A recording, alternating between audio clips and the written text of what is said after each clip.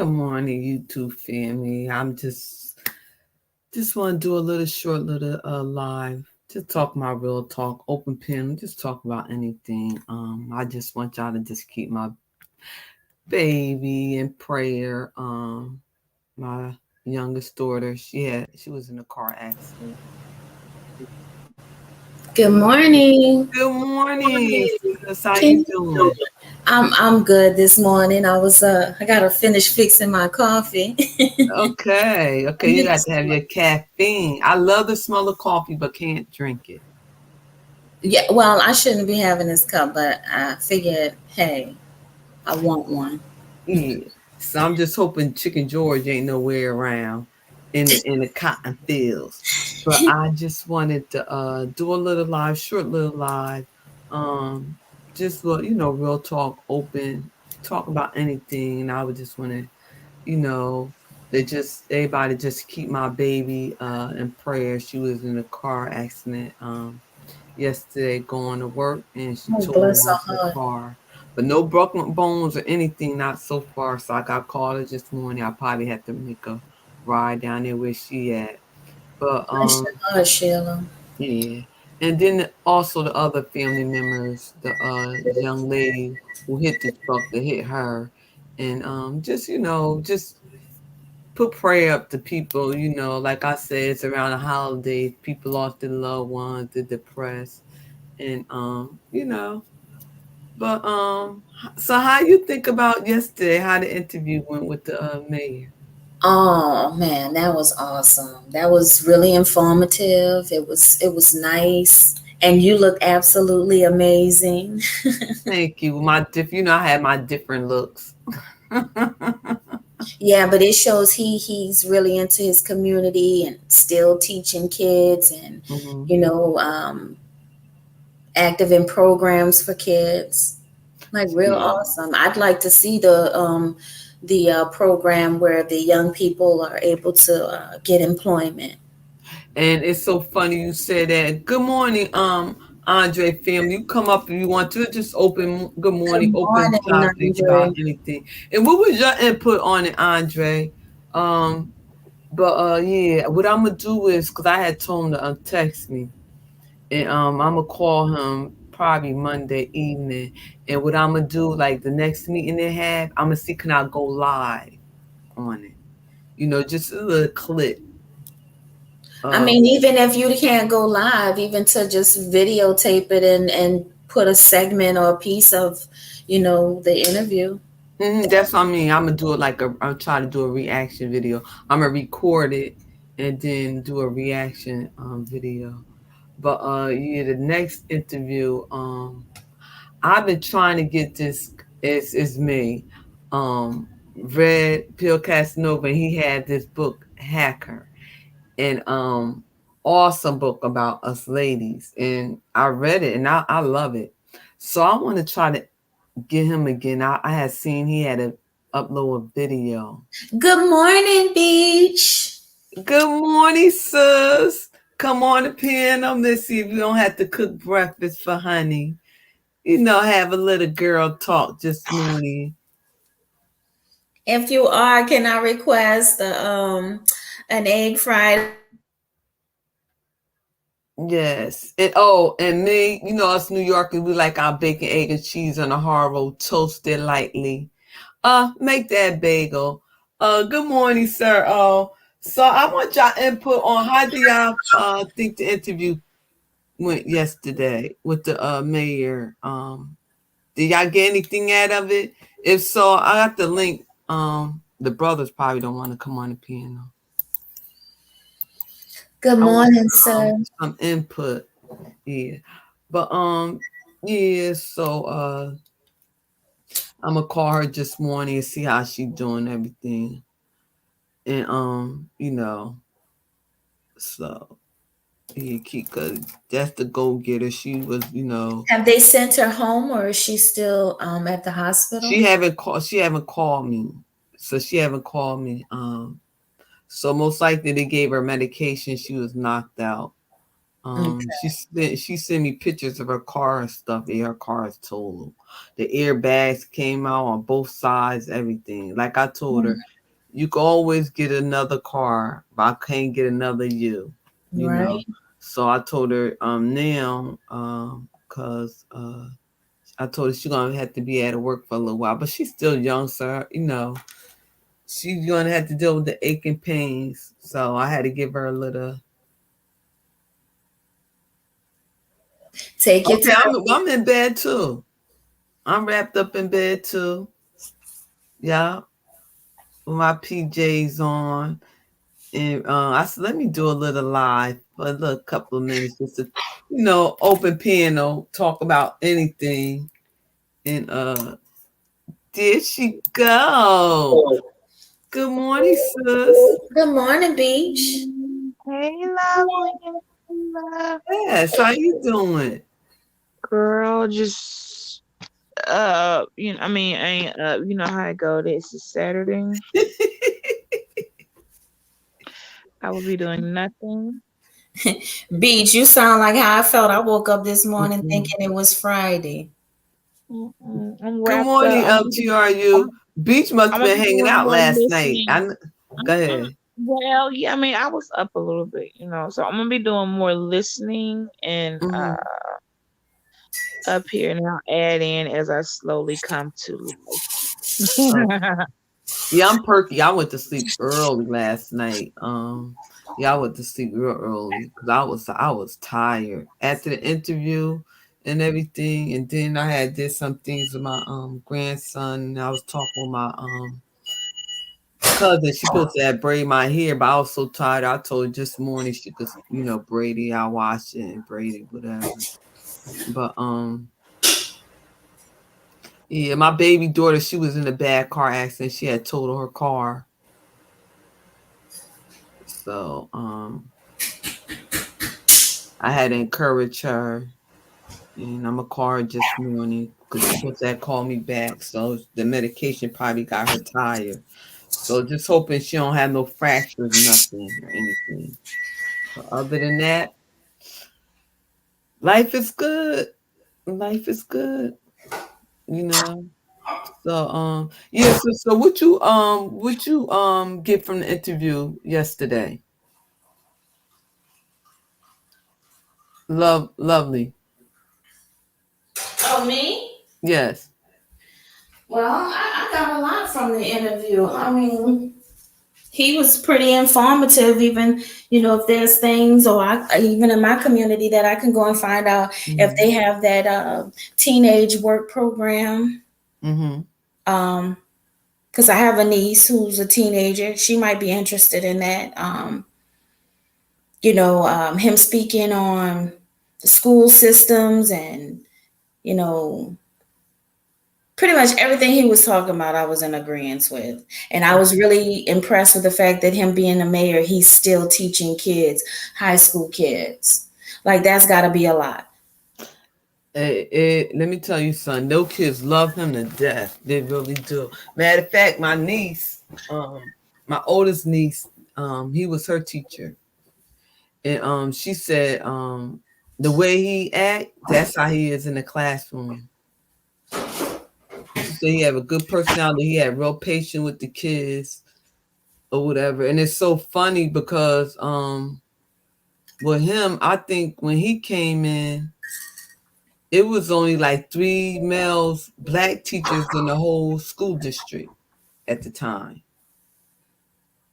Well, yeah, and I do like that he is definitely for diversity and inclusion. Mm-hmm. So that means he's open to everyone. It's not just a specific type of group that he's trying to service.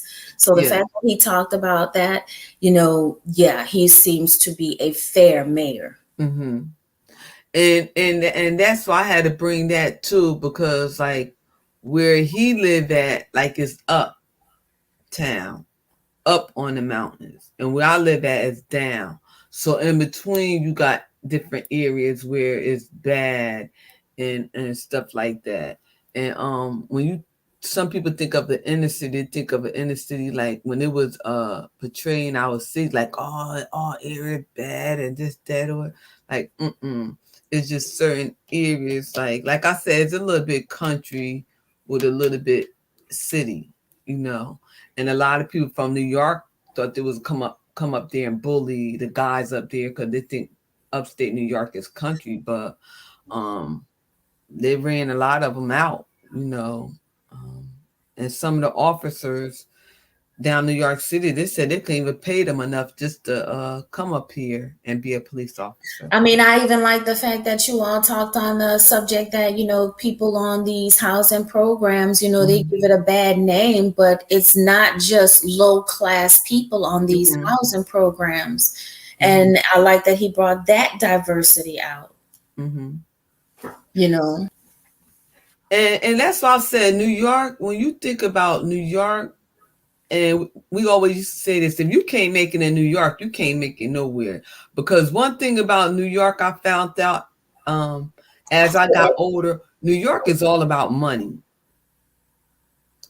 Our Governor Cuomo, his father, always been about New York, about money. Even being as, you know, retired from the state, we always got raises. We always have tuition plans that we could go to school. Our spouse could go to school. Our kids, to a certain extent, they pay so much of their tuition and stuff like that. So when people think of New York, they always think of the bad, the killing, the crime, but they don't never think of the opportunity they have in New York. You talk about New York, we good for fashion. We good for modeling, acting. A lot of people relocate in New York just to make it in the industry, music industry. We got a lot of people leaving down south coming up here. Now the houses up here is cheap. The taxes is more, but now the houses had the prices had decreased in the homes up here. And New York, upstate New York, we do have farms. We got a lot of farms. We have a lot where I live at. We have apple trees, peaches, you know, so it's not just the city. Have you ever done any farming or lived on a farm? My grandmother, but not really. Like, I plant like flowers and help her with collard greens and tomatoes and stuff like that. But actually, like, nah. Picking cotton and all that, no.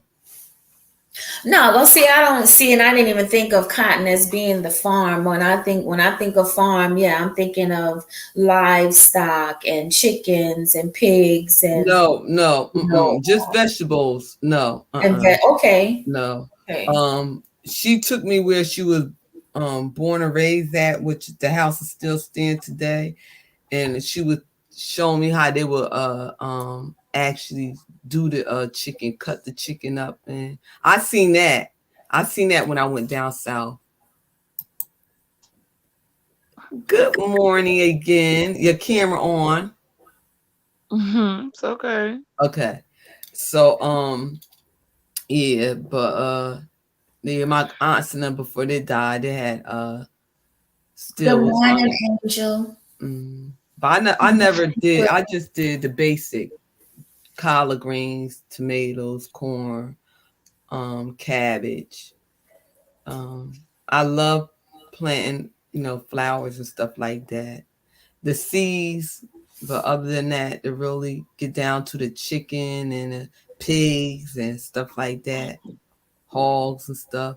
Okay, you know what? I have a question. When's the last time you went to the grocery store? Day before yesterday. What did the grocery store look like? It's up here. It's full. Really? Oh, okay. Yeah. And you know what? And that's what I'm saying too. When y'all was a lot of people run out of tissue and all that up here, we was good up here, upstate New York. Really? Because here in New Orleans, I went to the store the other day and I'm like, wait, Last time I was here, this shelf didn't look like it was getting full, and now it's even worse. It's like they're not getting shipment in. The shelves are starting to look bare, and it's not like people are shopping and buying this stuff because of the pandemic or they're scared of something. It's like they're not being restocked. Good morning, Angel. No, they have a shortage on the truck drivers. Well, I'm saying it's like it must be a serious big shortage because it's It to is. show in the grocery stores, and the grocery store I went to is in the CBD area, which you would think that, of course they would stay packed, but no. Nope. And you know what? And somebody who had more knowledge than me could put a little input, because I know they have. Good morning, Joe, family. I know they have a shortage on the truck driver, and also the farmers having problem too. So, if anybody in the chat have more knowledge on that, because my daughter was telling me about the shortage with the truck drivers, and a couple of farmers up here was telling me how they having trouble helping people. Well, I know my sister was saying they were offering some incentives for people to come and drive, but the scary thing is like, they're shortening the learning span and whatnot, and then they're going to have people, putting people out on the road, which is going Man, to be scary. one truck driver I seen, I don't know who gave him his CDL license, because just for him to make a turn, I'm waiting for him, like, really? I had to wait 15 minutes. You got all this space? I'm like, whew. They had to do better. They had to be careful. They will just go ahead and pay the drivers that are already experienced, more for their experience, while they are training new drivers to come on. They're tired. That's why my daughter and her fiance, they took a couple of months off. Cause they was like working day. They were doing their thing. And then, that's how she got her little accident. Cause she was like, cause she have her own trucking business. So you know what? Why, we out for a little while. Let me make a little bit extra money, cause I ain't doing nothing. And that's how she wound up getting. Yeah, they have people here in New Orleans that are, have come up with some businesses to help, move the trash and haul all of this stuff, because of course they're having an issue with picking up the trash here because it's still everywhere. And that's why I said no. Good I don't morning. want nobody hear nothing about they can't find no job or nothing, because they got all those jobs, opportunities out there for people. So all y'all on this social media for 24/7, you can get your CDL license. They got programs out there giving you money to go. They giving them what? Yeah, they giving away money for $3,000 just to come on to work for their company. So I'm like, And I don't think the unemployment, did it run out yet? Joe says that they're paying farmers to not grow food. Joe, yeah, come up here, because he a farmer. Oh, okay. Yeah, he a farmer. Oh, well, yeah, come on up, Joe. Yeah. I'd like to know. Yeah, but enlighten us on because I know Atlanta, they had gave them millions of dollars. Are they doing that so there will be a shortage, so people are being panicked? Like, what's the purpose of paying farmers to not grow food? That's what I was saying. Y'all better y'all probably start growing your own food. But hey, who is me? You can even go grow your own food on your balcony. Get the dirt, get the little thing. I'm telling you. Well, Sheila, then I'm glad I'm going to like a raw diet. I'm gonna start have to make my own bread and biscuits. And I don't like buttermilk. And I don't have to worry about frying no foods, because I don't eat fried foods like that. But I'm gonna have to start being a veggie. I ain't gonna be eating no meat, because I have noticed don't even look right. I Hmm? noticed they've been pushing like I've been seeing the late night survival guidebook and whatnot, and it's been coming across the little infomercial. And I'm like, well, maybe I need to go on and invest in this book because, I'm no camper, but hey, I don't have to worry about that. I do have someone who's knowledgeable of camping. But So wait, Chicken George ain't come up here today. Oh, Chicken George, you must be still asleep. Still asleep for her Thunderbird. And Beach say they rather be collect unemployment. Mm, mm. you can That's only another collect that for topic, so girl. long. That's another topic. God. That's right. We is gonna eat the good of the land. We sure enough is. Shoot, we're gonna be like that ant gathering. Shoot. While people drinking Henny and smoking weed, we're gonna be gathering our foods together. Remember back in my grandmother, they used to have the little jars where they put the peaches in and Yeah, stuff. for preservatives. Uh-huh. Mm-hmm. I said I'm gonna No, start not doing that. preservatives, for Oh. preserves. I'm sorry. Mm-hmm. Preserves. My sister, she have a peach tree right in front of her house. I'm saying, give me some of those peaches. I'm putting in a jar, and they ain't nothing like peaches with some good homemade biscuits. Mm. You just brought back a thought. So like my grandmother in Arizona, she had a grapefruit tree. I think we had oranges, we had lemons, and I think she had limes as well. And I never thought about that, but it was always fresh. Never thought about, we never went to the store to buy that stuff because we just had the trees in the backyard. And thinking of how lucrative that was, because just think if we would have been the ones to supply everybody in the neighborhood with grapefruits because we got a grapefruit tree. Hello, upstate New York dairy farmers had to dump the milk because they can't get. Really? That's okay. Upstate New York, the dairy farmers. Yes. Matter of fact, Joe, you know what I'm gonna do today? I'm gonna record. I'm gonna record the farmers in Goshen up here. I mean, they really, yeah. Oh, okay. Oh, Because because we have our own farmer markets up here. oh, I get what you're saying, Joe. Mhm. So they're paying them so they can less produce because Yes. they're wasting, or food is being wasted, and they're not getting paid for that wasted food or time. So they're paying them for their time, for the lack of work they have to do, or for the disposal of the stuff they can't sell. No, believe me, these farmers up here, they got game. They believe me, they ain't gonna be one hand wash the other. They getting paid. Believe me, they getting paid. Was that right, Joe? Because I don't want to say it wrong, but is that what you're saying? Am I right on understanding that? Cause they always got a scam up here. These farmers Oh, up okay. He here. said exactly. Thank you. I What he understood said? what he was saying. Yeah, what I was saying was what he's saying in the chat. Make it clear again, because I was talking over you. Just that they're paying them, to dispose of stuff or to not make so much because they can't get it to the market.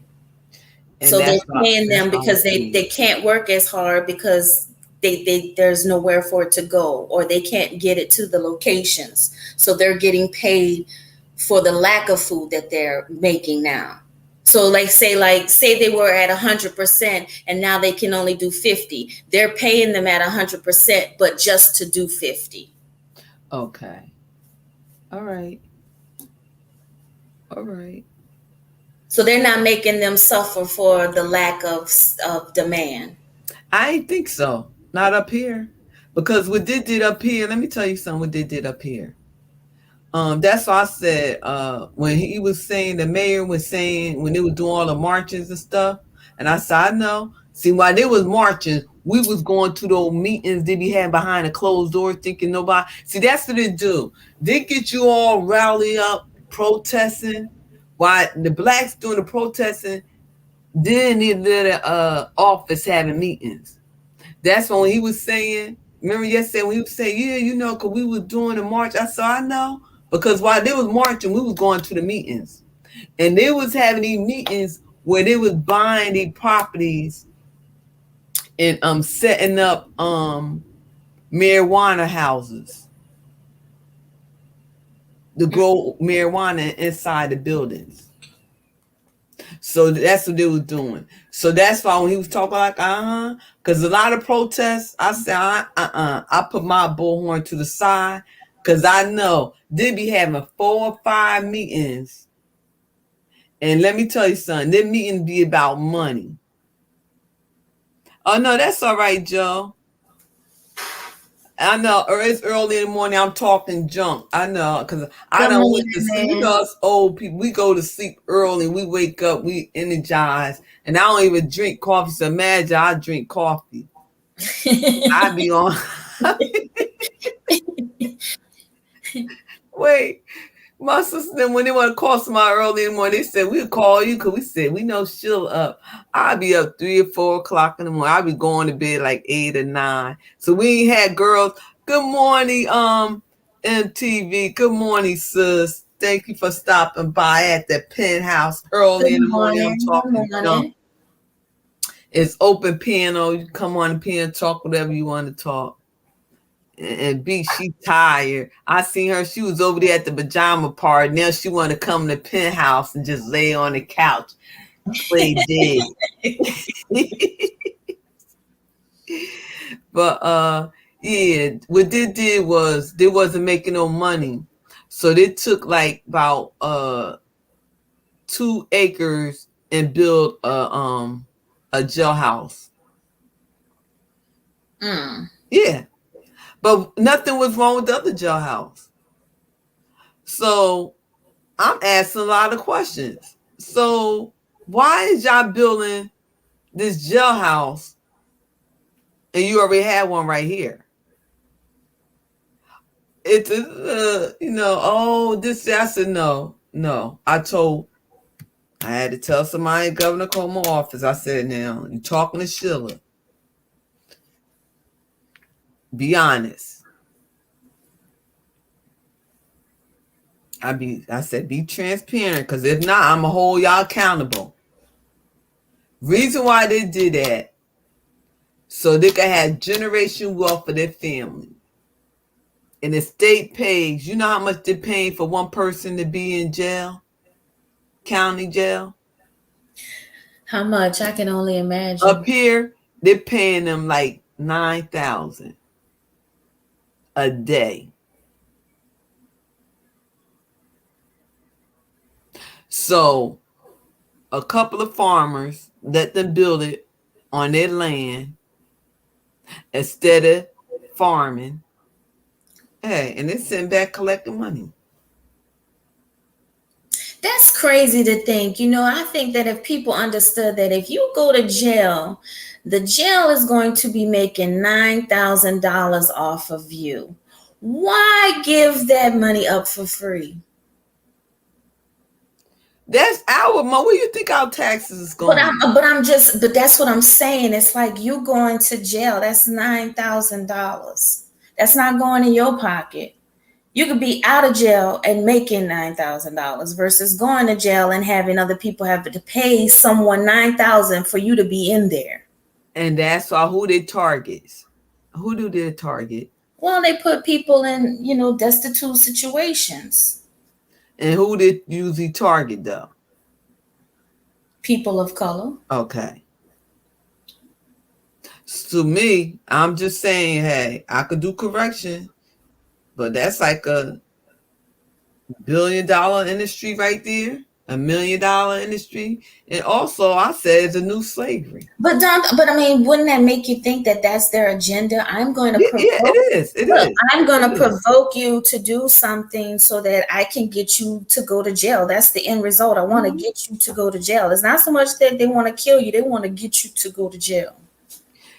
If you want, let me tell you something. Plenty of times I advocate for people in jail. You know how many times that I had to compare different to this one, to that one. And I'm not just going by he say sitting in the jail, seeing it myself. And I said, wait a minute. Same crime, same state, different outcome. Who you know, where you live, and what color. Yes, I am. I'm on Facebook. Yeah, I have a Facebook page. So am I. Mm-hmm. And that's why I was like, we had to discuss that. Private prison down here. Yeah, I heard Alabama and Mississippi is worse. I would think about living down there, and I was like, well, you know, they build jails based on how many black boys are in 3rd grade. I told you by the time they said they're in 6th grade, they could tell them predict target. I'm telling you. But the thing is, like I said, that's why I was like, they can't only do what we allow them to do. If you sit back and we know all this stuff, we don't say nothing, they're going to keep on doing it. Keep on doing it. And that's why I was saying, God protect babies and food, because I was acting a fool. It wasn't my family getting target, but I was helping other people. I was scooping out kids up saying they're in gangs, and these are A students, scholarships. This is no lie. And this is a nice neighborhood. This boy and his friend was sitting on the porch. And like his mother told him, they just moved in the area. They've only been in the area for like, I think a year or two. A nice area. And me and my friend, the one I was telling you about, we would chase the police. We behind them and see where they're going, what they're doing. That was our little thing we would do. We say, you know what? Let's go behind them, see what they're doing, because we know they're up to something. So we'd have a little, 2 cars ahead of us, and so they're gonna pull up on the boy and tell them to get off the porch. And they were just like, I said, do they know this little boy live here? Because I know his mother. Oh, why whole porch y'all sitting on there? We had to jump out our cars, talk to them. Oh, can we do our job? And we said, can we do our job as community advocates? Now they're sitting here on his porch, minding his business. Now we don't follow y'all. We've been following y'all for 10 minutes. These boys would mind their own business, sit here talking. Y'all roll up on them. Yeah, see, stuff like that we had to do. Mm-hmm. And you can't make this stuff up. But you get some people here on YouTube, they always, black people always doing this, or black people always doing that. Or it's not just black, it's everybody always doing something. Yeah, we only get televised. They got to push the narrative. That's why we always get televised, but everybody's involved. Right. And that's what I'm saying. Yeah, I used to. Yes, I do. We had a night shift where we followed them, because they had the guys that call the jump out boys, and they be in camouflage suit, big old guns. When y'all spoke about that yesterday, I was like, wow, because I could remember the jump out boys here, and they used to do it on Tuesdays and Thursdays, and if you just got caught up, you just got caught up. And me and my friend with the jump out girls, we put on our camouflage suits and we would jump out on them. Oh, okay.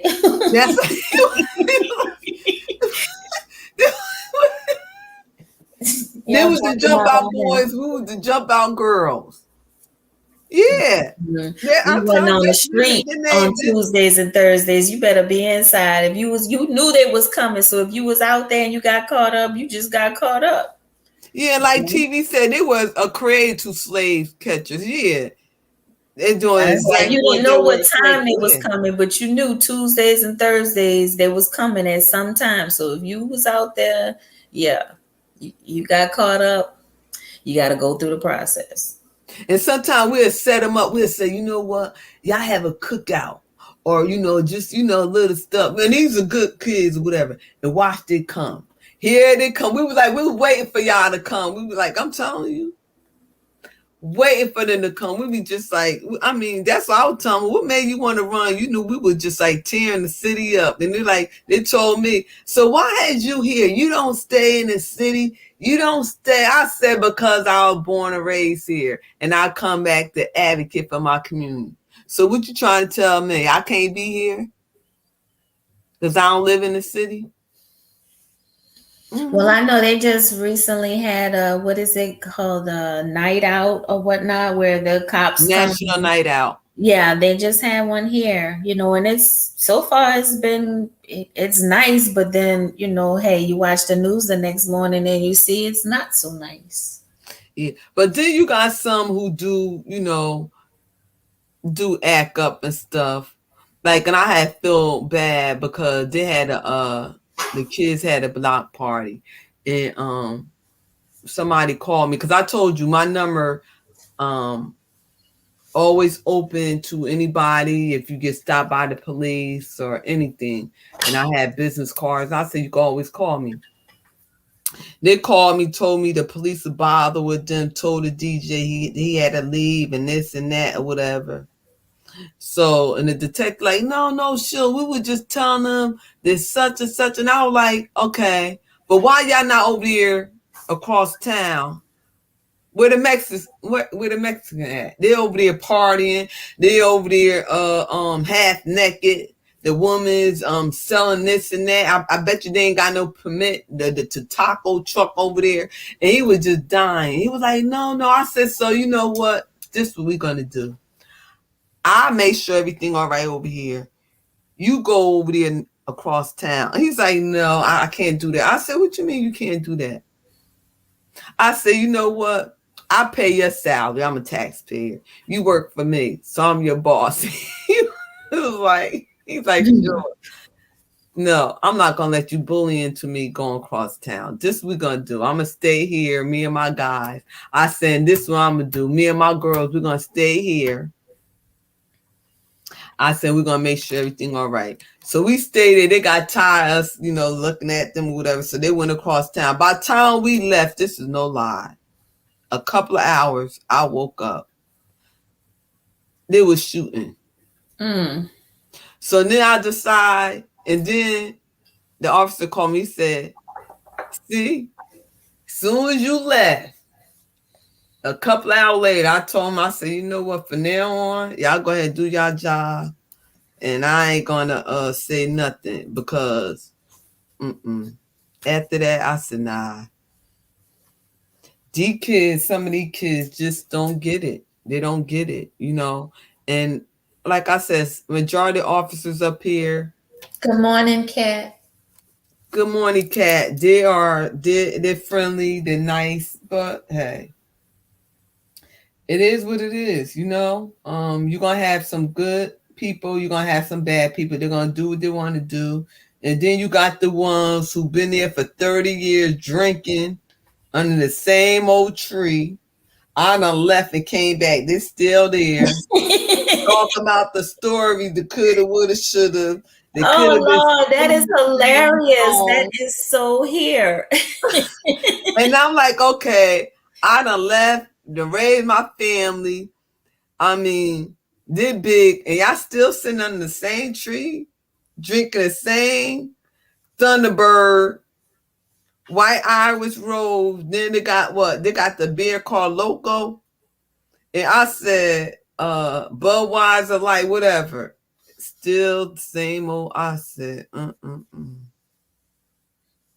That's hilarious. I said, our people. I love them. They're so creative. And I asked anybody, y'all want to know where the Baby Kids at? They're right here on YouTube. Listen, the Baby Kids right here on YouTube. You got the Baby Kids, you got Big Mama, you got everybody on here just acting like a fool. We talk about anything, Kat. You can come on up, girl. This the Penthouse open panel. Yeah. Open panel. Yeah, that's Mhm. crazy, Joe, to think that we would drink something called Mad Dog. Like, really? Yeah, I'm telling. What I told you. Didn't I tell you? Chicken George gonna be up here. Triple Black, aka Hater. Um, no Cupcake, Chicken George, Thunderbird, Mad Dog, White Irish. He gonna be here. Well, he probably sleep. I'm telling you, people be putting stuff in this system, and it's only in the areas. You don't. If you go in the upscale area, you ain't gonna see no lot of no liquor stores. No. We be having wines. We sell a lot of wines. You ain't gonna be selling. Who sell Mad Dog,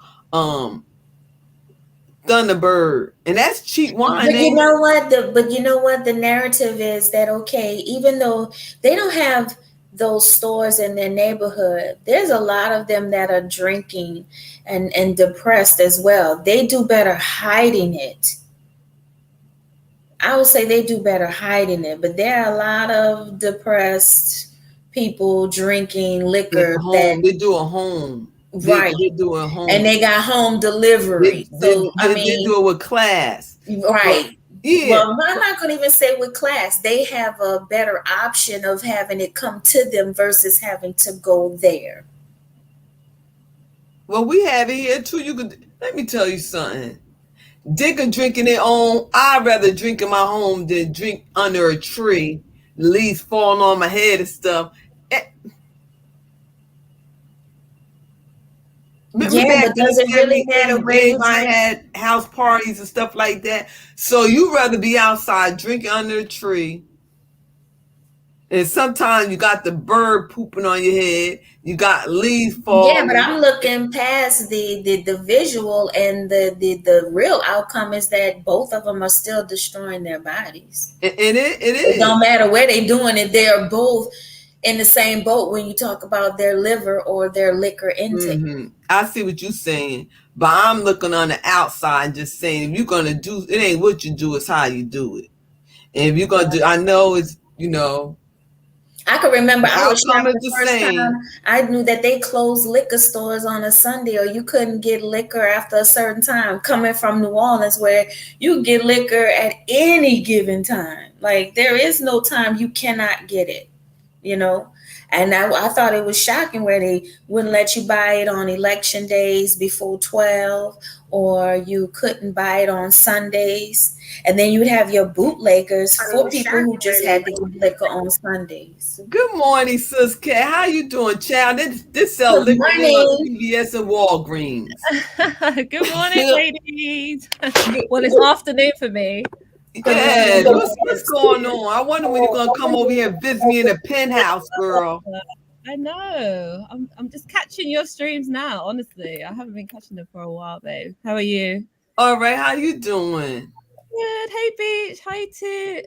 Lovely Peas. How you guys doing? How are you doing, Kat? I'm good. I was just listening. Oh my gosh, Kat, where have you been? And happy birthday. I'm so sorry. I'm like half asleep. Happy birthday.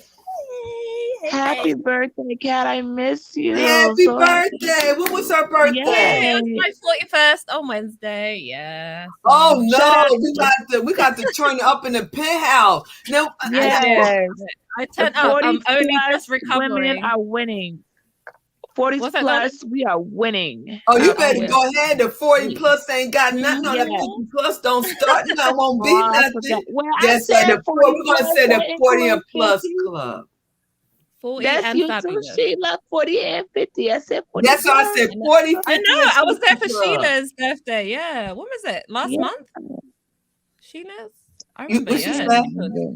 Sheila was showing out. We had a good time. No, girl, you missed it. You remember? I was there. Do you recollect? Oh no, you missed it last week in the penthouse. Oh, we had DJs and we was turning up. She just said she was there. Oh, you I was there for yours at was it at Kuda's? Remember we had that party at Kuda's? Oh no, she talking about Kuda's, yeah. Oh no, yeah. nah. Me and Beach and Lovely, we done turned it up here at the penthouse, child. Oh man, I missed it. Oh no. Oh, shoot. Beach had her leather shorts. Girl, please. That's all I said. We're gonna turn it up again for your birthday. Yeah, the fellas were DJing and the ladies were dancing. It's all child. I ain't gonna miss the next one. Who's next? You ain't gonna. If I had to find you and say, look, Beach, when is the next one? Who's next? We took this one. We took Friday. Yeah, it was nice. Yeah, I had a little online party myself. But I haven't celebrated my birthday in such a long time. But it was nice just to have play some tunes. Have a all right, Joe. Yeah, shake the booty a little bit. My old ass. It was cool. That's right. 40, 50, and 60. I'm gonna listen in, and I will definitely. You know me. Oh, so you must be tired. Like I don't like when y'all act like this. Like y'all don't have nothing to say. I'm used to y'all turning up. Wake up. I just need a little. Come on, girls. Now, come on. Y'all can't let the old woman outdo y'all. Come on. It's Saturday. We're following your lead. You're our elder. We're gonna follow you. Yeah, look, I done went to bed 8 o'clock. Then I done got up early and watched the game. I'm supposed to be perky. People ain't even drinking coffee. Afternoon she said me. perky.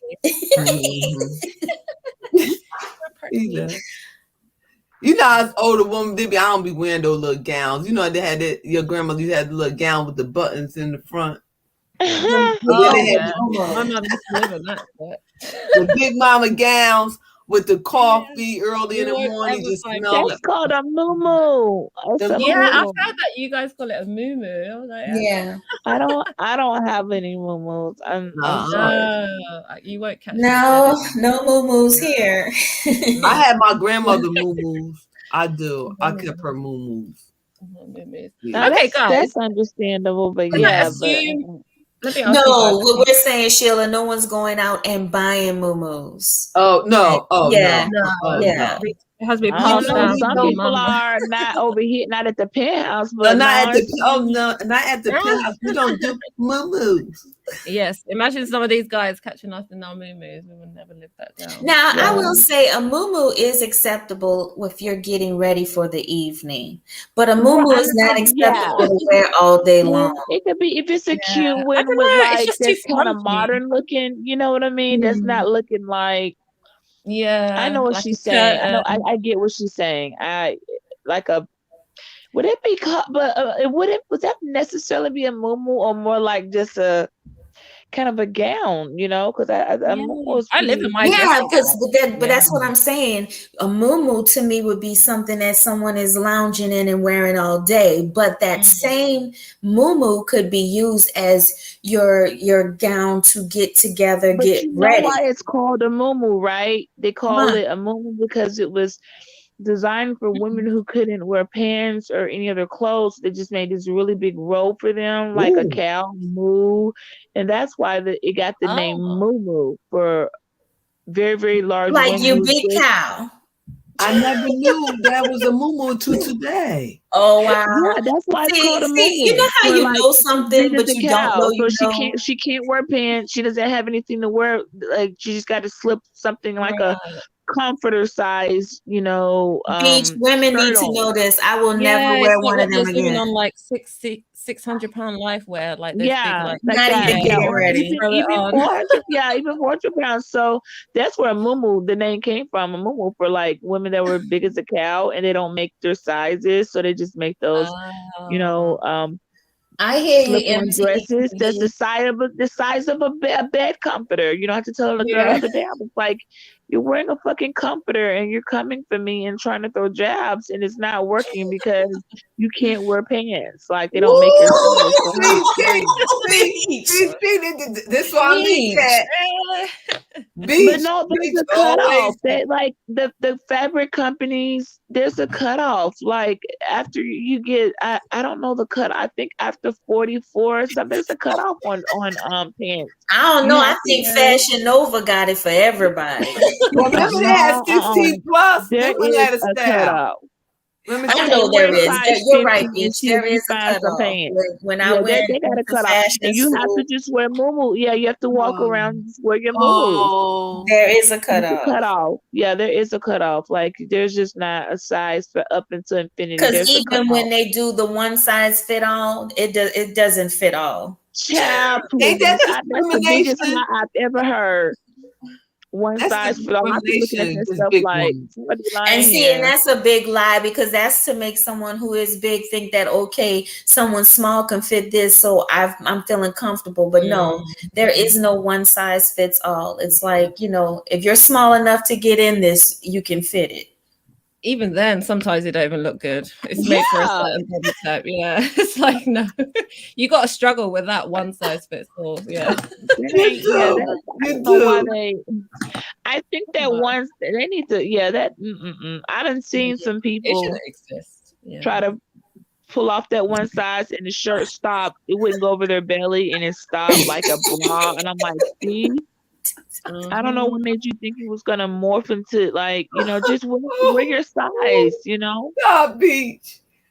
Go Stop. to the other side of that's the the thing. store. You No, look on the other side of worse. the store. Yeah, you look They got worse your when you're size trying to with the squeeze little yourself bows on Now, it, see, laces. that's where we need to understand about body shaming, because it's like, okay, it's not body shaming when you wearing something that just is not appealing. That's not body shaming. Like if it's something that someone is slim and wearing that is not appropriate, that's not body shaming. People need to understand there are things that are not appropriate for certain body types Right. and agree with that. So don't Yeah. go to body shaming because someone's telling you that is not appealing on you.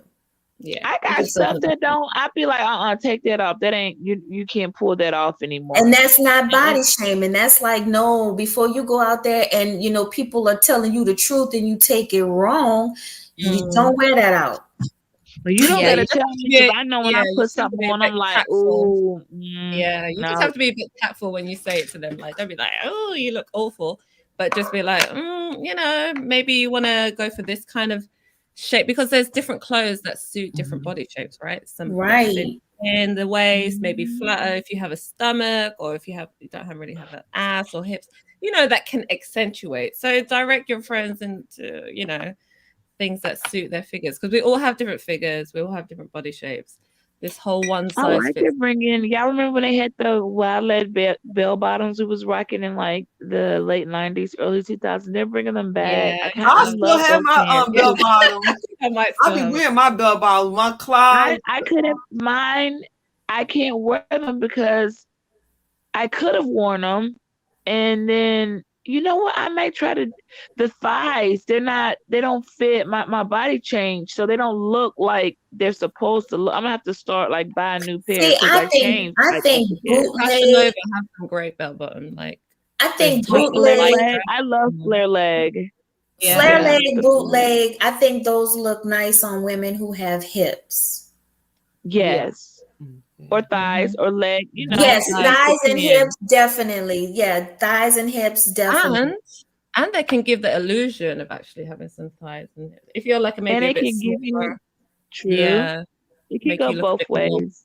The only voluptuous. I thing just when think you people have got hips, it. What I know why they did that. Yeah, I know that they did that because clearly after COVID and people like a lot of people are not going to get the weight off. Some people were lucky enough to once they got back moving around, they lost some of the weight. But the body shapes now, like when I dropped my son off to high school, and I look at those girls, and I'm like, I'm not even skinny, and they're bigger than me. So skinny leg pants are no longer. It was cute for this past 15 or so years. Now it's like, even Yeah, they thinner don't want people the like I can't pull off drumsticks. the skinny legs. So that's why they Yeah, brought skinny back jeans in is out. more leg room so that people Yeah. can start back buying denim and pants. So that's what that's about. They ain't slick. It ain't had nothing to do with them They style. had It's to get all rid of about that stock sitting in that back stock that they just didn't know how to sell skinny again. leg and then the bootleg, the flares and the boot bell bottoms are gonna have their high waist too. So honey, low rise pants look look, I got a pair that I already know. Don't even go for it. Don't even like But it's you know those bootlegs and Don't even stuff and try it. flares stayed in style too for those people who have big calves, because people with big calves could never do skinny jeans. Yeah, it doesn't True. look right. It doesn't look right. True. Well, all some of leg. them try and They it try. just don't work. No, I can't do Yeah, skinny jeans. they're going with the majority. They're looking at, little girls are now wearing shopping in the women's size because they can't fit little girls' clothing. Like, it's crazy. Like, I Right. was my daughter's her size and small, so we lucked out. We can go in the store and we can rack up on her size for the low ski because she's wearing Oh, we can smaller never get away clothes, with so that I don't in have the a UK. problem. Shopping in the children's section? Yeah, the No. children gained so much weight during COVID. They weren't Yeah, active, maybe and it's American. they No, we weren't can never get active, and so that's why you see little girls that you're thinking it's like, oh, she's probably in high school, and it's like, no, that girl's 12, and she's wearing, a woman's XL shirt, and that's not okay. Like, that's not okay for you to be 12 Yeah. and in a woman's XL. It's Mhm, not. Just, like, where are you supposed to go from there? And what I say by that is not the body shame, but it's like, well, where are you supposed to go next? You're in an XL at 12. Okay, But then I'm wondering if some parents look at that as a form of child abuse, because if you have a child that is obese, you're the person that is buying the food that they're consuming. Yeah. The responsibility is number one, it's with the parent. There's always things that a child can do to kind of like get around that. But yeah, if you're not No. I'm speaking of, you have 5-year-olds that are obese. There's no way they're getting around and eating anything without their parents But knowing. look at it. You notice, lovely, their moms. Have you looked at their mother and looked at her and been like, how you trying to make your daughter fat like you? I'd be rolling my eyes at their asses. Like, how? Because if it was me and I knew I had a weight problem, I would make sure that my daughter didn't. I would make sure, you're going to dance, you're going to track, I'm putting her in everything. Right, because you got a lot of moms who are depressed. Instead, these moms are selfish. They want their daughters fat like them so they can have somebody at the house with them. I don't think they purposely are doing that. I think that they are depressed eating and they depressed cook. So everyone in the house is depressed eating, and they're gaining. Everybody gotta suffer and be big because you can't get yourself together. That's no, selfish. it's wrong. It's wrong. And parents will liven up when they start considering that a form of child abuse. Yeah, no 5-year-old should be walking around here. There should not be, unless they have a medical condition. If they have a medical condition and they're on medication and that's like side effects, that's different. But you're talking about a healthy 5-year-old, who is capable of going to school and having this extra weight because they give them everything they want to eat. Wearing I knew, but you know what? Before COVID, I knew it was going to be a problem because I would look and I'm like, for a couple of years, your child be in the same size until like they have a growth spurt. And I was looking and I'm like, hold on, whose child is that? Like at the pickup line, you get out, go get your child. And I'm looking at them like, that little girl about to bust out her clothes. Like, what size is she wearing? And you could they weren't in their size. So this was like already, oh my gosh, it was on its way. And I would look at the mother and I'm like, how dare you? Why would you let this happen to her? I don't know, y'all. Every time I see the pattern of the mother was obese and the daughter is too, and then they grow up, they get older and they never lost the weight. And I still really feel like I've seen mothers just feed their daughters like, here, they just keep giving them food. And I'm like, are you doing this shit on purpose? I don't understand why you keep are you intentionally trying to ruin her life so that she's sitting around the house with you, because you definitely aren't, going out much and living because you just want to sit around and eat. Like, why are you doing that? No, you was about to say it right, Beach. Depressed, because a lot of people don't know that their reality and their daily lifestyle, that's not normal. That is living depressed. They don't know you that. pass it on to children. That's not fair. I'm sorry. I'm not. They're wrong. The kids But got to isn't pay it? the That's why price I because think you're already an adult. So it's kind of like, well, you've given up on life. You don't have any intentions or goals, but your child's now got to pay for the sins of the parent. They're going to be made fun of, low self-esteem. They're going to be in high school having to shop over in the other side of the store, which is made for super plus size women that they shouldn't be shopping in, and all that's going to turn into something else, all because couldn't you let your issues affect them. I don't let mine, I have things I go through. I don't let it affect my children. I just don't. Like, they still have, are kids and do kid things and have active. I don't just lay down and I've given up and, oh well, kids, good luck, like that's Well, one real. of the biggest yeah, a lot of ones. people deal with it in different ways. Like for me, if I get depressed, eating is not my first, Mine my either. I can't eat yeah. depressed. When I'm Yeah, depressed, I can't I'll eat. Yeah, whereas skinny. other people, that's their comfort, like to eat. So it Well, the depends. Yeah. biggest lies that parents tell their kids, and we should stop telling them, is that I'm the only one that's going to be there for you, because that's not true. In their lives, they're going to build relationships where there might be people that are doing more than what you're doing in their eyes, So it's like you saying I'm the only one that's going to be there. That does put some kids in a depressed state, and then they take that on thinking that, dang, they start to judge what mom does, and like, you're the only one that's going to be there for me, and then you confuse Said he them. made a comment, y'all, that was dead on, and he just said it. You're Yeah, trying to ruin your kid's life. Like, you want yeah, that's someone what to I be wanted to stuck say. in misery. When we say Good misery morning, loves Sadie. company, Hey, Sadie, how you doing? Good that's what he morning, mean. Miss That's Good what he Taylor. mean. Lovely morning. Go peace. ahead, Big Sadie, Good peace, enlighten Miss us. morning. I'm Cat. gonna mute up so Sadie Um, can enlighten me. yeah, no, what I wanted to tell you is, one, just say that. Like, I'm not sorry for what I'm about to say. You can call it out.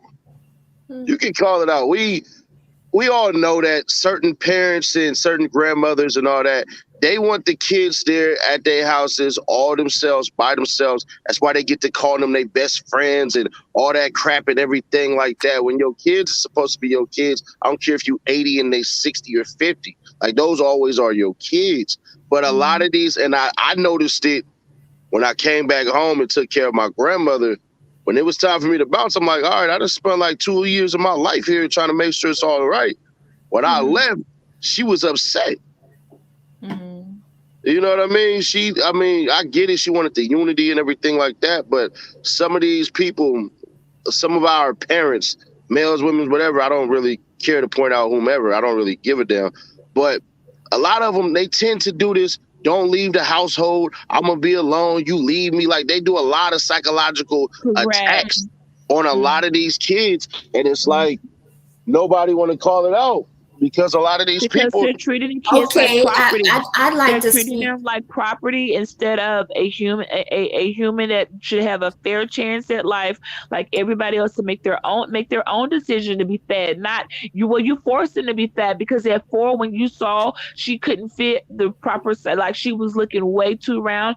Instead of you doing something about it, you made it worse. So you didn't give them the right to even make a choice to whether they wanted to be a larger person or a smaller person or whatever the case. You gave them that. You could put that on them. How dare you? And I'm just not for it. I'm sorry. Even with hair, this could even go into hair. Like when I see the women who didn't take care of their hair and wearing them wigs, and they look at their daughter head sitting around looking like a chicken head. Her daughter don't have, like, little girls' hairs grow. That's the easiest hair to grow because you're not doing a lot to it. Beautiful long plaits, but yet you wanted to put in this $1.99 cheap braided weave in her hair. Now she don't got no hair, and she gotta wear, things that don't look right on her head, and I can see her scalp. I'm looking at the mom like, all because you was too lazy to do your daughter hair, you got her looking like a chicken head. But also underneath your wig, you looking like a chicken head. So again, the like mother, like daughter shit starting to look real around here. And I digress. You know what? I'm glad you said that, because what happened to the little girls wearing barrettes these days? What happened to the ponytails? That's What happened to the childish. little ruffle socks, the little patent leather They can't wear no shoes the and dresses? ponytails went away, Sheila, because the mothers were too lazy to brush their daughter's hair the regular way. So they went braiding their hair so tight down to their scalp was about to rip off. Them girls sitting in class with headaches. Let me tell you, I know in the schools, and I talk all the time. And when I'm in the class, when I do go, for whatever reasons, and I go in there and the girl sitting there like, my hair hurts so bad. Her mother just got their hair braided so tight so it'll last, and plus it's With smaller, pink, so yellow, they gotta red, braid all it different tight. color The hair. little girl The can't weaves all- concentrate because she got a headache because her braid's so tight. Well, I'm gonna Breaks it say off. this: you gotta be Yeah. careful of what Africans you go to braid your hair, because a lot of them have some animosity towards American women, and they are purposely plaiting their hair so tight that Girl, pops the up. own mama's name is braiding they hair that tight because they want it to last. They can't You afford gonna to pay spend them $200 the African. $100, $300 to hate on you and They're make you not paying bald. that for their daughter's hair. They paying that for their hair, but for their daughters, they're doing it themselves or letting their auntie or somebody who can braid it down, but they braid it so tight because usually they don't have a lot to grab or they want it to last. And them little girls got a headache, and you can see when you look at their scalp and the hair is pulled so tight. It's like, oh my gosh, this is abuse. I didn't braid my daughter's hair. I stuck barrettes and bows and just let her be freestyling as a little girl because That's right. you're supposed to be able to wear a ponytail. Ain't nothing special. That's like, right. when did a ponytail be like, oh, she wearing a ponytail? That ain't special. When I was a kid in school, a ponytail was what you wore to school. Easy, brush back, put on the big rib. You know that big old bow we would wear. That I is love the not special bow. to be able to pull a ponytail off. When did that become special? It's a little girl should be able to wear a ponytail. How dare these mothers? Don't get me to testify. No, they think my grandson is a girl because he had good thick hair and she have it in the dress, and they're like, "Oh, that's his hair." Yeah, that's his hair. Like yesterday, my niece, my cousin took his hair and put it in a big old. Oh, he got so much hair. It's like now this so used to artificial hair. When they see a little boy with real hair, that's his hair. Oh, that's a little girl. Why would you even ask that? Like, they do. You know, I'm just gonna be quiet on this comment before I piss off entire YouTube. No, just talking real because I'm saying our little girls should be little girls. No, it is real. No, I saw it in middle school the first time when I saw I think she was 7th grader with a wig on. I knew her mother didn't want to pay to wash. So you got to watch. You do your little child's hair and ethnics. You got to wash it. You shampoo it. You comb through it, whatever. But you should make it a process that's special. She got tired of doing that and just stuck a wig on her head. And y'all know the wigs are made for adult-sized heads. They're not really made for kids' heads unless you're in like Jude Saint Hospital or like cancer patient or something. So this girl was wearing a adult-sized wig, which looked funny and never quite fit on her. But underneath her wig, you could see the hair sticking out because she didn't know how to wear it. Her mom just looks like her mom just gave her one of her wigs and was like, put this on. And then I remember my son was sitting, he asked me, he said, Mom, so-and-so, there's this strange smell coming from her. In other words, making fun of her. And I like her, but her hair smells. So I said, that's because she's wearing a wig, son, and she's not washing. She's completely neglected her hair under the wig. So don't laugh at her. See if you can move if it's distracting you. The smell, he said, is that bad. So I'm thinking, not only is her mother not doing her hair and stuck a wig on a 7th grader, you're not even making sure she takes it off weekly and washes her scalp. How dare you? Every time I saw that mom in the car line, I tell them, if Luska killed, that lady would be dead. And that's all I gotta say. But you know what, Beach? There's a lot of people who don't know better. They have a mental illness. They don't know better. Sometimes we think they're just being trained. Now, if that mama came there and she looked like the board of health and that little girl was like that, that's abuse. But if that mama looked just as bad, she's probably mentally distraught just with life. And she's really not capable of taking care of her. I was looking at her hard. She wasn't looking, she was overweight, and she had on a cheap $9.99 wig. So I already knew you completely, but I bet she's chasing after some man. I bet the way the energy and time she's behind trying to No, find a you husband. you She ain't putting absolutely their right, time and Beach. energy and giving her little daughter self-esteem, putting her little daughter around other little girls so that But she if the wants to state jump came rope, in and told her go she's and do an things. unfit mother, she would want to fight that or be like, that's not true. But actually, you sending your daughter with her hair smelling like that it's offensive to Right. someone else, And that it is violates the code of neglect and child conduct. abuse. The school code of conduct says that to come to school, you must have proper hygiene. You can't just come to school stinking. I'm sorry. The code of conduct book says the code of conduct that you sign says your child should come to school clean, groomed, Absolutely. not funky. I mean, that's why that's a shame when they added deodorant to the fucking child school supply list. I knew it was going to hell. I said, why is deodorant on the damn school supply list? They gotta force y'all, and then each Good morning, teacher was TC. having to keep deodorant in each student had to keep a deodorant stick in their desk.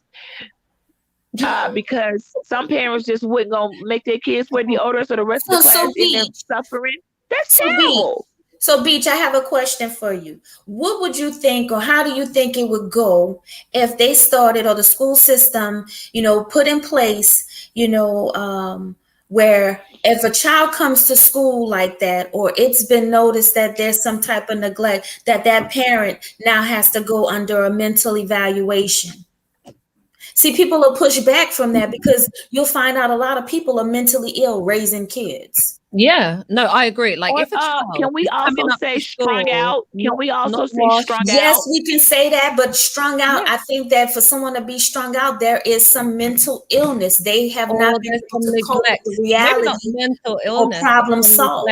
Exactly. Some neglect happening. If your child is turning up, not being groomed, is smelling. You can smell. They need a home evaluation going on. Yeah, that needs to be investigated in the home, and that's when maybe social services. And then that's where a lot of people are going to push back, because you might be caught in a spell where you're depressed and going through a down spell, and then the state steps in, comes and sees your homes and says it's not up to their standard, and then say, oh, well, you know what? Y'all know what? Well, y'all have know to help them. It's not like got enough on their plate with with neglect as far as child abuse, and then there's sex crimes and so many other serious natures. Social service ain't showing up because your kid musty and their feet smell in the classroom is funky. They're just not gonna show. Like, they got enough on their plate. That's something that I don't know how they're going to deal with that. I don't know. That's why I'm not in the school system anymore, because they do hear there's certain signs that they have to look out for that shows neglect coming out. They don't know how there's so many cases that so many kids are falling through the hoops. That's why you have the suicide rates going up and whatnot. Or kids, have to lie when they go to school because they can't really say what's going on. They don't want to be taken away from their parents, even though they're not getting the greatest of care. They still don't want to be taken away. Here, they will help the parent. If they find out that the parent is struggling in any kind of way or having some kind of mental issues, depression, first what they're going to do, they're going to put things in place to help the parent to fix the problem and give them support to do it. They're not going to just snatch the children out of the home and like take off with them. No, they're going to say, what's going on? Excuse me. We've had, people that are noticing maybe the children are unhappy. They might be getting bullied. What's going on? Whether people want to accept it or not, we are property of state. I mean, that's why we have socials and, identification and all of that kind of stuff. And it's by state. Well, I can't really talk about that in terms of like the United States. For us here, there are things that teachers specifically are made to look out for in terms of identifying whether a child is being either physically, emotionally, psychologically abused. So to look out for certain things, take note of them if there really are those concerns, not just like maybe they're coming in a bit disheveled and their clothes might not be ironed to perfection or shit like that. No, it's looking out for changes in their behavior. And if they see a difference in the child, it's something that they want to investigate because something, could be going on at home. And they want to help that, and some people don't even understand that. That's why a lot of schools also went to uniforms, because hey, with the uniforms, it's less obvious if someone's wearing the same one versus those kids who were coming to school wearing the exact same clothes. Yeah, none of these until family wear uniforms. it Yeah. turned into the uniforms. Now parents, okay, you got the white shirt or whatever, the khakis. They pick colors, the most easiest colors that a stain, say a ketchup stain from lunch is on.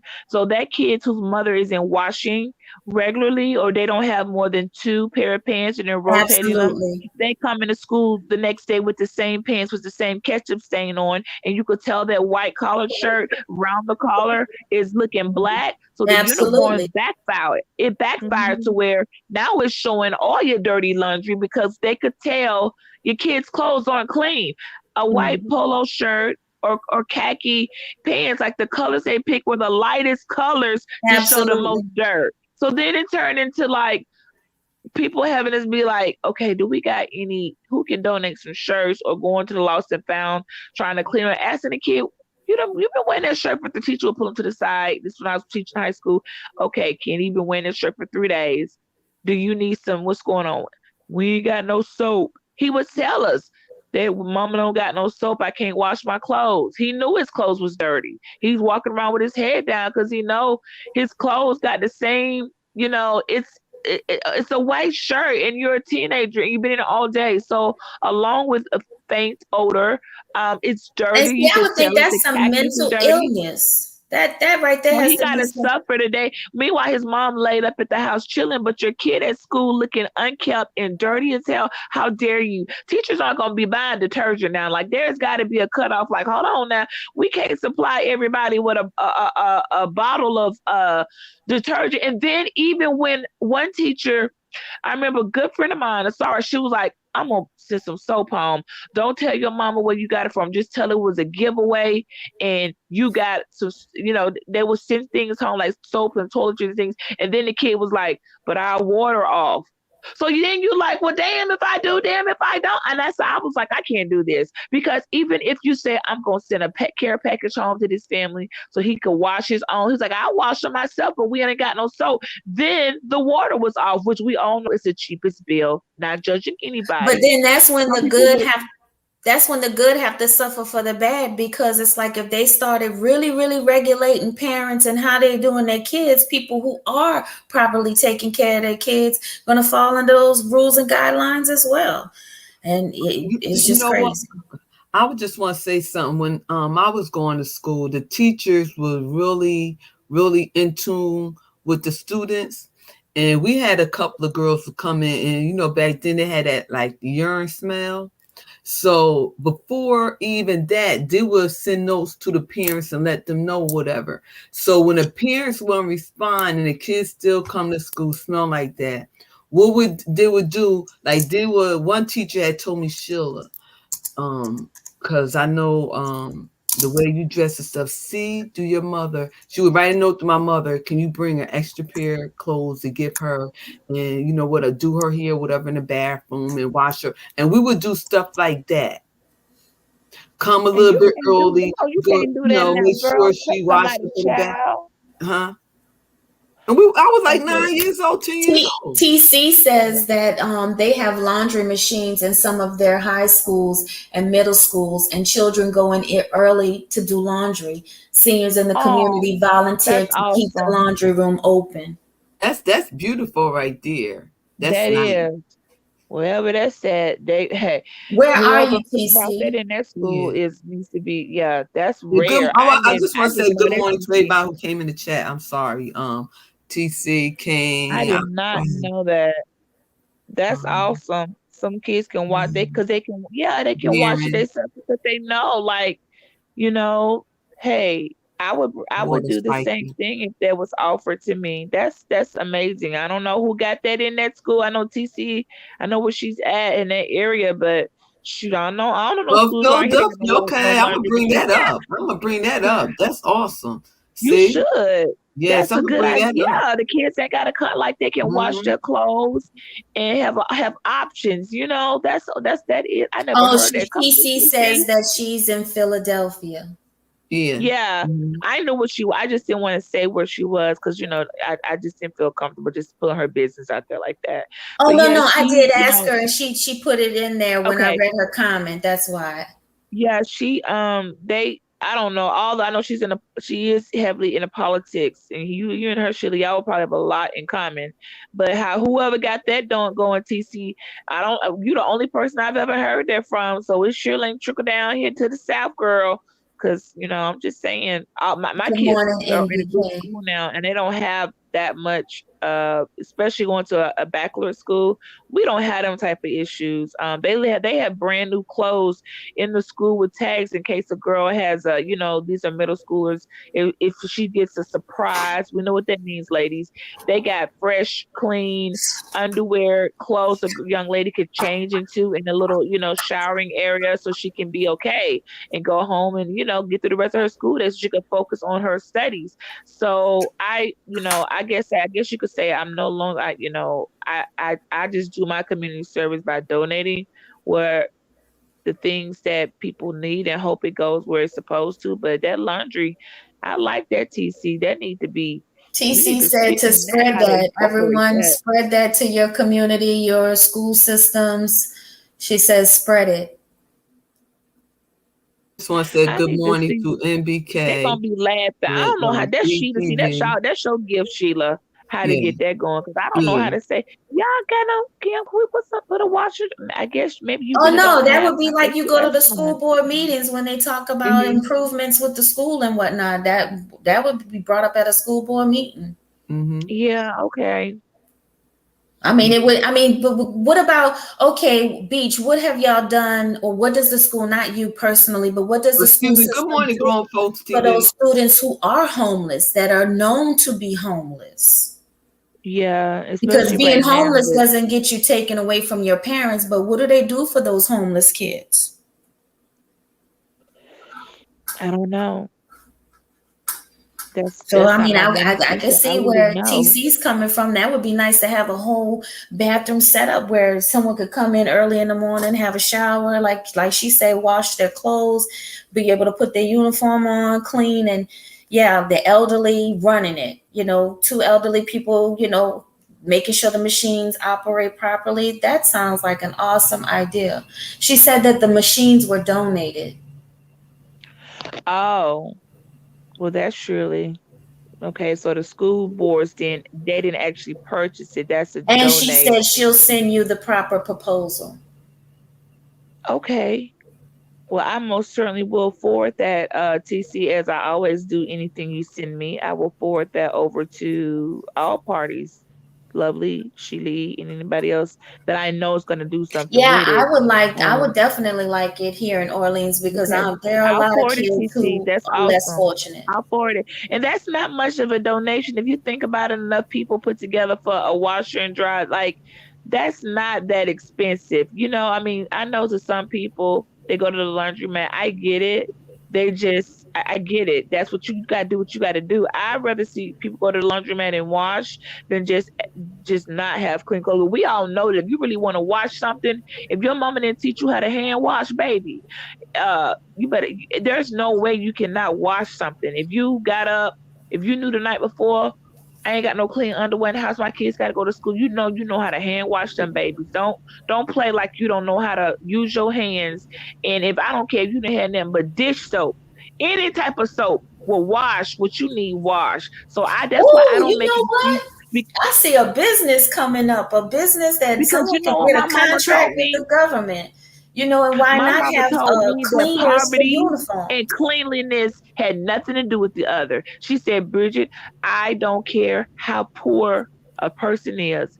It's a choice to be clean or not. And I know what she means because even the smallest hotel bar soap, if you just can hit them parts that you need to hit, guess what? You can wash them up. So there is no excuse. All you got is $75 or $1 to buy a 1 bar of soap. Guess what? You can buy 1 bar of soap, and that's all you need to clean everything. You could clean everything with the bars. So she taught me that cleanliness and poverty they had nothing to do with each other. It's a choice. You can be poor. Yeah, they got some rich people who live real nasty. Yes, you're absolutely right. Excuse me, ladies. I want to thank everybody coming in. The hood servant always had to have a pushback. He talking about this sound like it has gonna be more programs for government. Now that's what I'm saying. You know what? Come on the panel. Come on the panel. Because he always, you know what? It's always a Judas in the mix. Come up here and you starting your mess early in the morning. And this is real talk. So get up here on the panel so I can tear your tail up early in the morning. What did he say? There's too much. You're giving too much power to sound no, because you know what, he don't like to want to help nobody anyway. Like he said, it's just his family. Dependency. But I said, everybody want to talk about somebody to a knock on your own door. Come up on here, hood, and you need to take the hood out of your name. Well, no, I wouldn't invite him up because it's good talk. We don't need the negativity to throw it off. I kind of see what he said. I guess he's saying that, you know, the church. No, not the church. We could do it. Why we don't? You know what? But we are governed by a government, whether you're government dependency or not. You're governed by the government. No, y'all didn't say the church going to be paying for this. You know what? No, the church ain't you. It's going to come out your taxes, buddy, like everything else. What about that? Hood. Good morning, Bunny. Starting early in the morning. Bunny. Go there where your brothers at. How about the church should take care of the schools in their community? Yeah. They have the money. They should definitely take care of the schools in their community. Exactly. They should provide uniforms for kids, unfortunate kids in the community. Exactly. No, don't say that. Then he's going to say, you know what? I don't want to pay to raise your kids. And I knew he was going to go there. I knew he was going to go there. Because you know what? Again, that's holding people accountable for having kids. That we already said that. Don't come here with that bull crap. Because we already said if you can't. All that is something to divide and conquer. Because you pay taxes and you can't say where your tax dollars are going to go. So whatever the government decides to put in programs, you have to pay taxes regardless to what programs the government has. So that's a pointless argument. Yeah, I bet he won't mind them putting money in the military or arms, but when it comes to supporting vulnerable children, suddenly it's an issue. Okay. Because obviously it's not enough tax dollars because these kids are not getting A1 education across the board. I would actually like to hear what he's got to say if he's brave enough to come on, but he probably won't. He'll probably be too scared. But it's interesting. To me, do you know what? I've heard in the US, depending on the area that you live in, it's like a school district. Is that what you call it? Where depending on, it's based on property tax and depending on and that depends on the resources that a school will get. Is that true? Or did that make sense? It's almost like if you live in a very poor area where there's low homeowner rates, or you live in a low income area, the school's resources or funding is a lot lower than if now here you go. To all these parents making teachers feel like right now I disagree in those tax dollars. Like I said, buddy, come on the panel, because I got the smoke for you this morning. I ain't playing with you. Now, you talking about hood serving. I want to see how hood you is. I think that teachers are overworked and extended because there's too many parents that leave it solely to teachers to teach their kids. They are there to help with guiding and judging and gauging their level of attaining education. But parents need to still educate their children at home. And that would make it a lot easier for teachers, because if parents were more invested in what their kids are learning, they would make it easier for the teachers, because they would get that one-on-one with their parents, and with the teacher, they get to gauge within the classroom. So you got a teacher that's trying to teach a child everything, and that's what's wrong. Oh yeah, there's very few parents that actually put in real work with their child outside of school. They're taking all our money. Y'all saying y'all just taking my money and do what you wanted. Good luck with that. I mean, that is what the government does. The government takes your money and they do what they want with it. So your gripe is not with the teachers or the system, it's with the government. That's what the government does, whether you like it or not. Your property tax, all of that, they use it for what they want. Yeah, and if your resources were being used to help children that need it.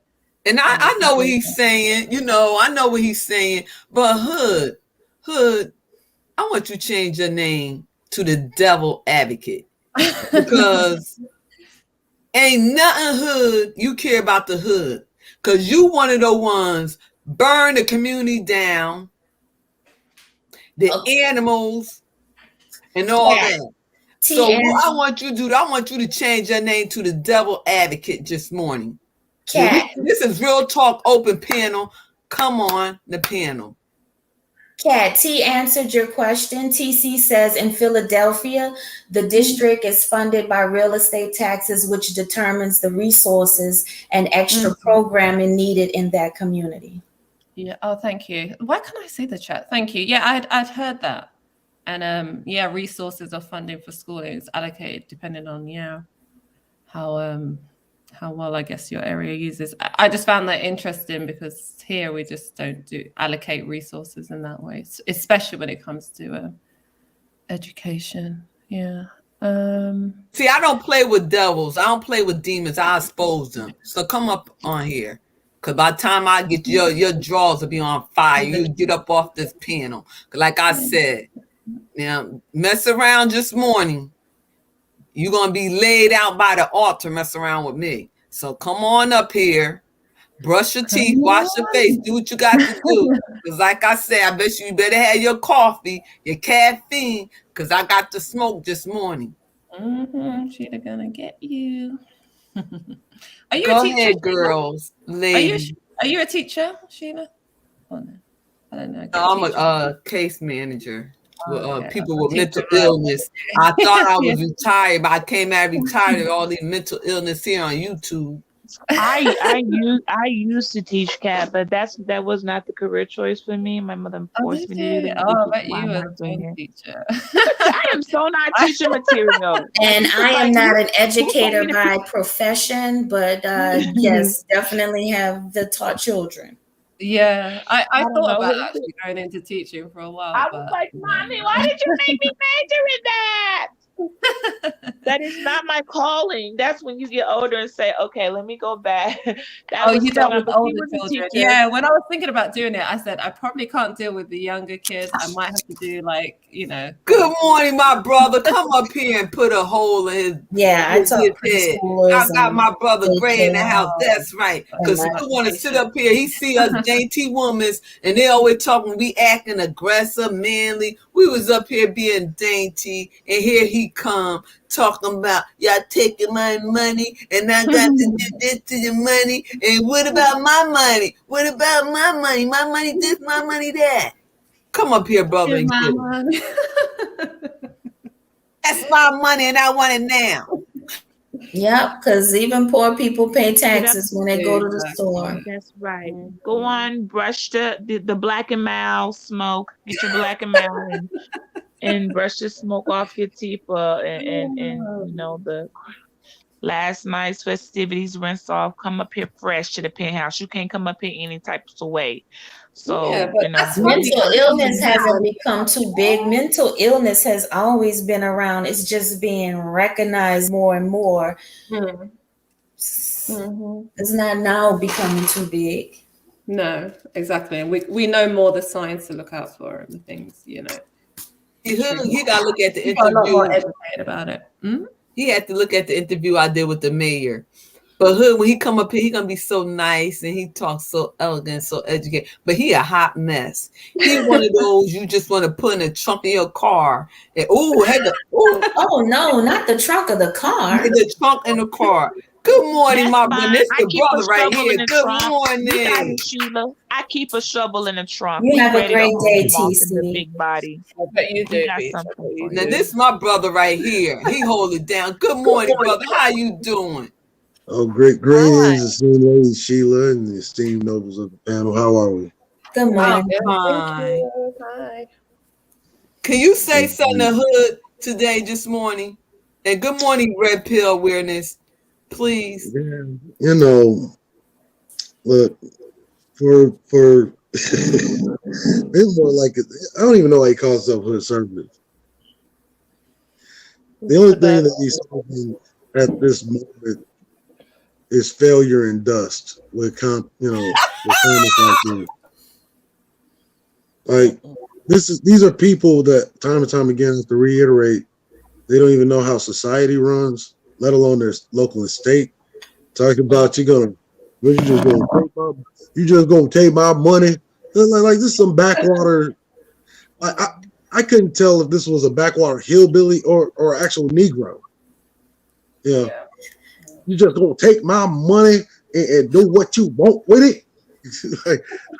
like nigga, do you even own land? Like unless you're a property owner, most of your especially local city projects and budgets are funded by your property tax.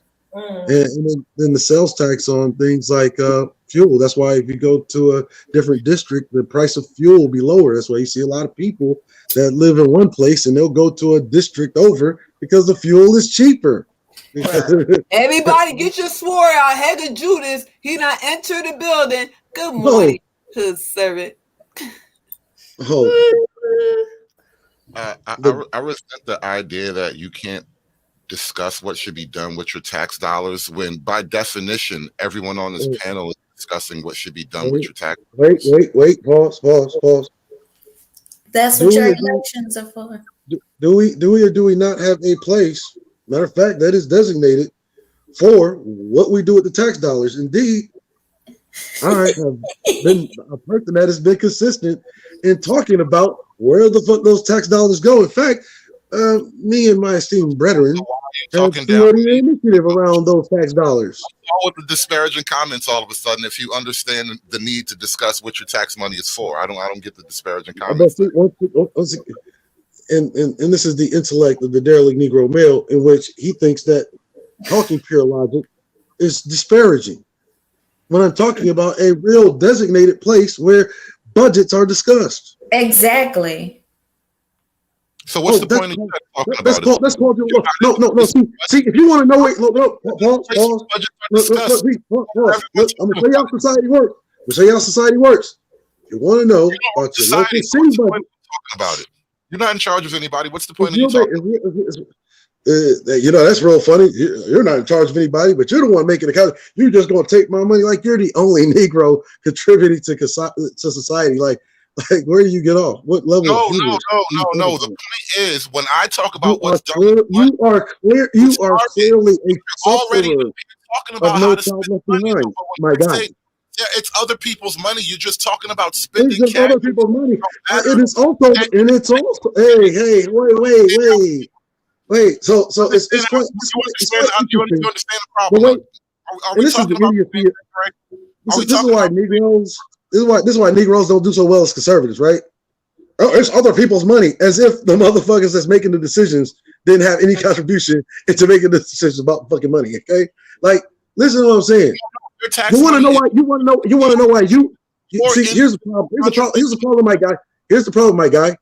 I asked you the last time, my guy. To discuss this I asked you the last time, my guy. I don't know why. I asked you the last time, my guy.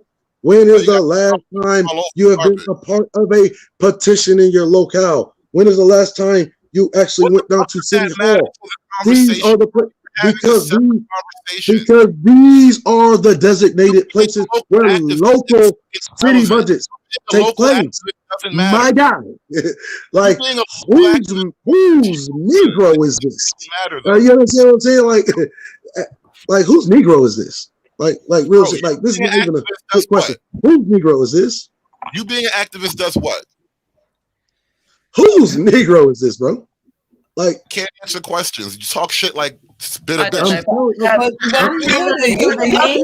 You not sound so smart right about now because you talking about tax dollars. Why is you not bringing this to your elected officials? Exactly. Once again, hold on. I was talking with you. I refuse. And I know that was your intent, but now you're talking to me. Dude, she asked me a question. Now you're talking to me. Ladies asked me a question. As I was saying, I was not finished with you. I know that you are eager to get at the ladies because you think that you have a soft target. Nigga, I am right here. You will watch your fucking tone. I am not done with you. Are you their defense? Are you their fucking father? Did you ladies invite him? See, this is what you call showing. This nigga. This is what you call showing leadership. But see, because you have the intellect of a minnow, my dude. I'm just saying you're the women's leader. I'm answering your question as you asking it before you even ask it. Okay. I'm telling you that there's designated places to decide on where you want to fucking spend your goddamn tax money. I understand. All right, great. Obviously, you don't even fucking know because you've never taken part in the process. You've never taken part in the process, my guy. Which is why you don't know that City Hall is where you take care of local city budgets. You want to know where's my money going into my city, nigga? City Hall. That's where you decide on it. Oh, you want to know where it's at the state? Oh, you go down to your state capital. Okay. Oh, you want to know where it's at on the federal?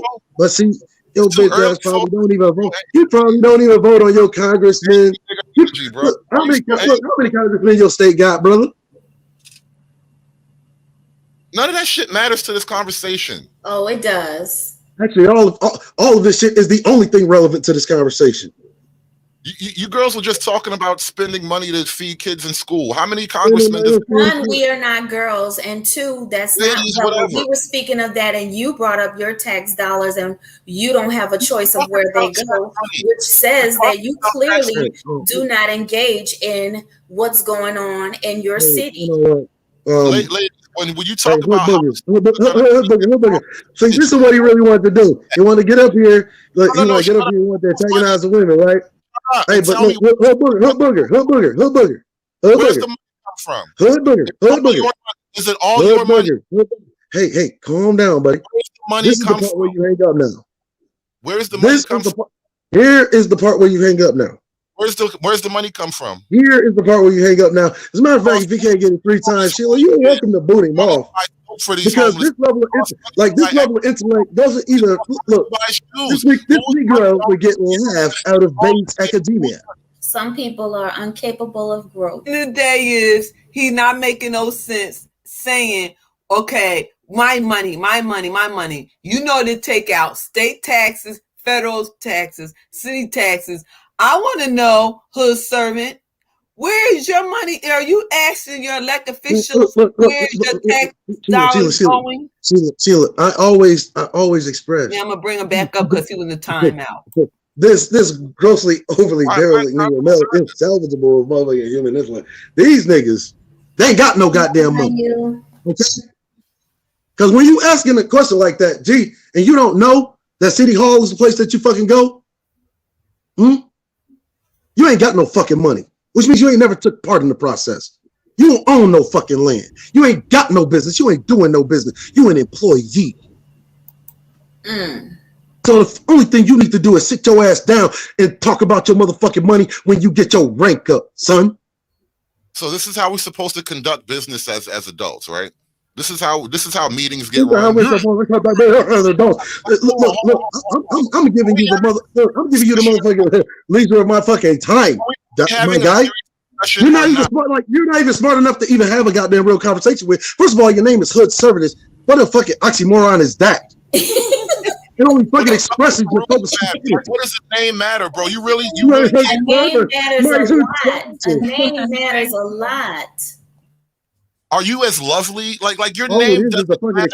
All it is an expression of your gross idiocy, my guy. Absolutely. That's why I have to ask. Hey, I remember when Trump was at a rally. He said, "Look at my Negro." Represent my name to the fullest. He said, "Look at my Negro." This is the nigga he was talking about. Look at my Negro. That's cerulean. Like, what the fuck is the name? It doesn't matter. I don't want them to mess up though. Yeah. I would like actually to hear what Hood Review had to say. I haven't heard him manage to get out of a sentence, but I actually want to hear his perspective of it. But by the way, Hood Booger, this is the part where you hang up, so you can hang up. No, I don't want him to hang up. I actually want to hear what he has to say, if that's okay. Yeah, I would actually. See, you thought you had. See, he thought he had like a soft target, but women are actually more vicious than men. No. I get where you're coming from completely, but I just want to hear his perspective. I don't want to have to over talk him because No, I know what you want to do. You, with the British accent, you want to we pick hear a part of like the butterfly, and it's a biology project. No, Okay, but all right. excuse me, sir, I'm talking. I would love to hear what he's got to say, not just what you have to say, if that's all right with you. Oh, you Is that okay? Okay, Hey. thank you. Thanks. But I think that it has to have some relevance, and for someone to ask about where their tax dollars go. I want to when hear they're complaining about paying taxes and they don't know where they go or where to go and discuss that. I don't think that that's something that needs to be heard. No, you do, because actually, if he has a gripe about where he thinks his tax dollars is going, I was actually going to ask him, where does he think it needs to go? Because maybe he has a completely different perspective than what we do, but we're not letting him get it out. Okay. Right? Okay. Yeah. He really doesn't know. Actually hear it, so then we can rebut it, right? But if we're not hearing that would be the adult thing to do. Yeah, we're trying to have a conversation. Okay, Andre. So let's hear your point of view, my brother. Well, for one, Hooded. Let's hear your point of view. I didn't take offense. I know. For one, in this space, we talk a lot about family dynamics, and it goes without saying that when you spend the money to solve problems in this way, you're only supporting further family dysfunction. I think we'd be better off spending money to support family dynamics rather than solve problems that come from lack of family dynamics. So, for example, we're perpetuating the problems. That's pretty much my main gripe with this whole approach to solving these issues of child hunger and child homelessness. If you attack it with money from one end and not attack why there's such family dysfunction and why we don't have stable nuclear families like we used to at once upon a time, you won't really solve the problem. You're just going to pay people to live homeless. I'm sorry. This is like the back end. I'm sorry. I did not understand that, and that made no sense to me. I'm sorry. Look. Okay, think of it this way: why would a woman ever settle down and get married to a stable man if she could survive otherwise? Okay. Because the foolish to think that a woman actually gets pregnant to live off the government is insanely crazy. Okay. Hey, you can set your watch to this shit for real. Hang on a second. Hang on. Hood Review, you said this money should be spent towards supporting the nuclear family, right? Oh my God! That is the main defense to keeping kids off the street and out of hunger. Is actually. Wait! Who told you that? Right. Where did you learn that from? Please. The parents that fed me. What? My parents who fed me. Oh, MG. That's your only source of information. Wait. How did your parents feed you? They earned money. They earned money by doing what? It's called work. And if there was no jobs, would they be able to get work? They would moved around a lot. So are you saying that for every person in the United States there is a job in which people can work? I don't have answers for every person, but everyone's job is to find answers for your own. What is this rosy colored view these Negroes get these things from? I don't know. Literally, you have nearly two Negro. Look, I let you get off of that. I let you get off of that idiotic dribble. Why aren't you poor? Why aren't you? Simple question. Why aren't you poor? Why aren't I poor? Oh, because I followed my own initiative. It was called the Great Faulkner Initiative, right? I know where the government spends its fucking money, which is one of the institutions, the core institutions, which puts me in the fucking middle class from the time that I fucking joined. And from the time that I got out. And from the time I got out, it put me in a place where I can position myself in society in which I will never be in that position where I have to be like your fucking parents, because if I don't get a job here, I can set a flag anywhere. Did the government make you middle class? What? The government. The question is the government that he's middle class. Yes or no? Are you being serious right now? Like, or is this a trick question? How middle class, or did the government put you there? Is this some kind of like like What's so litmus hard, for bro? These are LGBTQ? simple, basic questions. No. Why can't you fucking think? Did the government Like, make dude, middle class? You Dude, live your entire somewhere no, where no, you're dude, not your entire affected by the hold on. Your entire fucking party's stance understands this already to where this isn't even a fucking question among actual conservatives. I'm talking about one ignorant nigga. Did the Understand? government do middle You class? wouldn't have a middle class without a government. The government created the middle class. Originally, the white middle class. Hold up, pause. No, you don't. No, Pause. you. White middle class. You. Pause, my nigga. I'll let you talk. Pause. teachers. White middle class. Pause. White middle class was created by government welfare. Pause, my nigga. Pause. So welfare. My dude. This is a fact that this is a fact that you motherfucking pork belly backwater motherfucking conservatives and you fake motherfuckers like you that try to fucking fall under conservative ideology but not even understanding what it is. You try to hide the fact that the whole white middle class was created. The whole white middle class was created by welfare, my guy. So government. So what made you? Whose Negro is this? The government made Put you. this nigga up on his bag. That's a simple question. You are who you are because Hey, the government. Drake, come get your nigga. Let's call He him ain't by from the his hood. name. He perpetrating. He doing one of the Chicken George number. He is not representing the hood. No. Listen. He picked the right name, but it's an oxymoron. He picked the right name. He is from the hood, just not our hood. He's from the motherfucking hood that burns cost of the motherfuckers' lawn. Stupid You hear shit what I'm all the saying? time. And it's niggas' fault for being stupid. So I want you to explain to me why. Niggas for being stupid. Man, look, listen to the irony of a stupid nigga saying this. Grown-ups can have a talk without the name calling. I'm not See, calling. no. Listen to the irony. Listen to the irony of a stupid nigga saying this. This nigga, you clearly are a victim of No Child Left Behind. How is it you know so much, though? The government made you smart.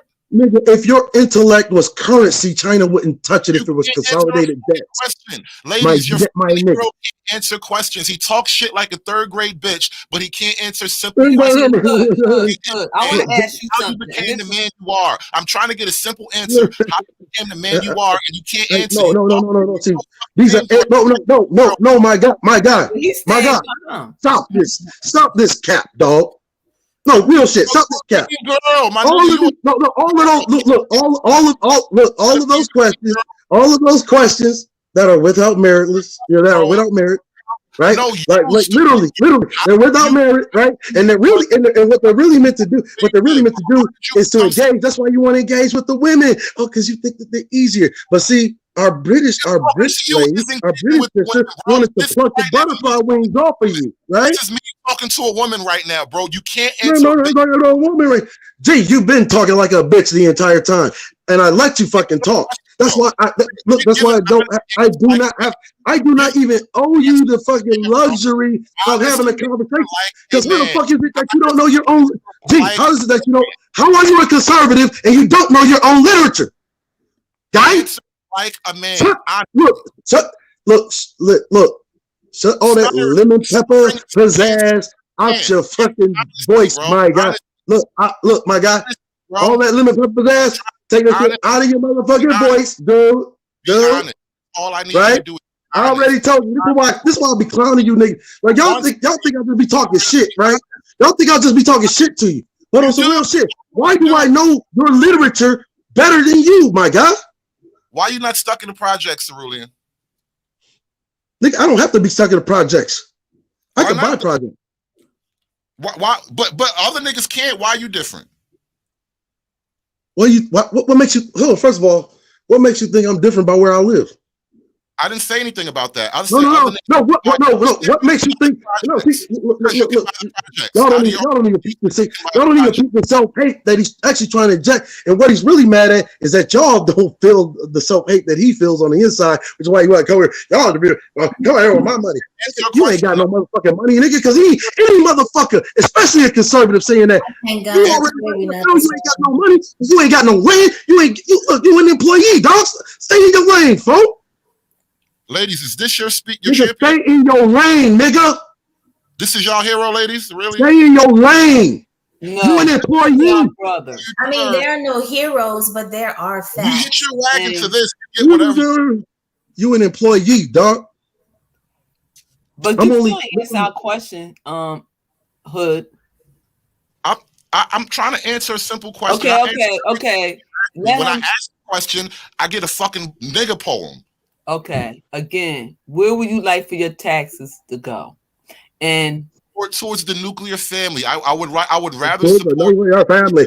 Okay, now let him talk, bro. What is the nuclear family? No, let him talk. Let him husband and a wife trying to raise children together and keep them off the street. Okay. So have you present this to any of your elected officials? First of all, that is a fucking MacGuffin. We're having a conversation on the internet. Why would that matter right now? No, because why would you come on the internet? There are kids who run because you the one started it on the internet. So now, see, this is the real sector right here. We don't you're not in City Hall having this conversation, so you're acting like I need to be in City Hall. That's I had an interview with my mayor yesterday. See, like I said, it's the real sector right here. We don't just talk it, we live it. My esteemed lady Sheila, if I could employ you, I'm not going to tell you how to run the channel, but considering the elevated discussion we had with our esteemed mayor, well, not our esteemed mayor, but the esteemed mayor, that's why I would say, who Negro is this? These type of guys don't belong in the conversation, and the reason why is because you don't even know how to talk about family. This nigga don't even think this nigga don't even think that he's got. Why do I gotta be involved in City Hall? But my thing is, you don't want the government. Why would you depend on the government to hold families? You know what? You know what the political?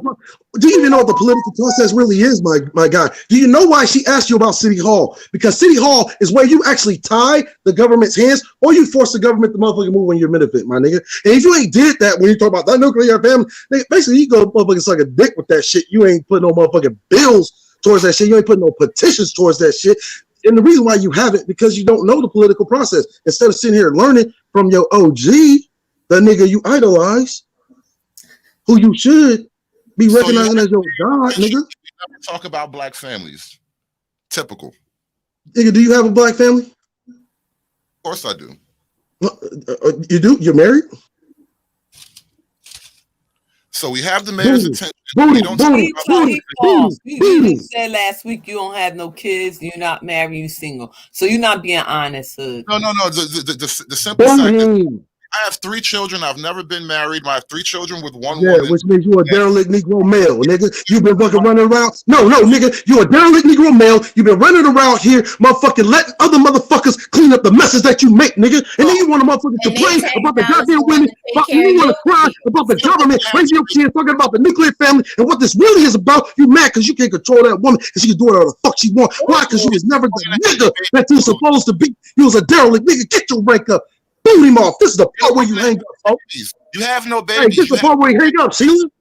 You have no rank. You have no babies. No bitch wants you. No bitch Wait, wants hold on, Hoodie. Wait, I'm gonna put you on timeout because the guys he be talking about the Pookie and Ray Ray having babies here and there everywhere. You mean to tell me you got 3 kids and you're not married? So I don't want nobody to say nothing. I want him to explain this. But he's talking about me, my nigga. No, don't say nothing. I want him to explain this to me. Makes sense to me. Because your tax dollars you're talking about. Look, let me show. Hey, let's move him real quick. I'm gonna show you how this conversation about to go and what the shit really is about. The shit about to go down the line where he's gonna lead you down to the child support argument. This is all this shit is. His own grave. Let him do it. Yeah, let him go ahead. Let Hood talk because I want him to make sense with this right here. How many times y'all think I've been on this video with these Negroes? Yeah, just let him. Ladies, does every woman who gets pregnant want to be married? No, this ain't about. Why is that on me? No, stay on top of it. Why do you assume me married? Stop think right there. So if every woman doesn't want to be married, If everyone, Nigga, maybe just she doesn't because- want to be look, married. I was married for first of all, Question would be first is of all, if woman you take- were Children with the the same mother of woman, your children. supposedly. Why didn't she want to marry you? You had 3 children with the same woman, right? You said. Look, this is all about lack of control. So women do everything right. Women do everything right. This is all about lack of control. No, This- you talk look, about this is all tax about lack of dollars. You control. got 3 I ain't kids. shit, and she still had 3 kids No, by you me. know what? See, but anyway. this is what I'm talking about. Like this. Hey, He's look, sitting up here, coulda, woulda, his tax dollar, my money. You got 3 kids. You worrying about the family, and you ain't married that woman. You got 3 kids. Boy, you was a joke. You know what? I'm ready to boot you up. You know what, Hood? Have a blessed day, but you is not welcome in the penthouse for all that bull. Negro male, man. Everybody talking about here. So she didn't want to get married, and I'm not welcome. That's weird. Is y'all No, together? the thing is, you have to take accountability that you impregnated a woman that was not your wife. I want to get married. Yeah, I can. That's She was not your wife first. Not the marriage though. The marriage is She on didn't both. want your last name before she gave you children, and you gave her 2 more after she still didn't marry you. Fair You enough. have to take accountability for that.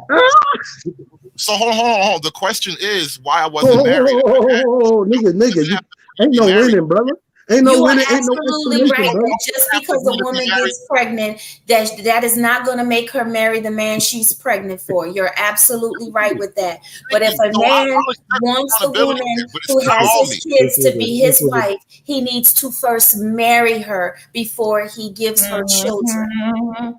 Going back, yeah, I would agree with you on that, but obviously that's not how it went down. So you have to take accountability that you did it wrong this time. You young and you could do it again. Next time, marry her first and then give her children. Well, I'm not disagreeing on any of that. The dispute came up as to like why it's all on me. That's why you're making It's excuses for all your on failure, you bro. because you have to suffer Hold the on, consequences, good or bad. We want Hood to talk. We want him to talk because you know what? Well, I don't want nobody to say nothing. Good morning, Jason. Thank you for the panel. Because he did always talk about his group where he at over there. Animals, Pookie and Ray Ray. He got 3 kids. Oh, blame it on the woman. She don't want to get married. Now I want to know the story. Break it down. Make sense. Because you know what? It's not the woman. It's the man. Y'all choose us. We don't choose y'all. No, both parties choose. I don't really go down that road. Both parties choose. You both make a decision. Yeah, However, both parties choose. Look, hey, hold up. Look, conservative talking point. Marriage also. Look, Sex you can set all that nonsense down. Look, conservative talking points say shit like this all the time. Just because the white man put the drugs in the community don't mean niggas got to take them. Look, and I'm gonna say this: just because a woman motherfucker open her legs in front of them, don't mean you gotta fuck. Nigga, see, so she can't get pregnant unless you insert the motherfucking sperm. But see, your children want it. No, nigga, just be real, nigga. Just be real. I'm your daddy right now, and I'm not the only daddy you got. You want it sex, you wanted sex, but you didn't want responsibility. And instead of acknowledging the fact that you just wanted sexual access and no responsibility, you want to blame her. How many women when I get married, nigga? Silence. You defend silence, nigga. Know the women. Calm down, bro. You can't no, bro. He hurting now. He hurting because the woman ain't want to marry him. So now he on you. Who sounds hurt here? Think about it, what you just listened to, and who's silent. Because you said it takes 2 to want to get married. You wanted to get married, but she didn't want to marry you. So she looked at you as an opportunist, right? Out here, ladies. Wait, hold up. At which baby was it? Did you motherfucking make the cognizant goddamn decision, right? That if she wasn't gonna marry you, right? That you was gonna motherfucking move on instead of leaving her with a goddamn baby, right? Saving your seed for a woman that was going to make that fucking commitment, right? So the fucking dereliction is still on you, but when you took, it's your failure. It's your brother. Look, you ain't even part of my pedigree, nigga. Nigga, you ain't even part of my pedigree. Calm down, brother. We have a counselor. Somebody could counsel him here. Welcome to the I do not listen to counselors. Hey, No. how you Yes, doing, you do. Queen? Look, man, I be like the only dad. Look, I be like the only daddy these niggas got. I don't I be like take the only daddy these niggas got. So right off He the need a bat, That's why they want. professional That's why they point of rather view, talk. 'cause you're not That's why they sounding rather. right. See, that's why they rather talk to the representation of mama, because daddy gonna tell them what's real. See, because I grew up in the time where daddy said, "Look, you put them up like this and this, and you make a baby, Wait, nigga, you gonna motherfucking commit. no, You gonna take responsibility. You no, don't get the choice of We want the him and D. Jarrell to Are you talk. talking about nuclear? Hold up. A nigga coming on here talking about nuclear family and ain't motherfucking have the creative will to make one? Get the fuck out of here. Yeah. Let D. Jarrell talk to him. Pat, you have something to say? only a man makes Nigga, a that's nuclear. checkmate, boy. Wait, This is no, the he part- want to get you. Don't this- let him get you wired up. This is the part where you hang up, We're nigga. gonna make a Hey, zip great. out of him. Give him a break. Give him a We're break. gonna make a zip out of him today. Let him Make No, it- how many babies does it take to you realize, nigga, that you wasn't shit? breathe. How many women want your baby, Gray? Okay, no, y'all not gonna do it today. No, see, Greg, don't do it, bro. Don't do Smell it. the retarded babies coming out of Don't you. do it. Hey, man. You know what? No. See, you ain't gonna get up here talking about no retarded babies. Hey, man, yo. Now we Be ain't careful doing with that. that. You got children. Great. I agree with you 100%. Just let him gather his thoughts. Look, my esteemed young lady from across the pond. This is what Now, I'm you trying to say. now you could do that over there, but not over here in the penthouse. Be Oh, classy. Didn't I tell you these derelict Negroes idolize me? No, I be like the only daddy these niggas got. It's hard to understand. Okay, great. Look, I Let know her I get talk. under Let your her talk, skin, bro. nigga. Let her talk. Family. Let Hold her on, think talk. about it. When the man wants to be a family, Nigga, you Let got him three explain motherfuckers. himself. We can't hear him. He No, want to it's a explain question. himself. It's a question. If you're a man, you want to have a family, and the woman you do with decides she doesn't, who's at fault? You, nigga. You're at fault. Thank you. No, I'm we glad ain't you gonna acknowledge answer no that. matter what the woman decides, Hood man Tater, says. why do you make things so hard Nigga, for ain't that? yourself? Wait. If Are a you woman telling me? don't Are you have telling to me? move on, Wait. why Are don't you you just telling me move you had on, no? brother? Why Are you you stressing telling somebody me that that? don't want you? Are you telling me that you had no? Wait, are you telling me you had no individual agency on what woman your sperm went into? But you couldn't fucking decide that you would rather have your sperm go into a woman that wanted you, but you want to keep putting your sperm into a woman, not one, not two, not three times. Nigga, did you watch Sesame Street? 1, 2, 3, 4, 5. How many motherfucking kids were you gonna have with her before you realized she wasn't gonna have you? My guy. Nigga, I got my motherfucking nephews in my motherfucking house, nigga, and every one of them is a father, nigga. Every one of them has got a goddamn nuclear family, nigga. You don't get that excuse with me, folks. Okay, bro, you got him. How many nuclear families Let's are get you? Darrell talk Get to your him. sorry ass out of here, bro. No. This is the part where you hang up now, You nigga. don't cheat, How many families do you have in your house? I missed that one. No. He was see. He want no. Hood, you not doing this back and forth with my brother. No, you not. No, you not. Not today. I need you to be clear. Are those nephews D. married? Darrell, talk to him. Don't even say nothing to him, brother. Nobody else talk to answering him. questions up here. You notice that, right? No one else answers questions. I find that some cowardly nigga shit. You didn't answer the question. One of the dumbest movies. Don't get mad. Get glad. Oh Lord. I get it. I've been answering questions. How many wives do nephews have? How many wives do they have now? No, you're not gonna talk to him. You're gonna talk to D. Darrell because you answered none of our questions. No, he just jumped up and No. started. What did you say? You don't. Look, I'm from the project, and I know everything about the You have hood. your own children. So how many? You ready to get hooded on you to this morning? What did you say? Because I could have swore you said how many of your ex-girlfriends Are your nephews married? I need you to answer the question. Are your nephews married? No one answers any simple questions up here. What the fuck is this? Are your nephews married? They live with you. You raise them to be men you're proud of. Answer the question. Yeah, and they actually gonna Greg. Oh no, you're protecting. No, you got kids. I got one that's divorced and they never cried.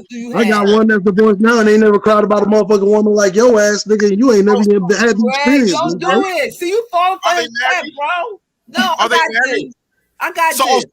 so y'all get the lay traps. That's what this is. Y'all So lay they traps. No, Hoodie. You lay your own trap when you was sitting in the One chat that's married talking and one about that's been tax. divorced and engaged Now, right now. you It's a come up push. here. Go ahead, D. Jarrell, talk to him because he got 3 kids. Nah, see, I hey, want to know how many baby see, mamas he got. Pete, look.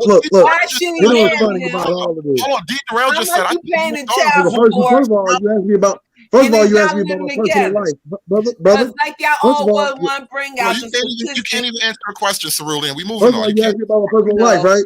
No. You're asking me because I could have sworn you asked me Cerulean, don't how even many of your say nothing to ex-girlfriends have him. stole from you. Your Because nephew's then I could have sworn you that's want what to go you're back and asking. forth with you because you don't want to answer the Innocent real question. questions. It's an innocent question. Like, what the fuck is so like triggering about asking? You brought him up. No. We brought you up. Now, you ain't going to run the panel. This is my panel. Like I asked you, Only and you've I'm been going to say running it the again. bill this whole How time. I many thought baby mamas you had? Right.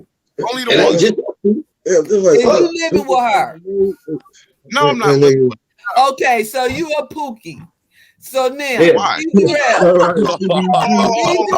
we got a Pookie. That's why he called himself That a nigga, look, servant. this He nigga a is not pub. even good enough to be a Pookie. He a Pookie. D. Jarrell. Nobody don't say nothing. Look, What advice that's would you an give this insult Pookie with 3 kids? to call that derelict a Pookie is a fucking The advice that I would give him is to basically take care of his children. And if he wants to get married, he needs to find married-minded women and not just have sex with women that don't really want to be with him. That would be my advice. We're in agreement. Nobody's trying to get married. I got 3 kids. What am I trying to marry another one? But Hood Conservative, you told Trying this. to get married. You're talking about the nuclear family. Hood Conservative, you know how many times you told this You don't story? pick your families and then go around making a bunch of extra Yeah, ones. but I you can't tell. Hood Conservative, you're not in I a know what position it to is, tell man. anybody I how they mean, should it's be doing possible for for his you family. to You don't find have a that. woman that You're not in a will position to you say in anything your about So that. y'all field go already. one at a time. One at a time. One at a time. Hood Conservative, You you're guys in are no arguing for me position. to be a Pookie. You realize You're that. in no You want me position to judge anybody, brother. give her kids. You want me to be You're an example. You're an example of the very things that you talk about in regards to the black family. You made a man who irresponsible tried to marry decisions. his woman. You A man who made tried to marry his irresponsible woman is an decisions. example of No, irresponsibility. brother. You According The only made thing you made irresponsible the only decisions thing to constantly at have this sex point with that you can somebody do, that did not want to marry you. Exactly. And so look, then the only when you deal thing, with the outcome of that, you want to blame her because she didn't want to marry you when it was quite apparent after the first Not child about she didn't want to blame. marry you. right, It didn't take It it didn't take 3 children. It didn't take 3 children to figure out somebody didn't want to marry you. No. look, It's not. look, It's not here's blame. reality. Here's reality, dog. This is not Here's blame. reality, I dog. accept my role. I accept my role. The question I You is, accept my role. you didn't The accept only your thing role. that's acceptable is if your children You shouldn't have never. who chose You this shouldn't have though? never. Who You chose shouldn't this? have never Who impregnated chose her You're in this? the blaming first the place woman because you until were you were a married. Yeah. Too many people talking. Y'all got to talk one at a time. Brother, you One shouldn't have person never. wants You shouldn't have marriage and the other never. person doesn't. Who chose what? You shouldn't have never impregnated her until you married her, and you chose Fair not enough. to. She chose, but she chose also, did she not? Yes, but She you chose chose also. too. But you have a choice too, Nigga, and your Is there choice a is I female could have who worn a nigga, is condom. it your seed or I not, could have nigga? worn a condom. Is it your seed or not, You nigga? could have worn a condom. If that Is makes it me your poop, You seed or could have not, worn nigga? condoms, regardless of what she did. You didn't. fine. If that makes me Conservative, you didn't protect yourself, brother. I want The that. problem is you have to take I want it to responsibility be that you didn't everybody's protect fault. yourself. Fucking snowflake. Okay, fine. Let me try it like this. I have to protect myself from black women. No, that's not what nobody said. No, you need to protect What are you yourself saying? from a situation. You have to protect yourself from an isolated situation that you got yourself into. I have to protect myself from making children. Yes, you do. You have to Yes, protect that yourself is from the Context of marriage. The Do it only in the person. context of marriage. Look. You keep talking about the nuclear family. I'm Do gonna it tell in you the this. context of marriage. Why don't you think about that, Brother. Mr. Conservative?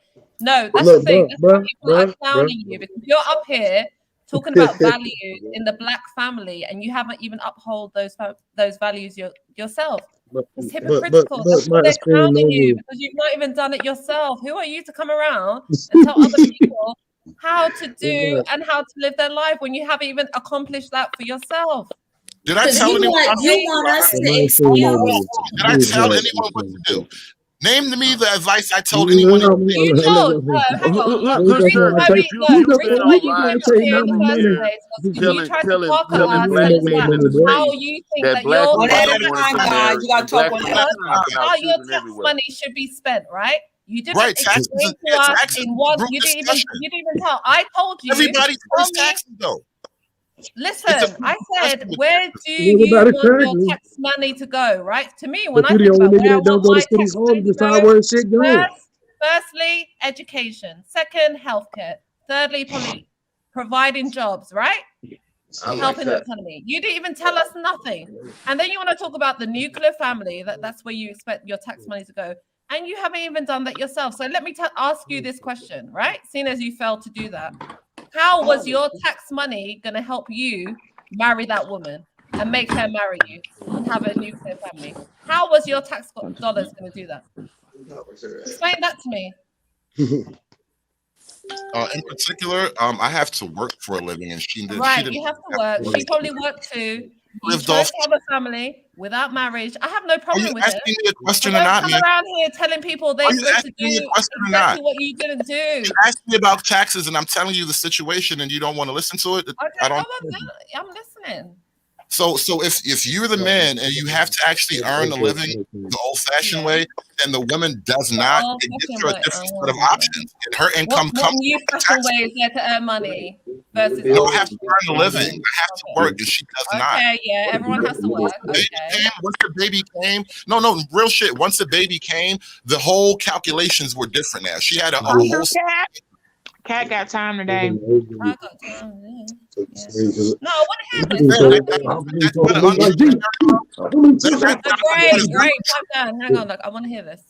That's not how that works though. Once the baby comes, she now has a completely different set of income that is really, regardless of what I do or not, I don't do. She has independent income now. A lot of things. I didn't even realize it until it happened. But like, yeah, once the babies come, a lot of things change.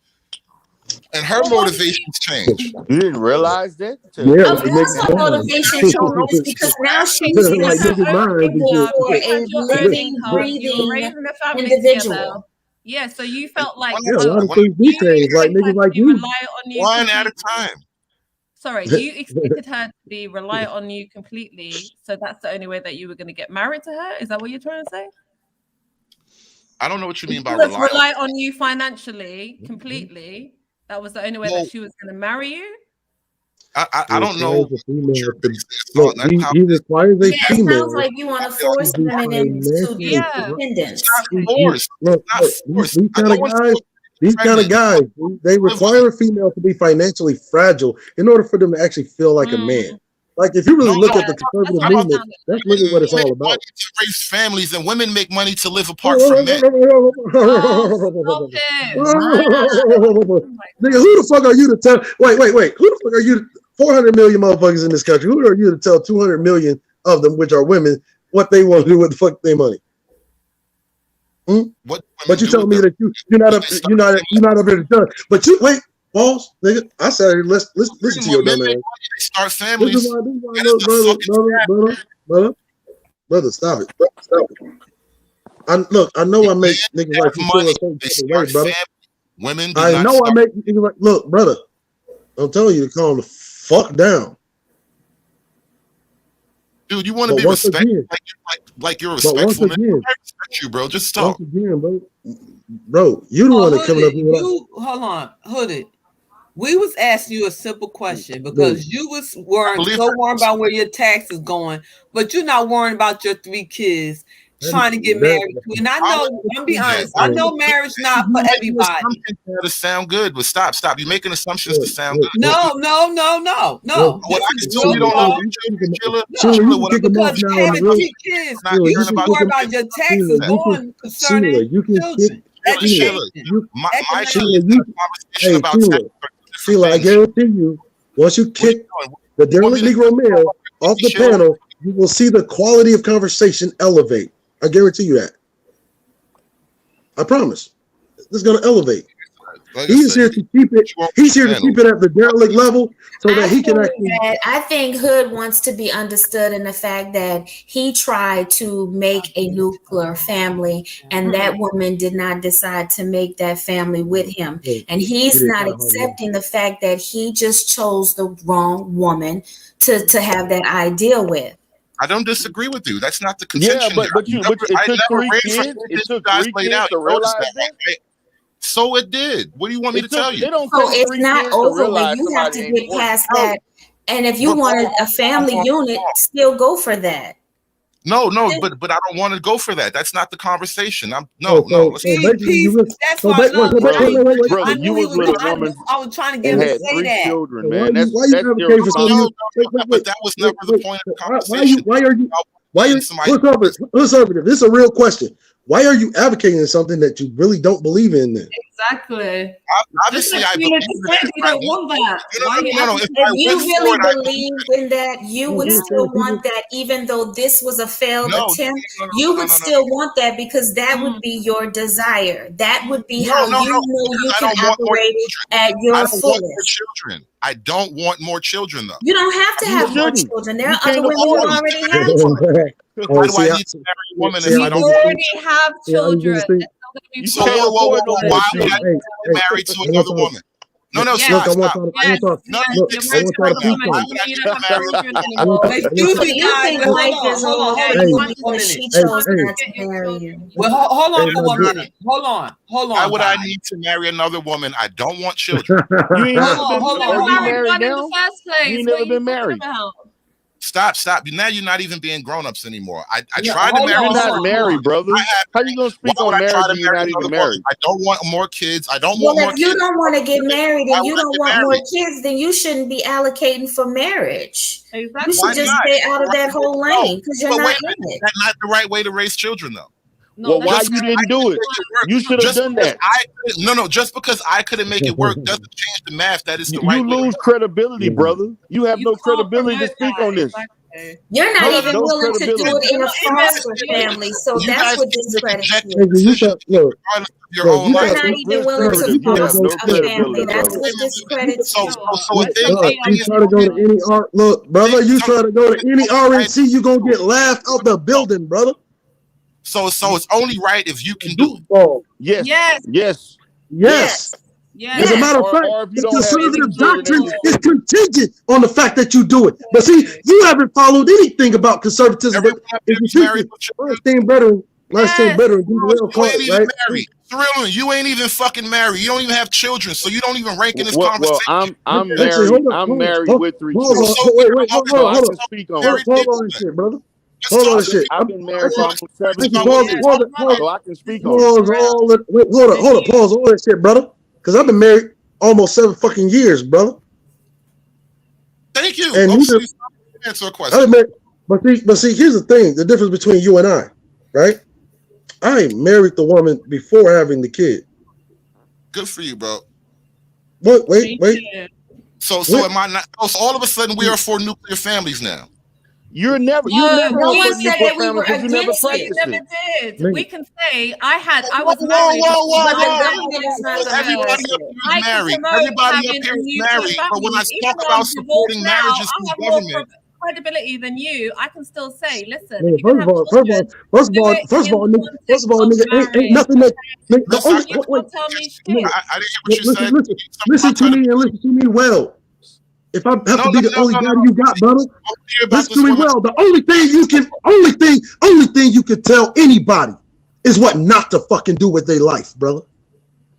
You can tell dudes, do not have a child with a woman. That's the only thing you can do with your nigga. That's the only thing that you can do with your life right now, nigga. Married people takes issue with me saying you have to have policies to support marriage and family. I don't understand this. Now I'm fucking confused. You can still support marriage. Look, I think a woman to turn down a proposal or not to want to marry a man she has children for, or she is in a relationship with, and she's continuing a relationship, she's basically telling you, you are not her forever.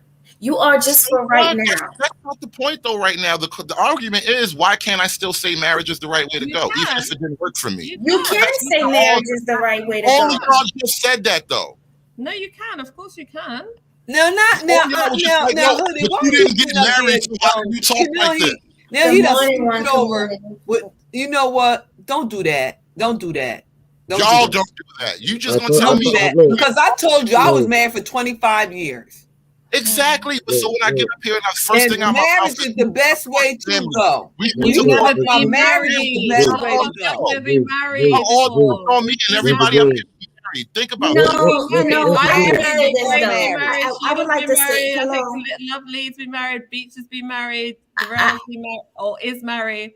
I don't know about Chelsea, but I would like to say this. A lot of people do push marriage, and there are a lot of people who don't know how to be married that are married. So more or less, people need to understand what marriage is, what a wife is, what a husband is, and there's no cookie cutter about it. So two individuals who decide to go to marriage or go that route have to agree that they balance each other out. And marriage isn't for everyone. And people who don't plan on being married need to stop having relations with people who they know want to be married. Here's the fundamental problem with it anyway. Okay. A lot of people want to be married. I don't know why these conservative Negroes fall into this belief that the nuclear family is the only way. The nuclear family is only as old as the Industrial Revolution. Now you're being hypocritical. Right? You're married. How many wives do you have? Just one? You have multiple wives? Oh, so you're trying to start a nuclear family, you're not? Okay, excuse me, Hoodie. Hood. I'm calling you Hoodie. Can we please stay on topic? First of all, you can't question me on shit. But how to be a real nigga, a real man. You argue back and forth with him. Only thing you can do is teach me how to be a real man, boy. He don't want to answer the question. He want to justify what he done did having 3 kids. He want to come up here. He want to come up here and counter-try and be a goddamn victim. But see, guys, what y'all understand? This guy has told. Okay, hold on. Let D. Darrell talk. This guy has told this story over and over for years, and I'm like, brother, when are you going to get over and just correct your mistakes and move forward? You getting on panels and panels and saying the same story over and over is not going to change your reality. It's not going to change your reality, brother. We're talking about government policies. It's not going to change your reality. Stop playing victim. It's not going to change your reality. And you blaming the woman that didn't want to marry you is not going to change your reality, brother. You can sit here and be angry. Stop playing victim. This unhealthy anger that you have, that you carry on, that allows you to speak ill of black women all the time, it's not going to change your situation. It's not going to change your life. It's not going to enhance anything. It has not improved anything in your life. This is personal and you don't have to answer it, but just think about how many daughters or how many sons you have, and you make sure that they don't make that same mistake and that they value marriage before children. And that's how you can make improvement. The only thing you can tell your children at this point is don't be a derelict like you, nigga. It was relevant to this whole conversation. And yeah, it's lovely. I accept that premise. That's what you do. You can't fix what's broken. Like, you can just move on. So, but brother, no, you can't fix what's broken. Nigga, you ought to think that broke. Wait. Let me say this, Sheila. You ought to see. I want to say this. Why can't we just talk about taxes without trying to get personal? I have heard this guy demonize. Hold on. You said what, D. Darrell? I have sat here for years in this space, and at least 2 or 3 years, hearing this guy demonize unmarried black women for years. Wait, hold on. No. He in the same fucking predicament. Sheila. Not the world in the hood is serving, not him. Sheila. Lady Sheila. For years. Sheila, why do you think I don't believe that? This guy is talking about black women in some of the most filthiest manner in regards to them having 2, 3, 4 children, 5 children with no husband. The hypocrisy of this guy. To sit here and say that, and he's guilty of the same. He's the very How guy. many times you think I went around on this rodeo with these niggas? That's why I said that. I went around on this rodeo dozens of times with these derelicts. You mean to tell me he's sitting up here bashing people with 1, 2, 3, 4, 5, 6, 7, 8 kids? He got 3 kids. He ain't married. Sheila, why do you think I can really tell me it's not? But he's okay with that because she chose not to marry. It's not that he didn't want to marry her. She chose not to marry. So that's her fault. But let's also keep in mind that's only one side of the story. That's only one side of the story. We already understand as women that if a man proposes to you and you don't accept his proposal, you do not see him as your forever. Period. There's nothing around it. There's no sugarcoating it. You are just there for the moment. Once a man proposes and a woman turns down your proposal, you should be walking the other way. Listen, real quick. You shouldn't help her again. You should be on your merry way because if she turns down your proposal, you are not good enough. Period. He's gonna be the next. We want to hear Stop right there, lovely. Wait. Go ahead. What you want to say, Hoodie? No, after that, right? So she says no, and you go on your merry way. I'm a Pookie now, right? No. Oh, I'm not gonna call you nothing. I'm not gonna call you any names. That is where you leave. But once you have more kids or you keep going back thinking that she's gonna come around, that's where if I just have one more kid, she'll commit. If I just have one more kid, she'll commit. You come out here playing victim, brother. And you're a conservative. I'm gonna give you this bit of advice. I'm going to give you this bit of advice. I don't care how long you've been in a relationship with a woman. When you make that decision to get on your bending knee and propose to her, and she tells you she has to think about it, or she does not say yes immediately, you are not the one. I don't care what you are doing for her. I don't care how long, how good it is. If y'all are a boss couple, if she turns down your proposal, you are not the one. Period. Move on. Hey, conservative, can I tell you something real quick, brother? You want to know why she didn't commit? Not really interested in your point of view. No, don't do that. He not she was trying to find a solution. So I think Hood need to go back to the hood and just go back to the projects and think things over at the table. The project. Well, what you need to do is put sucker on the end of your name. That she's gonna be with you forever. She sees herself doing whatever to be with you forever. That's what I mean, Kane. Well, no, I realize, women wanting to have children and women wanting to be a wife or two. No, that has don't try to stereotype women for the woman that you was with. All black women are not the same; they're different. And you have a habit of always trying to speak about black women in the majority based on your own isolated experience. Your own he wanted the quality of the conversation to be this only representative of you and that lady. It does not represent other women as a whole. So quit making that mistake. But you all being married are in the minority in Black America. So who do you represent? It doesn't matter. It does not. And you're a part of that minority. You think so? And you're part of that minority. I mean the majority. You're part of that. I mean the majority. This is what's going on now. You're part of the majority that made the mistake. Whoa. Let me get them real. You're part of the majority, which coincides with what I initially said. You will always be a fucking follower.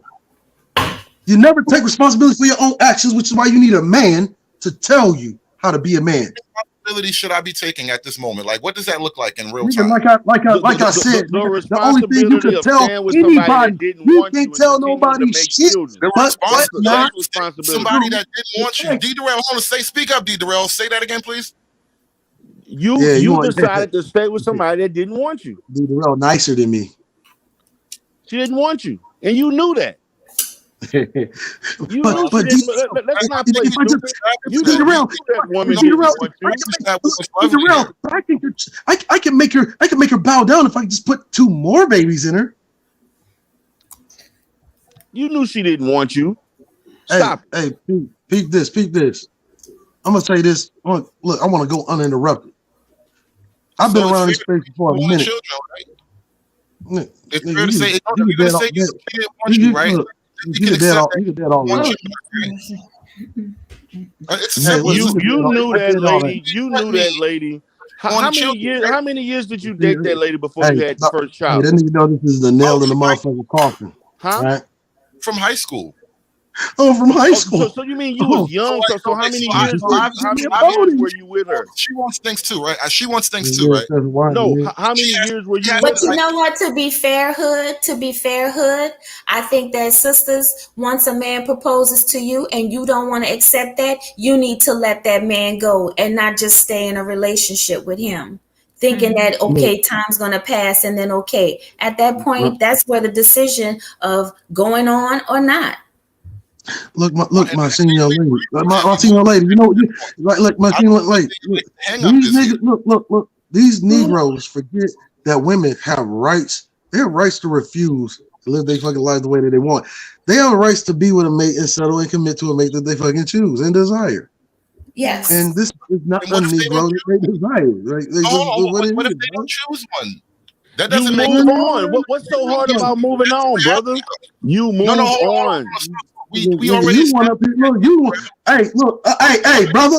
Look, brother. I don't hear her up here crying victim, even though she is left with your baggage, my nigga. Right.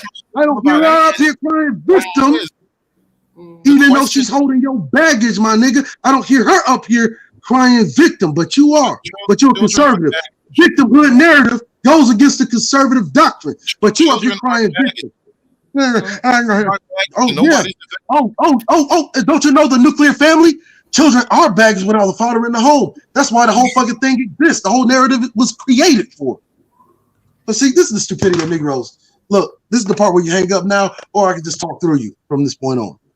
Well, all you do is talk through people anyway. So Yeah. what happened? I don't just talk through people. I only talk through people that don't matter. Women have rights, bro. You just said women I didn't talk through D. Darrell. I didn't talk through D. Darrell. Right. I only talk through people that don't matter. I didn't talk through Lady Sheila or any of this. You know, look, agree with the actual game plan that what you're supposed to do. Look, you've already displayed. Look, you're just literally by your life story. Your life story is a testament to failure. It literally can only be used as a fucking story of what not to do, like kind of like a moral to the story, like don't be this nigga who's conservative. Matter of fact, and the only thing that you can really teach your children is don't be a dumb. Married. Should we now support their problems that come from not being married? Support their problems. Wait, hold up. Pause. She didn't have those problems until you put them in her belly. When women choose to not get married, should the government stop the fucking cap? No, you lose stop the fucking cap. All of that shit. He wants to promote shotgun weddings. That once you get pregnant for a man, if he wants to marry you, you have to marry him. You don't have to marry anyone. I'm saying now, who has to pay for you? Kat, what advice will you give? If the government is willing to pay for him, why do you care? Hold on, we want the woman to give him some woman advice. That's the thing, right? This nigga think. Hey, what do you think the government like? Who? Like, I want to know who. Great, Cillian. Wait. Good reviews aid right now. I'm trying to. Okay, what advice will you give him? He needs a friend out here. No, it's not advice. We're not doing advice. We're asking about policies. I'm not giving him advice. I would say to him, okay, you understand that you made probably some bad decisions. My advice to him is from this point forward. Listen, you're trying to stop the policy argument by making it a personal one. Okay, what policy would you talk about? You're talking about taxes, right? Yeah. And that's from his comments. And I'm just hearing his story, everything that the guys have brought out, and he's brought out himself, and the little that I know about his life. Listen, I would just say, maybe calm down. Don't be going around here telling people how to live their lives, how they should,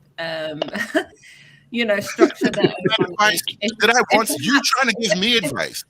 Man, this nigga's life is a joke like Monty Python.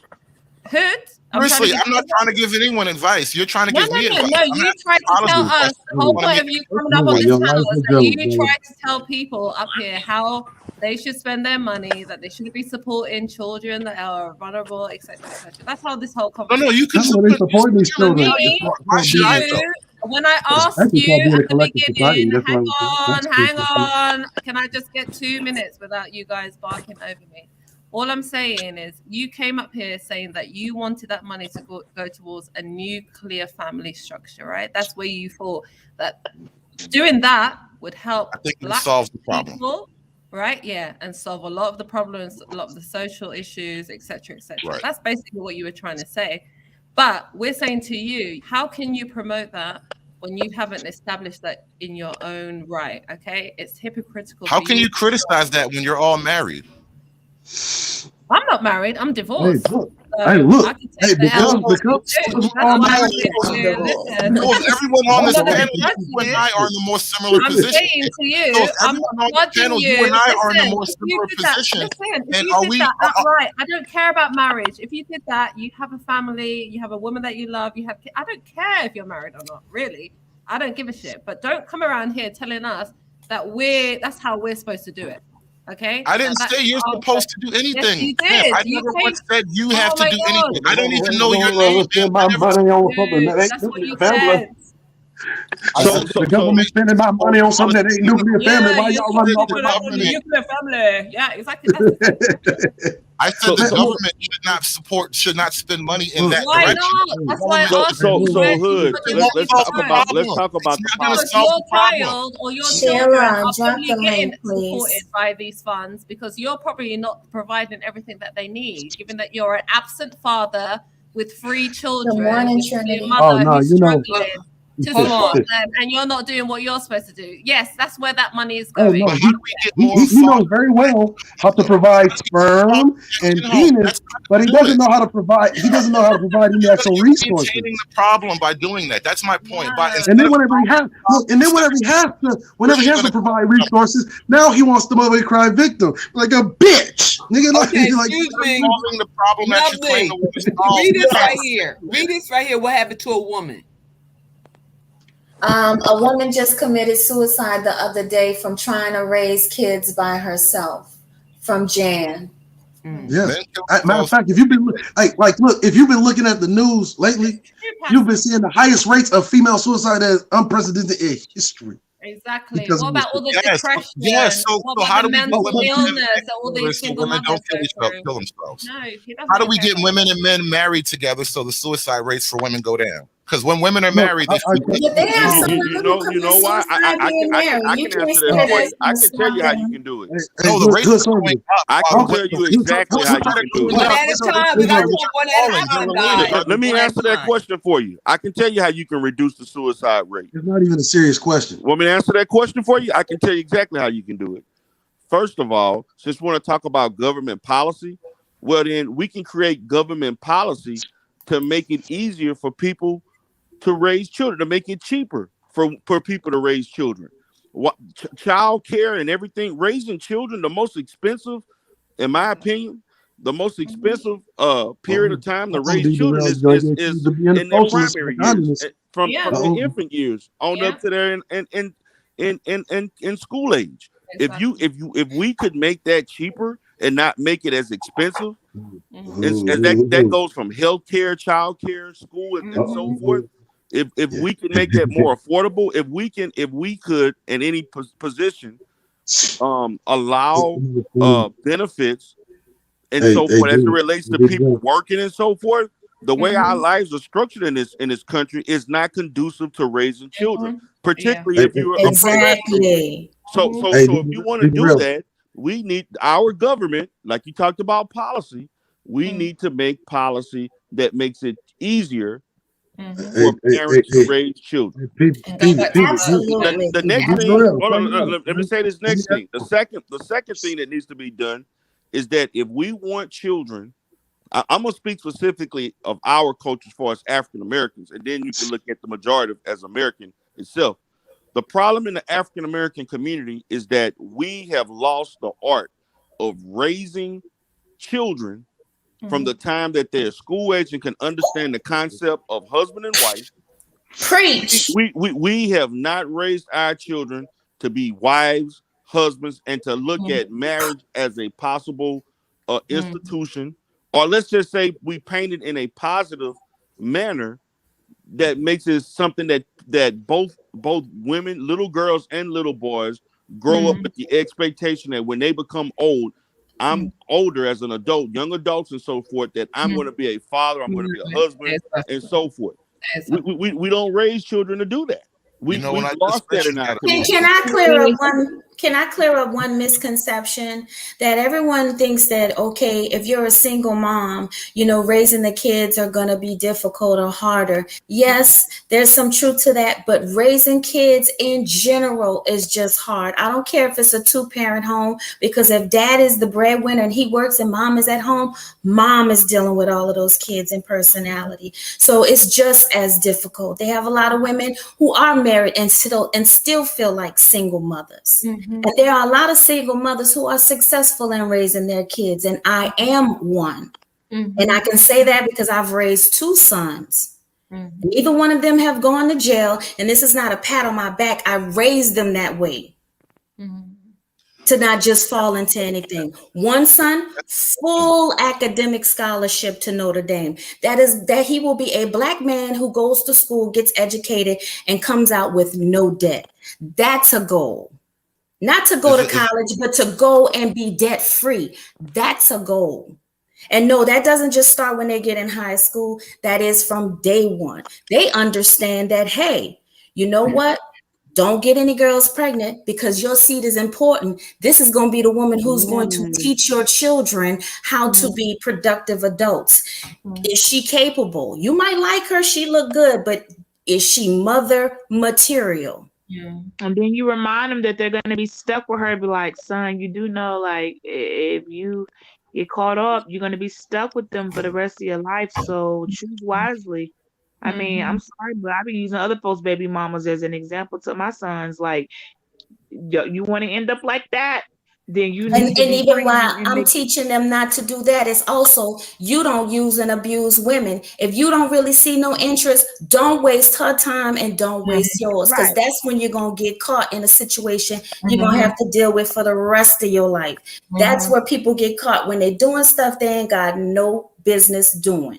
I'm really curious what kind of advice women give their sons in this modern era. Like, if your son's 18 right now and you've been raising them on your own, like, are you warning him against women, or like not just being good to women in general? Because I would assume that in general, but do you warn him about the pitfalls of women? They have it on, yes, they get it from both angles, because it's like, yes, there are women that will see the potential or see your guy who's focused, different from the guys maybe they're used to dealing with. And yes, you can be fooled. Keep your eyes open. You keep focused on what you're doing. And if she fits within your program, then hey, yeah, she might be able to come along for the ride. But if she puts or slows up your program or causes you to not be able to sleep at night, and then you go to work the next day and you got what happened with y'all on your mind, that ain't for you. That ain't for you. Yes, as a mother, mothers need to tell their sons that, no, it ain't cool if your son got 6 and 7 girls. My sons know, look, if you ain't serious about her, I don't even want to meet her. Don't waste my time getting to know somebody you're not serious about. Well, I don't mean he shouldn't have 6 or 7 though. He should only I didn't say anything about sex. And I don't need to meet his sex partners. I said 6 or 7. Oh, I'm sorry. You can still have 6 or 7 if you're not being serious until he finds one. See, that's the problem. I'm not saying that's not cool. That's not cool, because that's 6 or 7 girls that are interested in him and wanting to go further. Right, and wasting their time. Okay, a man, first of all, let me say this. A man that is serious about his career, a man with options, men that have got real jobs, not just working for the goddamn temp service, men who got careers and they're in the Air Force and they got opportunities. They don't want 6 women. They don't got time for 6 women. You know why? Because they are busy building a career. 6 women, are you kidding me? They barely got time to answer the phone. Yeah, mothers, that's how you know your sons ain't doing what that. You're missing is that unlike some opportunities that you men miss because maybe you were weed heads or smoke, some of our sons, we raise drug free. Some of our sons you'll be working for some of our sons because the opportunities they're presented, you didn't qualify for. You didn't qualify for the mathematics program. You're not going to be an engineer. You damn sure ain't making it in the Air Force like mine. So the point I'm trying to make is, if you think for 1 second One of our sons is getting his Air Force around here flying planes, is thinking about 6 women. You have been misled, sir. You have seriously got time. He don't even got time. They are focused on the goal. He ain't even gonna waste his money. They're in a career structure to where I gotta find some time to FaceTime my mom. I gotta find some time to check on my baby sister. This is a different caliber of men that are so focused that hoes don't distract them. And maybe you ain't been around those type of guys, but that's why some of us have the confidence that we have, because that's what we choose: career men, focused men who don't easily get distracted. They don't got time to get distracted. They're too busy building a lifestyle at an early age that you already as a younger man, you was already putting these things in their head. And if the son does correct, according to statistics, chooses his woman based on his mother, the characteristics of his mother, which is a fact, then I know I'm winning, because I already know what type of women. I can look at when my son, somebody catches his eye, he even looks off. Oh, she looked damn near like me. They choose most sons, unless that, it's a couple of rare exceptions, but the majority of men choose their women for their partner and wife based off their mother, which is why it should be a good relationship. Because my sons know, already know I'm not going to be fighting with no daughter-in-law. So she needs to be just like me, taught like me, and they're attracted to their quality of their mother. That's a fact. You can't. You know what? I will say this.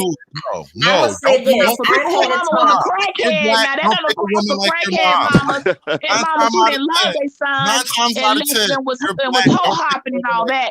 That don't qualify for you men. It qualifies for the mothers who were home, who did what they were supposed to do, who wasn't out here in the streets doing all type of weird ass shit. It applies for us. Even if your mom was married for 40 years, don't pick a woman like your mom. Even if she was married to your dad happily for 58 years. Worse. Anybody listen to him finna be fucked up. Anybody who just listen to him, your life is I know your career is shitty. I know you losing in life, because that's a whole lot. You disagree with what? What did I say?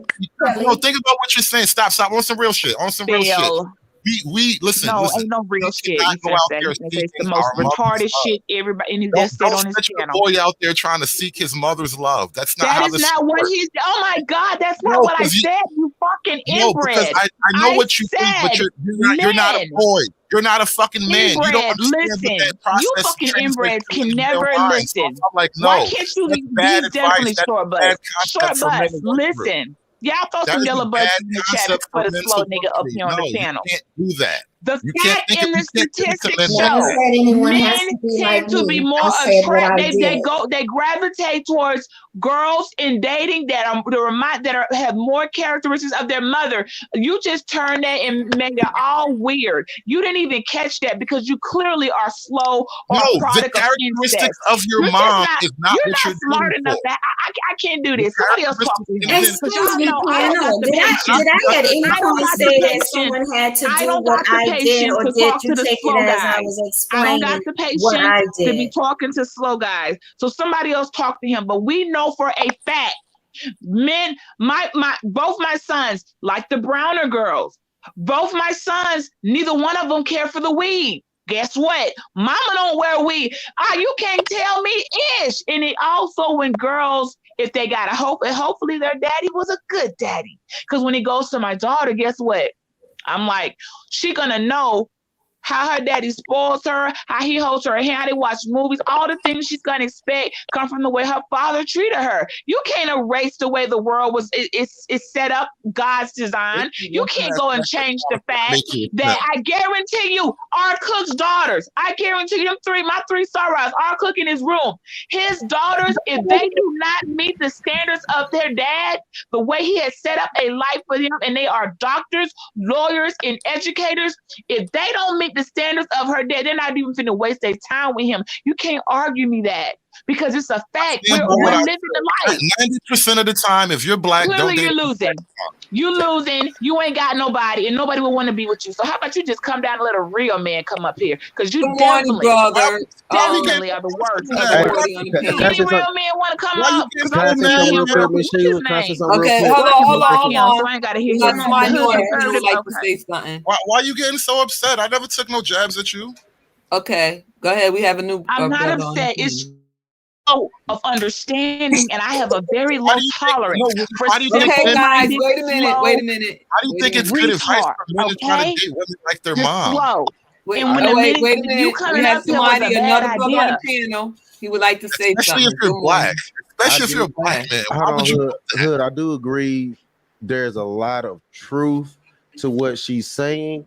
However, you're speaking of the rebellious nature that sometimes some sons and some daughters, you may have the preacher's daughters. You're speaking to the rebellious nature that and I understand that rebellious nature. I had a great mom, aka Eastern Star. She showed me religious, spiritual, economical. She showed me a lot of different things. And my dad was there too, 82nd Airborne.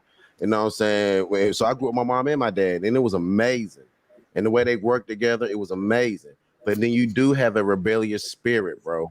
And so you're speaking more to the rebellious spirit or the rebellious side rather than the ones that actually pick up on what they were taught from an early age and build upon it. I actually did both. So I know what you're saying, but there is some truth to what she's saying as well. Can I point out what really bugs me about that? As a man, it's not necessarily your role to be a dominant figure to your mom. And so like if you take that mindset to dating, then you can't be a dominant figure to the woman either. Like, no.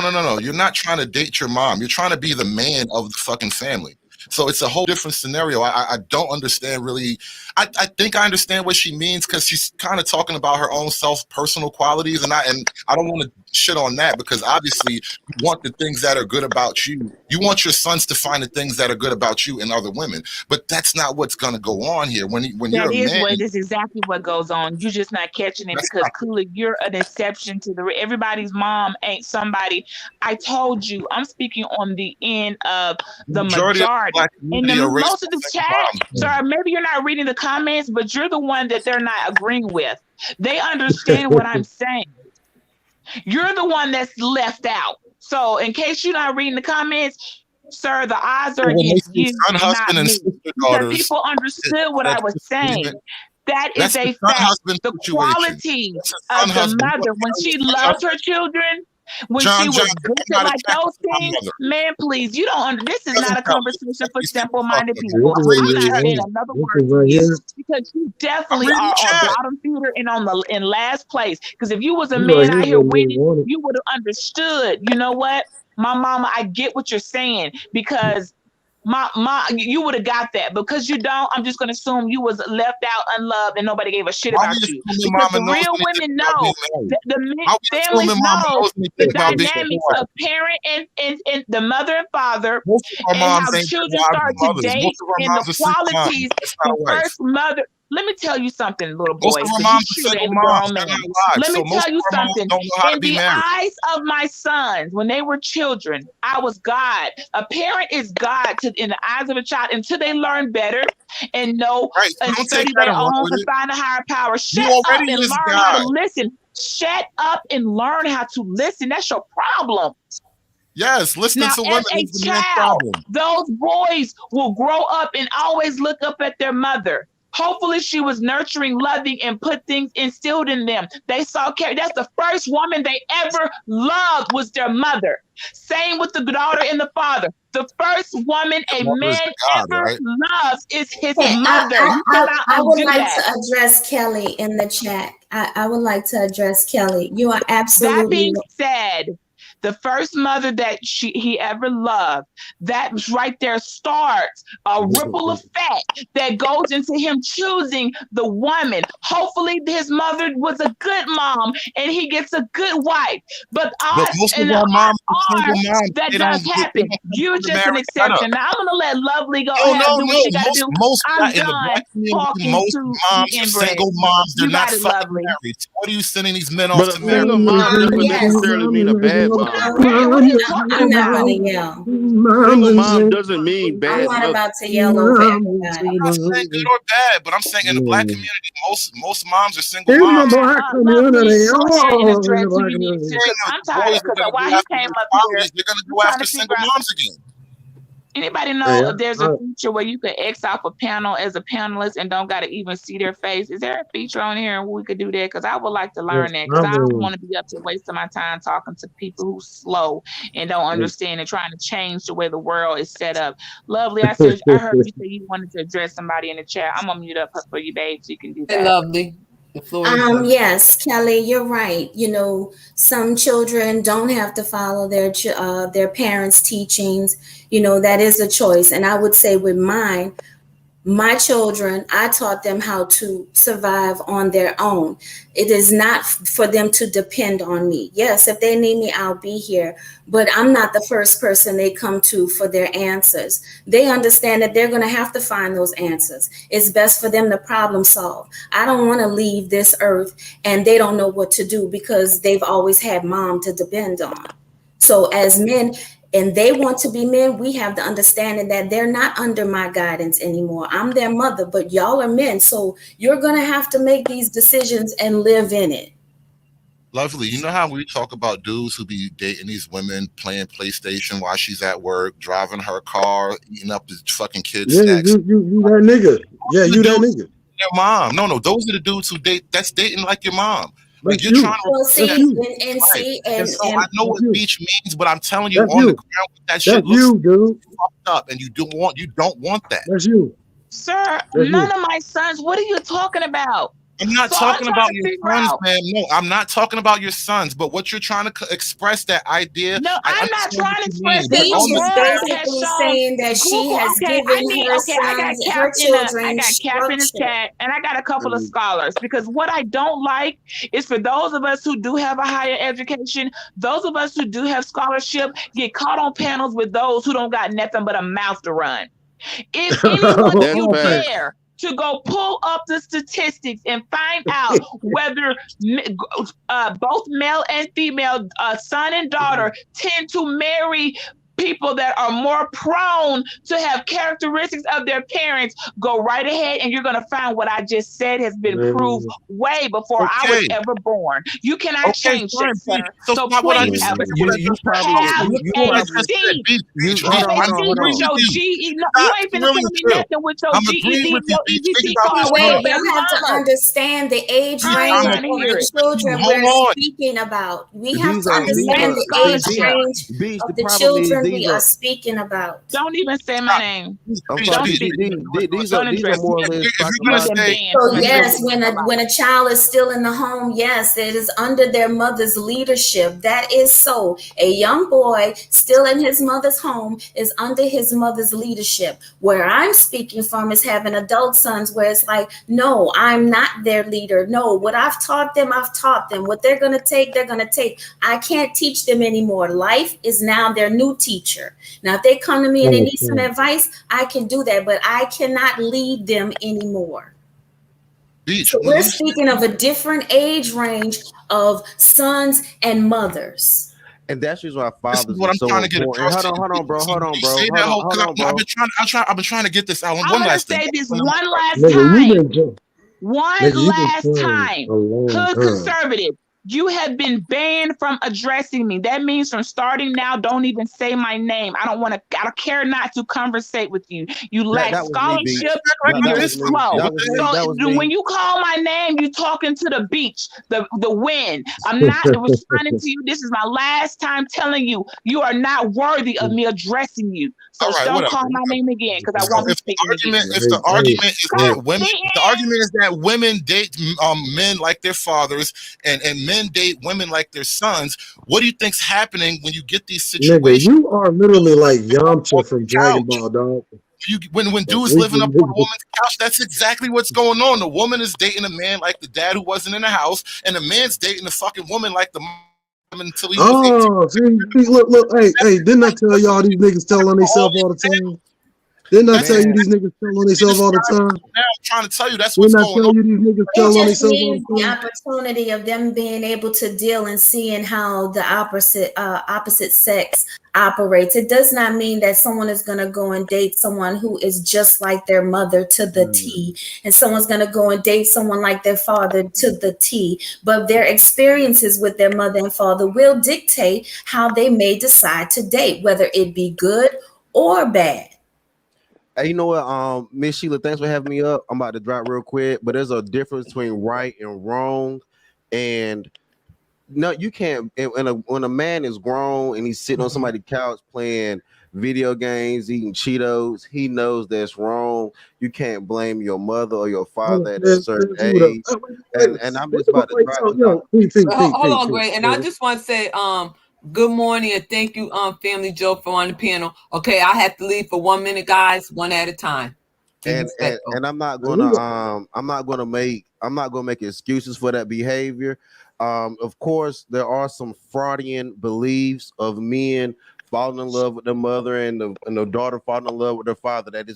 That could be seen as true in psychological studies, and even when you look at it in percentage wise. But to sit here and carry it on for the rest of your life and say that that's an excuse for the behavior that we're seeing, I can't be a part of that. Thank y'all for having me up. Y'all have a blessed day, okay?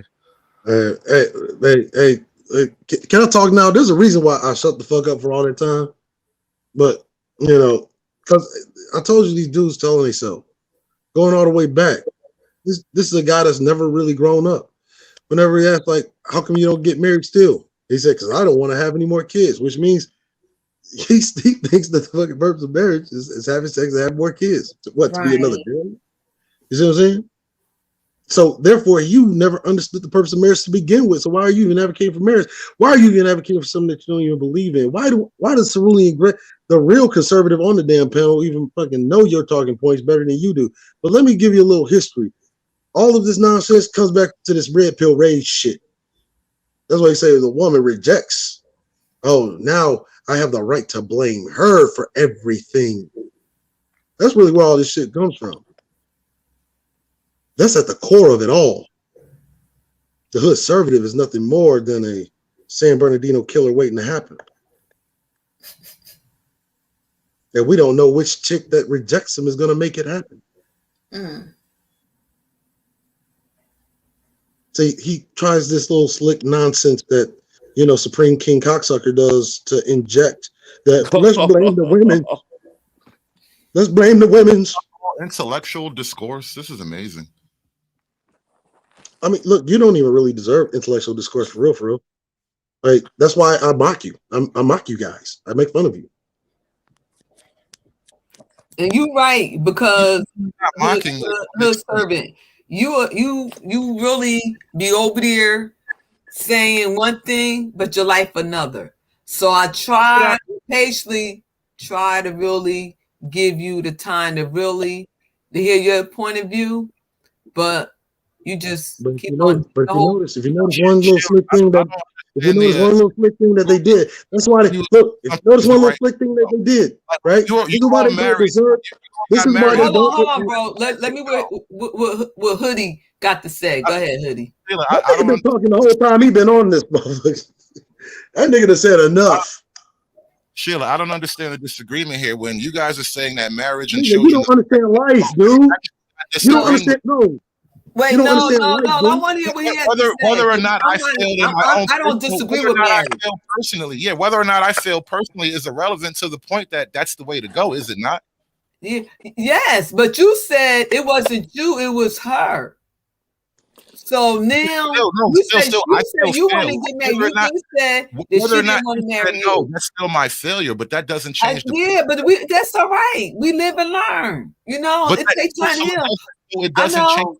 That's what we have to do. That's what I understand. attacked when I jumped up and say, no, we have to start supporting marriages and family. That's how you solve these social problems. Yes.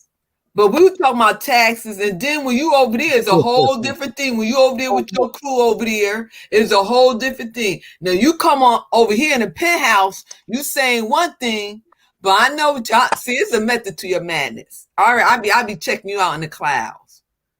Listen, let's say come on in the penthouse. But I don't say untrue things. I'll be provocative, Okay. but my thing is, I'm gonna give you some advice, and it's real talk.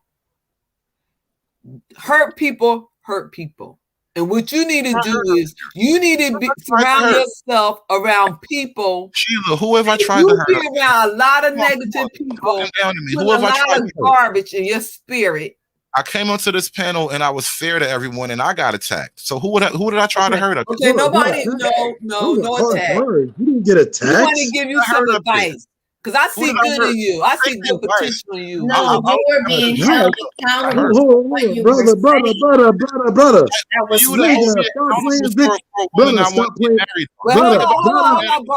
Let Hoodie talk. Stop thinking about the insanity. Who are any of you to hold me accountable for some woman not wanting to marry me? No, we not.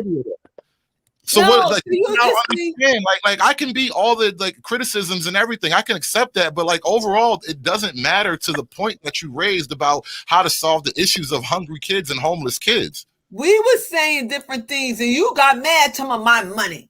And you should say, oh, that's an excellent idea, because I had 3 kids, and you should have compassion for kids. But you sitting up there in the chat talking about that's my money. You gotta go get the money. You talking junk about when we were saying about kids coming to school smelling like urine, getting them soap, trying to, want other kids to pick at them. We was coming up with solutions for the problem, but you was in the chat talking about the tax dollars.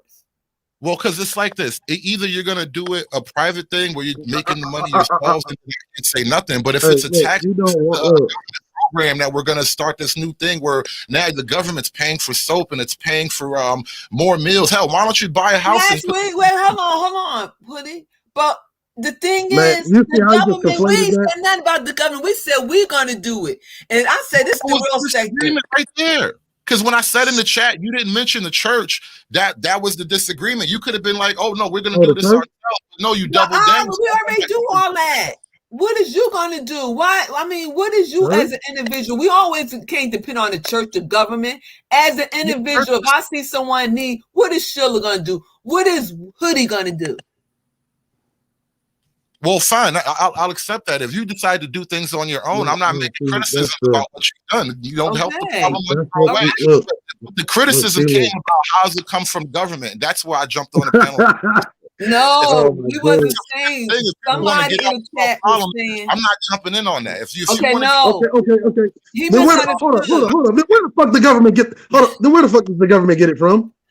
No, he misunderstood because somebody said they had washers and dryers free where people homeless they could wash their clothes and they don't have clean clothes. Because we were talking about uniforms, beach was talking about uniforms, within I'm thinking about how much it costs to set up an entire structure like that. So I'm thinking like, all right, so the government has to pay for this. So I'm asking questions. You thinking about it because you ain't got no money. Why you asking about where the money going? The community could come together and do that. It don't have to necessarily be the government. And why, when we always talk about the community, why are we always thinking about black people? Because where I live at is not just blacks. But that's my point. So if you have a understand, Sheila, we live in a bubble. Niggas are separate from America. Like the people who live where the problem is around anybody else but ourselves, because we just landed here from us. Wait, hold on. But I don't have a problem. And where I live at don't have a problem. But look, you're not going to stop me for helping people who do have a problem. And if I could help someone, that's me. That's why I had to get for help. It's great. Like Beach said, she don't do the footwork, but she donate money. So you don't want to do nothing but come up with this and that. You two a lot of talk. So what you could bring to the table, Hoodie? Hey, look. What Hoodie could bring to the table for a child who you need? Because remember, you got 3 kids. That nigga ain't even got a leg for the table. Understand that. My 3. Come back in a few years. Excuse That me? nigga ain't got a. You just heard him. He ain't even got a leg for the table, let alone a table. Back in a few years. Okay, So so just give me- come just back. give me some Okay, more so time. what advice could you give women that don't want to marry the men they had 3 kids by? What They can't advice tell would you y'all do that? shit. Since you so, you I know. don't have advice for those women. I just don't want to give them shit. Oh, so he okay, Hoodie. You know what I'm gonna do is I want you to leave the penthouse, and I want you to do some homework on how you could keep whatever between your legs and your I'm not making no kids. What do you mean? I'm not No, adding to the I told the house to. trying Obviously, you ain't learning from your daddy, nigga. I made the exact amount of children I planned on making, not one more, Well, not no, one less, Megan. and with only one woman. I'm not going out Stop there playing the doing victim. You ain't get no excuses. Stop playing the victim. Who's making Okay, I excuses? want to say good morning to my brother who just came on the Hey, panel. this is the part where you hang Okay, up now, bro. Hoodie, you done hijacked the panel This enough, is and the I part. thank This is you the for part where you coming hang up. up now, brother. And have a blessed day. If he want to leave or not, because you know, yeah, he always be sent here to bother us. Man, Then he gonna make a little a video about this. he does this everywhere he goes. He's done this so many times. It's ridiculous. Look, y'all haven't noticed the pattern yet. How long do you think I've been dealing with these derelicts? My esteemed brother and Dre, got brothers like D. Darrell, Joe. Look, do you remember when R. Cook told his story on this panel, and niggas tried to laugh him down? Yeah, I was here. I remember that. Right. And I Like, want to hold blame on, you guys because y'all never heard of it ain't nothing to cut that bitch. Like when are you guys gonna learn to cut people off who are a cancer to what you're trying to do? Like YouTube, it does not say whoever comes on you must talk to, build with, you don't. Oh. This is why when I say you can sit with us, it sounds cocky, but I mean it because every table ain't for everybody.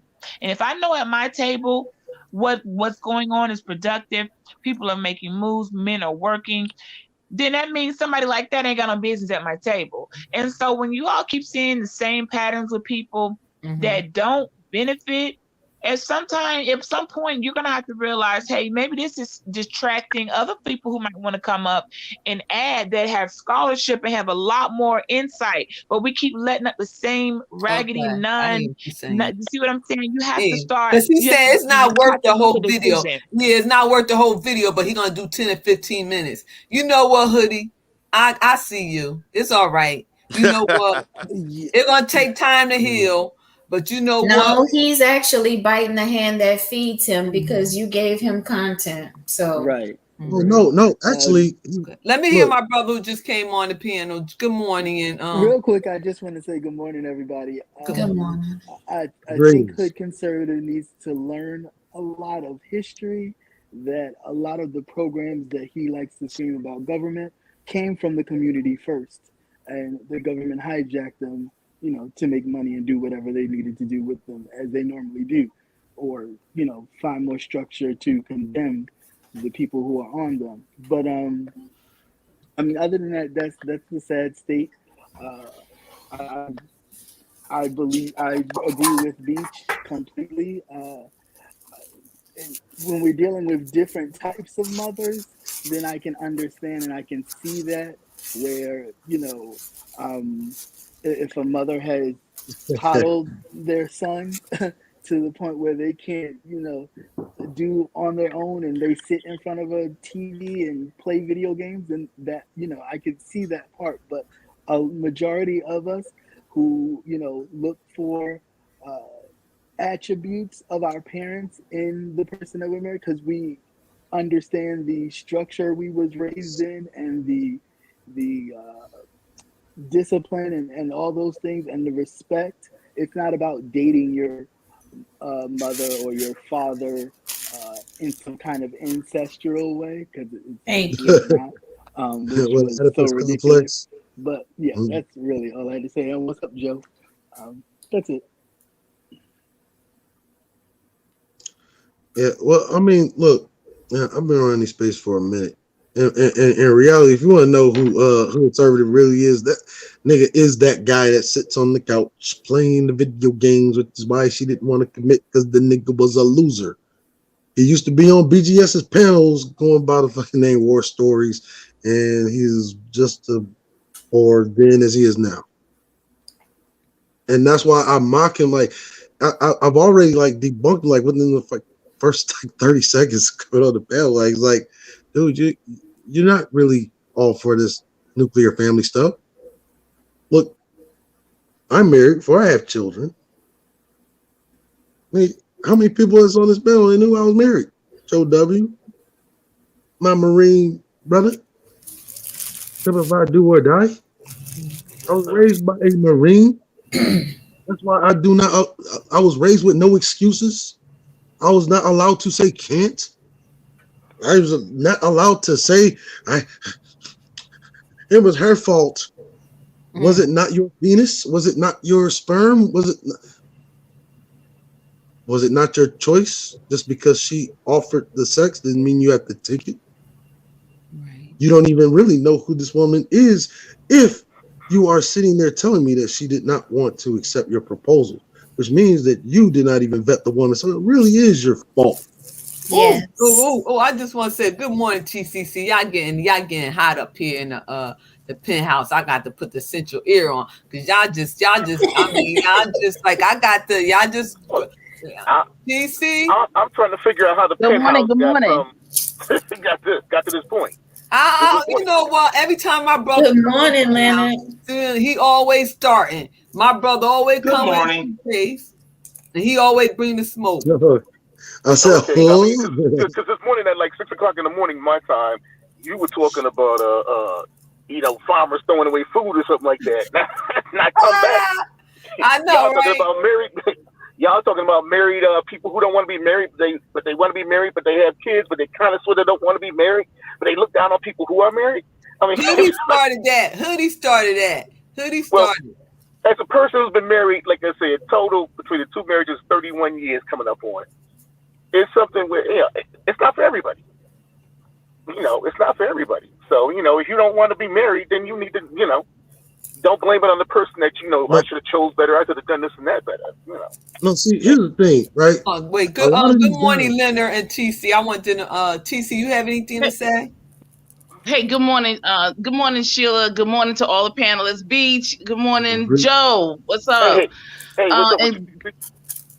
Hey, and good morning to the chat. Something that Beach just said about everybody coming to the table. And when I came up, I wanted to explain something. And then I thought, why? But then, no, I'm going to share it because everybody that's on here is very proactive. And I just wanted to share the whole thing that we talked about earlier in reference to the laundromat and things of that nature and the laundry machines, just being able to have the laundry service in the schools, and that's what all it was. Our community has compounding problems.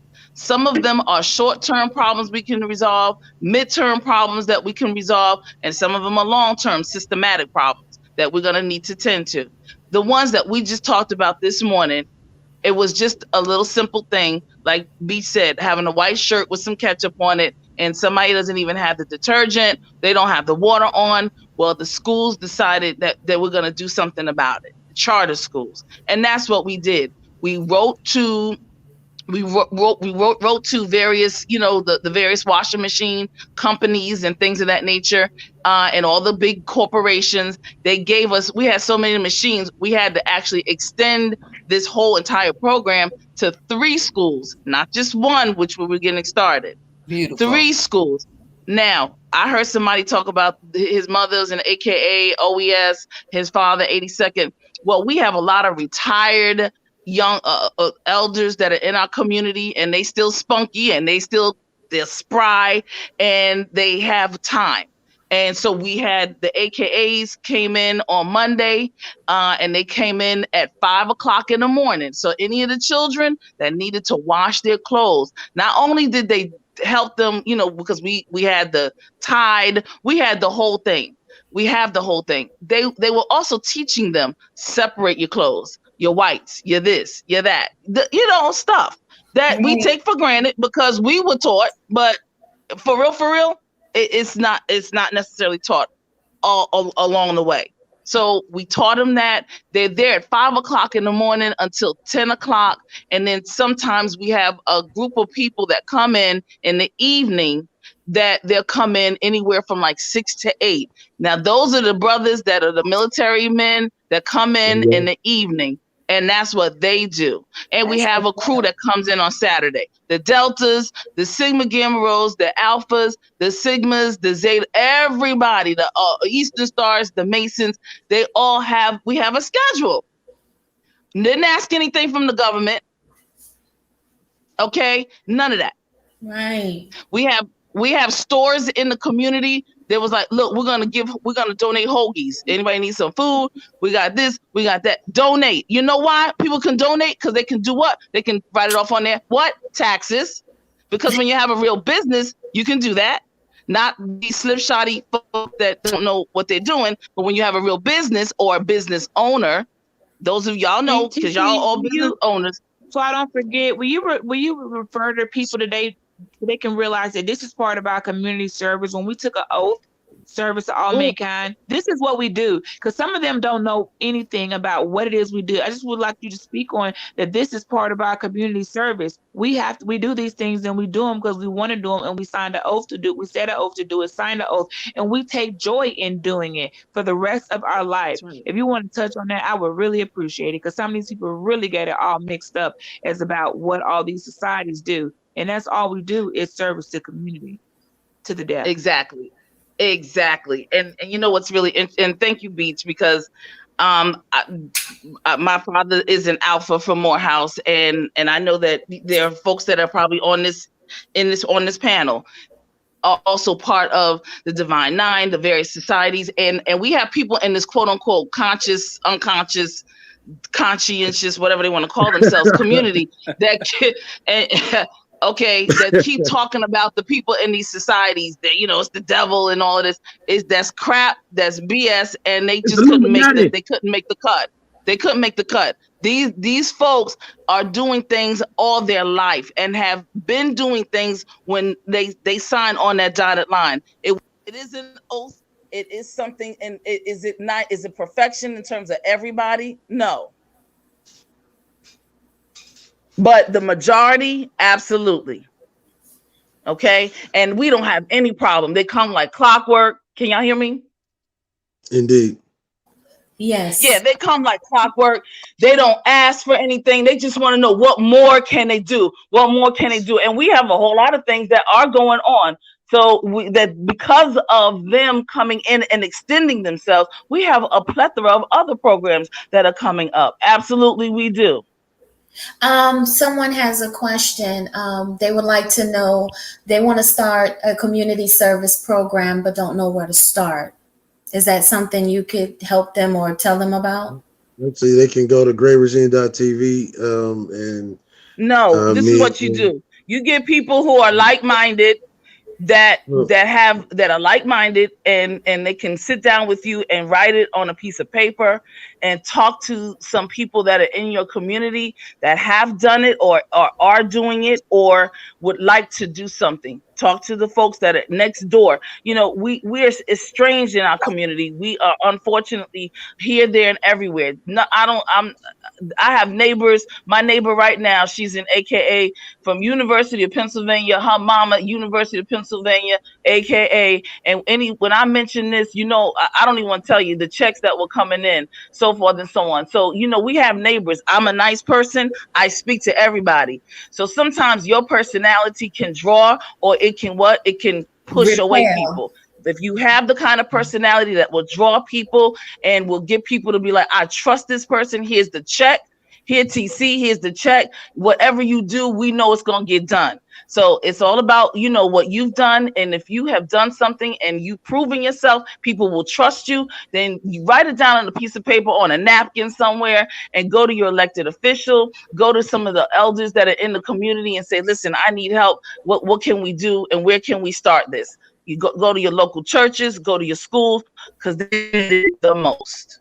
I just want to say something with that. And usually when you want to start as a nonprofit organization, you want to get with a nonprofit organization that already doing stuff like that. Because then when you start yours, you had the experience, so you want to get the grant writer and you want to look for any grants, what kind of nonprofit organization you want to start. And then you're going to come up with your board, your people on your board, your whole team and everything. And then you want to go to your city council meeting. And then when you go to the work session, let them know you want to be on the agenda so you could present whatever you want to do in your community. It could be a PowerPoint or whatever. This what you want to bring to your community. And what if sometimes, like, if they have a grant, it's always competition. So always trying to make yours different than somebody else is doing. What make yours stand out different than somebody had the same, doing the same service like 5 and 10 hours? I'll say this, like, and you don't even really need like a 501c3. My organization, DFTC St. Paul, we do it with our own money, and we actually work, and we actually end up in grant sharing programs with actual 501c3s that grant share because they see us doing the work. Yeah. And that's what it's so funny you say that, because my woman empowerment program, I did everything on myself too. I had no grants, and my program was going to the local jailhouse, speaking to the women there every Saturday for 2 hours. So I had a 501c3, but I didn't go for grants or anything. So everything I did was, out my pockets or whatever. So and they have this myopic view of Black women. And I always say this, I've been saying this for years, man. Like, every time I go to city council, city hall, whether it's in Minneapolis, whether it's in St. Paul, I've been to Maplewood, Washington County. So the majority of our community that's even active out here, while Negroes are out here still shitting on our own community, are the women that they continue to disparage. Exactly. I like that landscaping. That's good, because my uncle had started a landscaping business years ago, and the guy he had trained, he a millionaire now. And what you could do with that landscaping, that's good, because then you could always present that to your elected officials, and then you could give people summer jobs, and also people in high school and junior high school that could be a trade for them. So that even an easier way to get in the ear, even the easier way to get in the ear, without even needing the organization, go to your city councilor, offer your services, especially during the time of re-election, right? If you guys pay attention, the person could be sitting right here on this panel. I mean, I hate to put TC on blast, but I'm sorry, I don't know how many grants I can't look. If I really wanted a project on, I'm going to TC. I already know she's in a politician. I mean, I'm not going to put out which congressman or all she works for, but I will say this: she knows how to write grants. And if I wanted to start something, because I paid attention and I listened to her and I actually email contact with her over the years, I'm like, oh wow, hold on, this is a person who already knows how to do it. I don't know how to do that. She's more than willing to do it for you, or give you, at least let you the format out and push it in the people's, because some grants don't land in the right place. She'll push it where it needs to go. If people would pay attention and stop coming on panels for the wrong reason and look right in front of them, would be the blessing to what they need.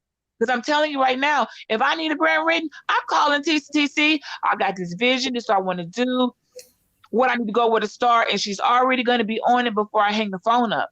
So maybe people need to start paying attention to who's around them, and that stop thinking that everybody's just talking but not working. Because I like the people who be about that action.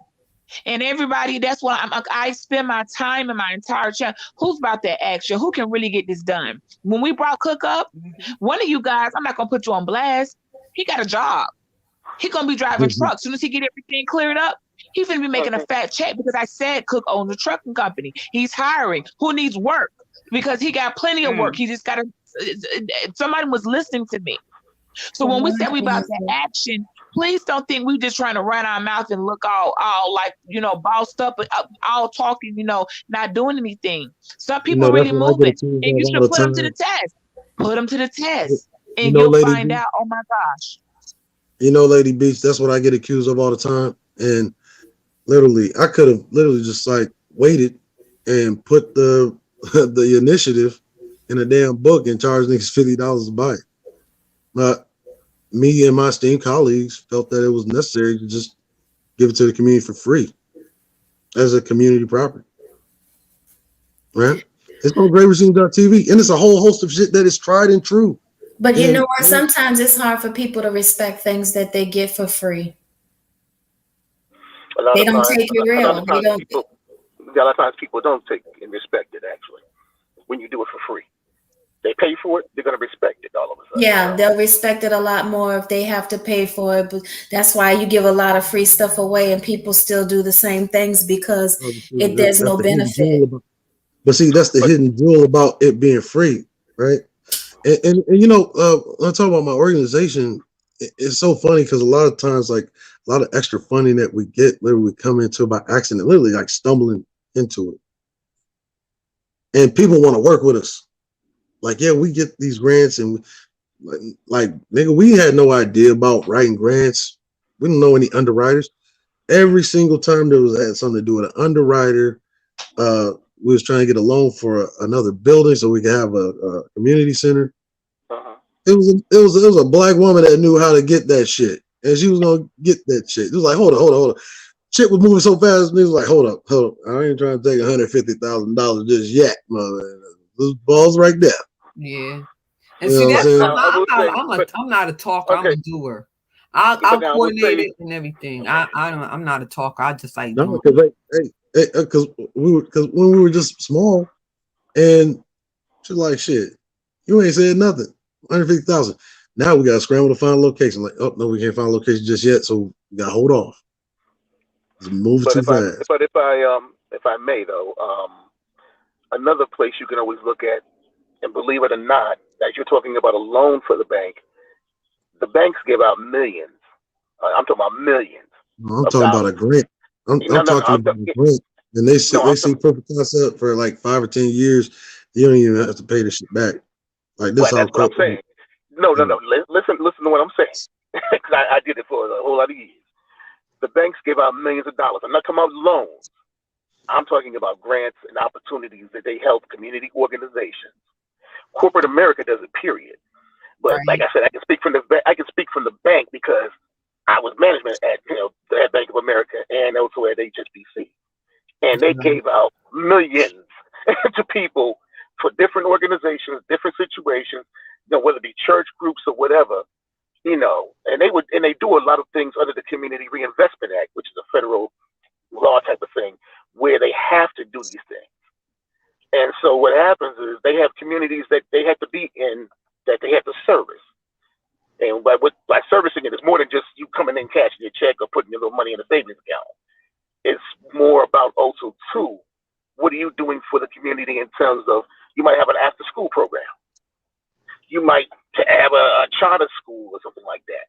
You might, there were banks that basically subsidized charter schools. Oh, right. Back in New York. That's what, Joe, we had this conversation before because it always kills me how these guys be talking like it's some kind of insurmountable thing that they can't do. Like, if you want to know where your damn tax money going, hold up. Right. You need to go down to City Hall, City Council. Yeah, they're voting on bills all the time about what to do with your money, whether to build for, whether the bill for expanse, whether the bill for, a greater population, whether to build up, whether to down, whether to rezone. Like, that's literally what your money is being decided on. But how you gonna sit there and tell me that this is your money? Hold up. You don't own any property and therefore don't pay any property tax that funds the schools while you're sitting here telling me about education? You're not serious about no nuclear family. You don't even own a motherfucking home, let alone any real estate. No, because we did something as simple as starting a 4-H program for children around here. Because, mind you, because you're from Bama, living out here in the country, and doing other things, you would think these kids would see it. Our children would see horses, cows, even rabbits. They don't. They live in the same situation as they would in a big city. Either in some little project somewhere or some little, it doesn't look as projecty as it would back in New York. You down here by me and I be seeing the bunnies. Wait a minute, Joe, you down here by me and I be I got bunnies in the front yard. I got an owl that be over there in the tree. Right. It's 2 little foxes that be coming up kids from the don't- woods. I got all the little animals over here. What you talking about, Joe? They don't see it. I got a coyote. Yeah. I got a shoe bag. The beach, man, I'm telling you, even, yeah, you and I are not that far from each other. As a matter of fact, I was there yesterday in the Ham dealing with that crazy traffic. But the thing about it is the funny thing is these kids don't see that. You know, when you hear me in the background, which you'll probably hear in a minute, you're going to hear all the trees down. You know what? Stop cutting y'all's trees down out y'all yard. See, I got a lot of trees and forests, and I'm not cutting mine down. So I guess I got all the forest animals. Well, here I'm around the. I mean, remember where I'm at? I'm around the daggone forest, so I'm surrounded by hills and mountains. So I got nothing but trees. You know, but we had to do a little 4-H program thing, and because my wife teaches ag science, and so. You know, because a lot of these kids didn't know how to grow a little plant to make it into a big plant to eat something, you know, and things like that. So it's stuff like that. Well, you know, to the brother that's talking, this is TC. Hi. You know, it's really interesting because even in the city, I mean, we have right down the street from me, we have Angus cows. We have a major farm. We have brown. You know, we have so even in the cities. We have the arboretums. We have places where people have their own gardens and things of that nature. You know, what it is access and equity and being able to pay attention. And so the deflections are these, you know, of course, the cell phones, the social media, and these unnecessary conversations. But we do take and we do make sure our children get an opportunity to get exposed to, and the parents get exposed to the wilderness, the trees. And I'm with you, Beach. I'm tired of these people wanting to take down these trees. They don't understand that they're doing a major disservice to the cities as well as the earth when they start taking down trees. Well, yeah, and that's the thing about it. I mean, we're having a problem. It is a major disservice to it. But like I said, lumber is we're not in the shortage for trees around here. But the thing is one of my long-term dreams was because when I was growing up, I remember going to summer camp. My mom died when I was 6, so I was raised my dad. You know, so Pop sent me to the military summer camp every single year. And some of those years I spent in Chicago with my uncle, who was a Vietnam vet that everybody thought was crazy, right? I always thought of this bringing back the whole summer camp thing, right? But when I really dug into it to realize how much resources required, now I have to, you see what I'm saying? Like, people don't understand that a lot of these things, you have to put them off. Okay, now you have to make that a 20-year plan. Some of these things you have to do in the immediate. This is a 1-year plan. It's a 3-year plan. It's a 5-year plan. How you telling me about a damn nuclear family? And you can't even get the basics. Can I ask you something, Gray? Can I ask you something? That plan, guess what? Sometimes it starts like, I got some stuff in motion. It started with me. My kids will, and their friends will be the ones that will actually live it out. Sometimes you have to be the one that you dreamed it up, you thought it up, and you laid out the blueprint for those to come behind you to fulfill the dream. It may not happen in the time that you have allotted, because sometimes later in life we're at our best. But if you look at it generationally wise, you realize, well, hold up. Even if this takes 10, 15 years, my grandkid might be over here being the one that's CEO. This is why I put people in position of my organization. Not mine, but I'm speaking in hypothetical. You know, this is how you build the future for those come behind you, and your name will be on the building. You know how they put halls for people and dedication or whatever, or a statue of you out there, whatever it is, you will get the recognition for being a pioneer for that. But you may not be here to work it, but you still can work it and get it up to par. And guess what? Your seed, or whoever coming right behind you, or whoever you appoint to take it over and lead it, it will still be your vision and your dream. So you can still do it. Don't be discouraged by, man, I'm gonna be dead before I get this together. No, I'm not discouraged. I'm realistic, right?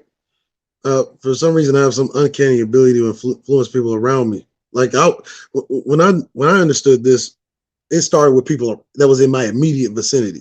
For My some reason, I household. have some uncanny ability to influence people around me. Like when I understood this, it started with people that was in my immediate vicinity. For some reason, I have some uncanny ability to influence people around me. Like when I understood this, it started with people that was in my immediate vicinity. For some reason, I have some uncanny ability to influence people around me. She's on the. Because we're hearing. There we go. We're hearing Cerulean again. I think she's on the tablet. Okay. But no, quickly, Cerulean. Let me just say this though. Like I said, put it this way: the excuse. There should be no excuse. No, there should be no right. excuse for no. You understand? I mean, in general. Hold on.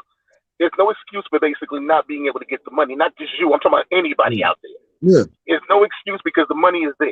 If Goldman Sachs gave $10 billion set aside for Black women to basically small business organization type stuff like that, the money's out there. MasterCard is doing it. The banks are doing it. Other corporations are doing it. So there's no excuse for anyone.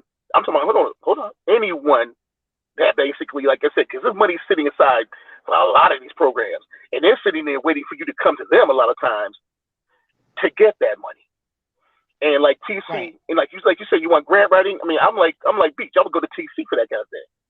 Oh right, I already know. I already know. Like we have a sister organization that actually is a 501c3, and it's like, look, whenever you're ready, the money will be there. But I understand being realistic, not to overburden myself. Right, not to overburden myself. The founder of the organization is getting older, right? So literally, I can't overburden myself. So I have to be realistic. I don't understand why you overburdening yourself. Are you the only one in your organization? No, I'm actually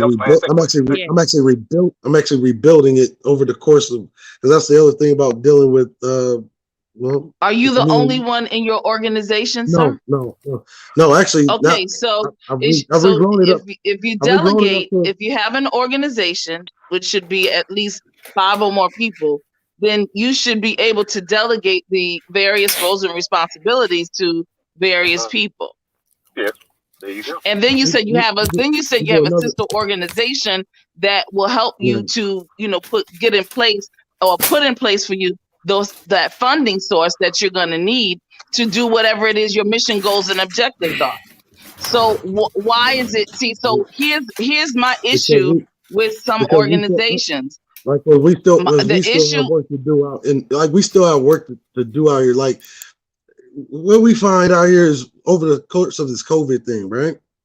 It gave a lot of dudes a convenient reason to kind of fall off, and then damn, that's lost of dudes. Blase squaze. I've been with this organization longer than I've been married. Okay. Cool. Okay, so I hear you, and I know every organization has to revamp, rebrand, restore itself. I get it. I understand that. COVID, actually, without the atrocities and some of the horrific, unfortunate people that had to pass away, interestingly enough, when it came down to businesses, nonprofit organizations, if a person or an organization, an entity were already in place and they were already doing something, we were able to benefit. Yeah, exactly. They didn't go nowhere. Sojourner Truth Foundation, I'm still working for her. It didn't die. I don't know where. I gotta look up when we started that. I know I was a kid when my mama threw me in that. I'm 43 now, still doing it. Now I'm making my kids. That's why I like the organization I work with now, because our organization is purely voluntary. Ain't no all of our organizations are. But all of our organizations are purely voluntary and have been purely voluntary for over hundreds of years. Right, like look, whenever we started, actually whenever he started it and he brought me in, we wanted to have our own autonomy. We didn't want to be told what to do with grant money or none of that. Okay, so I get it. I see. Here's the thing. Our organizations, and that's all of them, from the smaller ones to the bigger ones. We all understand that we work in tandem with each other. At some point in time, we're going to have to be told what to do. We have to come. There's rules and regulations. We have to adhere to and comply to certain rules and regulations. Tell them like this: do what we have to do until we can do what we want to do. Exactly. Yeah. So do what you have to do. You want to start out from the gate, not being told what. That's crazy. We're always going to be told what to do in some way, form, or fashion. However, you can minimize some of the anguish if you do what you're supposed to do and stop thinking that somebody's telling you. There's reasons that there's systems in place. There are reasons why there are checks and balances in place. And we understand that. And yeah, are they frustrating at times? Yes, you're not the only one who's frustrated about some paperwork. No, everyone gets frustrated about some things every now and then. However, we go ahead and we do it because it's for the Real Deal Financial.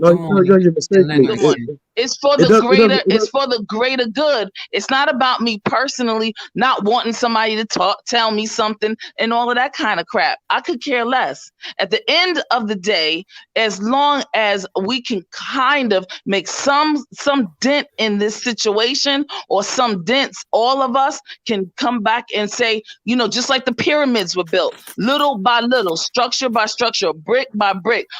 That's how we're going to do it. We can't do it thinking, oh, I don't want to be told what to do. Like, get that ego, get that pride. I had to get that out the way. Get the ego and the pride out the way, and you'll be fine.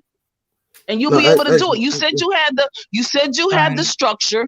Your infrastructure was there. You said you had the people there. You have an organization. You have a sister organization. So you can do it. No, it has nothing to do with ego. It's just that I take the organization in a different direction. There's the ego. There's the ego. There it is. Yeah, organization. That's it right there. Anytime that is the ego. That right there. But you know what, too? Can I say something? A lot of people don't understand, TC. Having it's like running a business. And a lot of people don't understand that. When you have programs, that's like running a business. And this one, I'll be honest, and correct me, TC, if I'm wrong. A lot of blacks, we always doing in-kind services. But let me tell you something about the other ones. When they do their in-kind service, they're getting paid. They're getting money. They're getting grants. Like Joe said, those banks and different stuff. So we stop. I have learned to treat mine like a business. Yeah. Thank you. You have to. And also delegate. I have a secular way of organizing. And what I've learned, if I could put, because my goal is among young men in my city. I learned if I could put money in these young men's hands, they're not trying to hear none of that other stuff. That's a business. Running like a business. That right there. There's money out there for that right there is anytime you want to do that, that's the setup. That's the setup. I don't care. That's like bank robbery. You don't give a bunch of uneducated, they didn't earn it. They're not fully developed and not ready. A bunch of money in their hand. A fool and his money shall soon part. Yes, it will. It's not just giving them money. And so we don't do that. We educate our people. We got a young brother right in here. Educate the people about the financial and the economic system. You're not just I think when I'm talking to academics, they think they're taking me too literal. I'm not saying giving them physical money. I can only take you for your word, bruh. I can only take you for your word, bruh, because that's all we got here. That's all we got is our word, and your word is your bond. That's the generation that I come from, yo. And if you say something, then I say, yo, you said that you gonna give a bunch of men some money. I can only go by that, yo. Right. But now that's we got a young brother here that's doing a lot of stuff. Process I'm willing to do. If I go down to my brother that owned the hardware store, work with him and say, hey, I got a couple brothers that need jobs, right? You have any openings? They're willing to do the work. Okay. They don't have any prospects. Some of them are ex-felons. Okay. And many a times, it's based on my reputation in the city, they will do it. And that's literally how I've been slowly regrowing the organization. The whole COVID thing gave a lot of our members a convenient excuse to fall off. And you know what would happen? It would be no more of the weekend meetings about what we are supposed to be doing to bring in these younger brothers and where are we supposed to be directing them, whether to help them get their fucking CDLs, whether to get their regular L's, whether to get them advocacy for fucking child support court, what have you. Right? He was like, shit, it's COVID. I ain't got time for that. But I catch them down at the local bar. Collateral damage. Right? Bottom line, done. Well, collateral damage. I have some young brothers that are at Morehouse right now. Hold up. I got some young brothers that are at Morehouse. I have some young brothers that started their own businesses. I have some young brothers that are in high school right now that have dreams and they're putting some things together. I am going to deal with those. I'm not dealing with the people that's at the bar and at these little shoot juke joint places and things of that nature. There's going to be collateral damage. It is what it is. Shots fired, done. And that's it. If you try to help them and they say they don't want to have anything to do with it because they want to go ahead and they want to depend on the government because they're going to be able to get a stimulus or this and that and the other and the third, but talk about the government all at the same time, I don't have time for those people. That's collateral damage, and I have washed my hands like Beach. I have washed my hands of those people, and since I have washed my hands, and since I have washed my hands of those people, and that kind of and that mentality.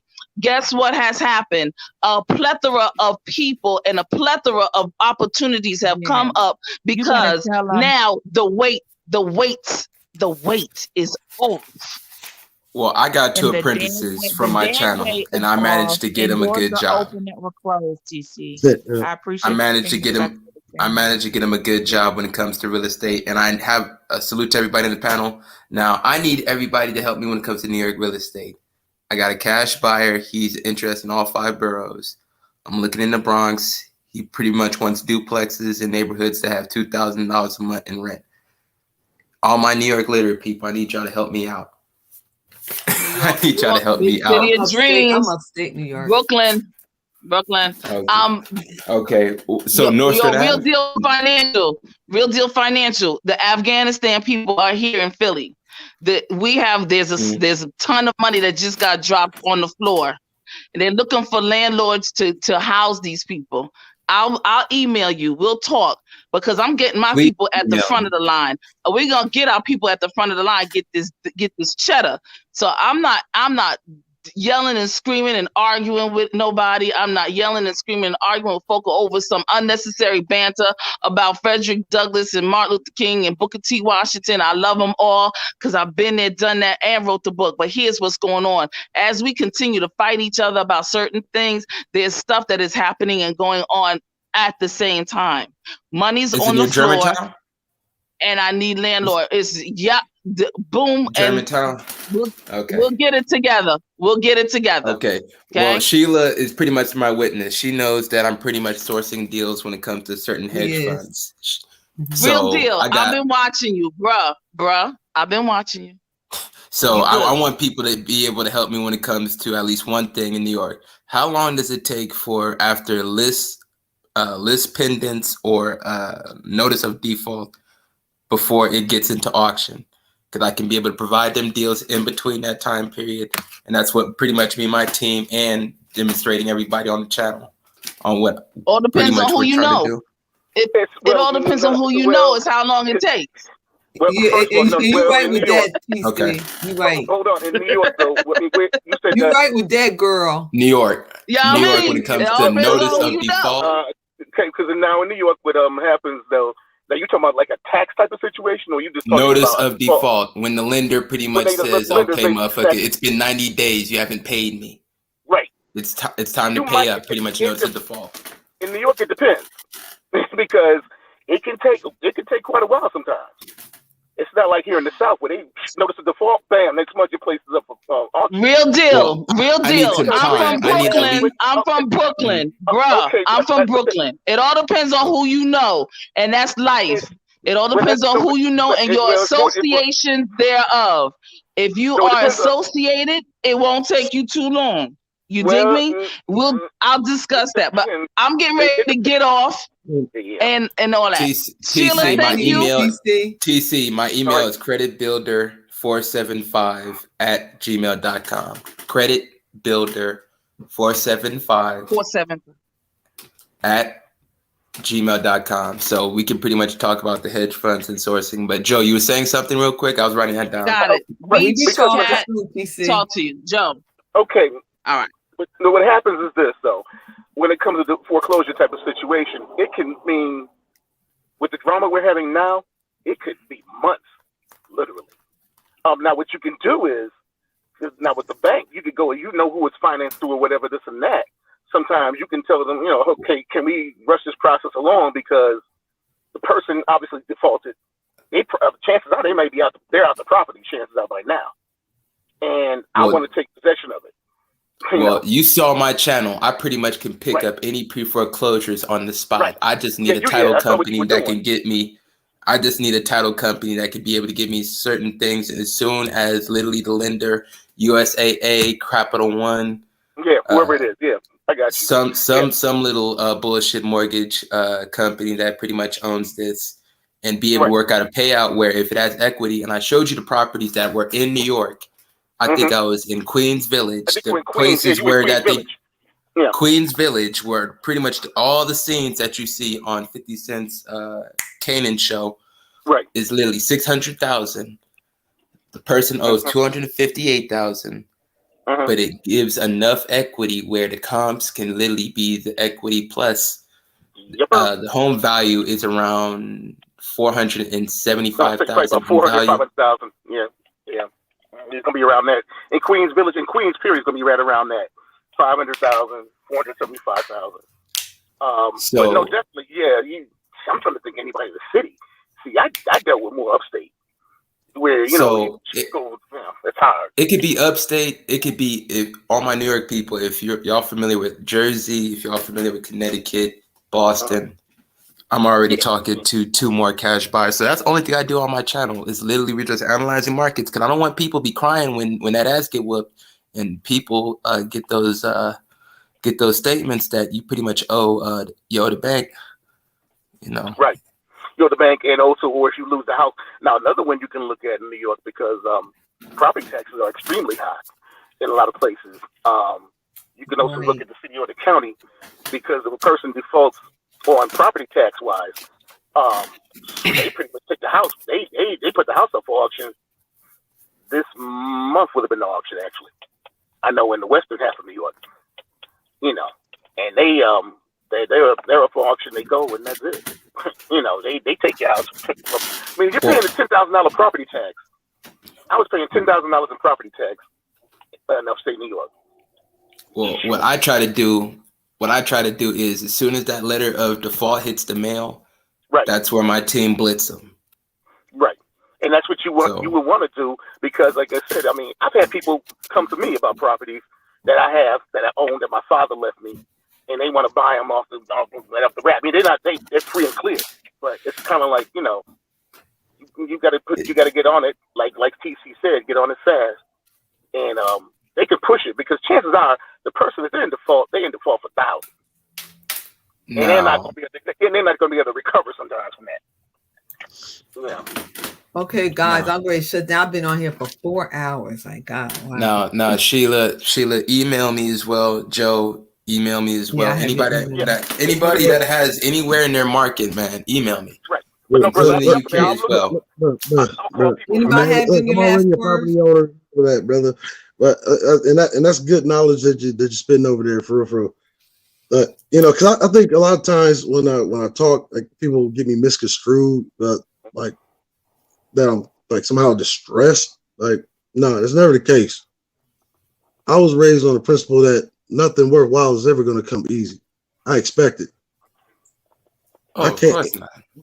I'm not going to be able to import some Negroes from elsewhere to do this work in my community, because at the end of the day, this is my community, and people forget you got to meet the motherfucking community where the fuck they at, not where you wish them to be. And that's where we keep forgetting, which is the problem that Hood Conservative is having, which is why he has all these wishful hope. And I wasn't coming at anybody, just in case our esteemed sister that was on the panel earlier. I wasn't coming at anybody when I was saying the shit that I was saying. When I was saying that ain't had nothing to do with ego. That's just is what it is. And the reason why our founder is so reluctant even taking the grant sharing money, because like, why take this money and half of the damn organization is going to be fluky in one rocky road, one little tragedy, one little disagreement within the organization, and these want to fall off, and like that's literally what happens. This is not something that is unique to Black people. I've been a part of much larger organizations. Ujamaa up here had 2 nephews that went through that program. I still support that program. I'm not a part of that program, but I still support the work that they do. Hell, even every once in a while, I'll still go and drive their damn bus to make sure that their brothers that go, frame houses get to work in the morning. That's why you see me up like this so early on a Saturday. And I think, when people in the community, they see us everywhere and they see what we do, it makes people eager to want to work with you. And in fact, if you see what they're doing and you like what they're doing, it makes it easier for you to work with them. Now, we already have a bunch of different strategies. Me and my esteemed colleagues, we have what was formerly known as the Gray Faulkner Initiative, now just dubbed the Initiative. It's on grayregime.tv. And this is why I say, I don't even need a 501c3. One of the simplest things, when we built this organization, by hand from the brick, by our bare hands, how it literally went was this. We go around just helping folk.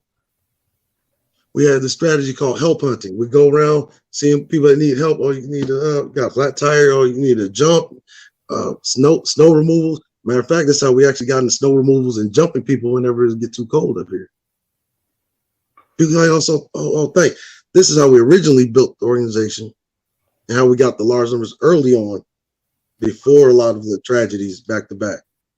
Now, we give them a card, say, hey, brother, we getting organized down here. We try to curb a lot of this, child on child violence in the community. We trying to put some of these young brothers to work. We think that if we can put them to work, they'd be less inclined to pull a gun on one another. See, we're focused on the mind and the productivity of the man. Money has never really been my motivation. I can have all the money in the world and still be a jackass. I hear you, bro. Kat, would you like to say something? No, babes, I was literally just listening. Sorry, I haven't had much input. I was just listening to you guys. But thank you so much for having me on. And thanks to everyone that I met today on the panel and those that I didn't get to speak to. Real deal, I think I've spoken to. Have a great day, Kat. Thank you, guys. And, hey, Kat. Hey, I'll definitely be back. So, yeah, thank you. Lovely. Joe, I got your email. Okay. We'll talk about New York. Yes, I'm still here. I'm getting ready to drop down as well. Okay. You have anything? Everybody said what they had to say. I just want to say I want to thank each and every one of y'all from the panel for all y'all knowledge, wisdom, input. Awesome. But Sheila, if I can just real quick, like I said, let me call some folk back, up there. If I can find somebody that can help you out with it, bro, I'll definitely get with you. I got your email. So it's JWL. That's the one. Yeah, that's the one there. So let me see what I can find out. Because like I said, I've been down here like damn near 12 years. So, so people that might have been doing it now, they're on vacationed off and went and basically retired from the game. But you never know. There's still somebody out there. Sheila, Yeah, though, man, I thank need you. some Up title here, companies, man. I up need some here, I title could just give you companies. their number, and you could talk to an individual, and that's what they just specialize and stuff like that. And they love outsiders coming in looking for Right. properties. Yeah, So. something like that, looking for properties and stuff, upstate or downstate New York. But Sister Sheila family, thank you for having me on for a You're minute welcome. there. I know, anytime, of course, like I said, we all here for you. And of course, the lovely Beach, she's not on anymore, but still, my homie from around here. Have a good day, and everybody else. You Lovely as well, Peace. Joe. You lovely Peace. You go ahead, you too.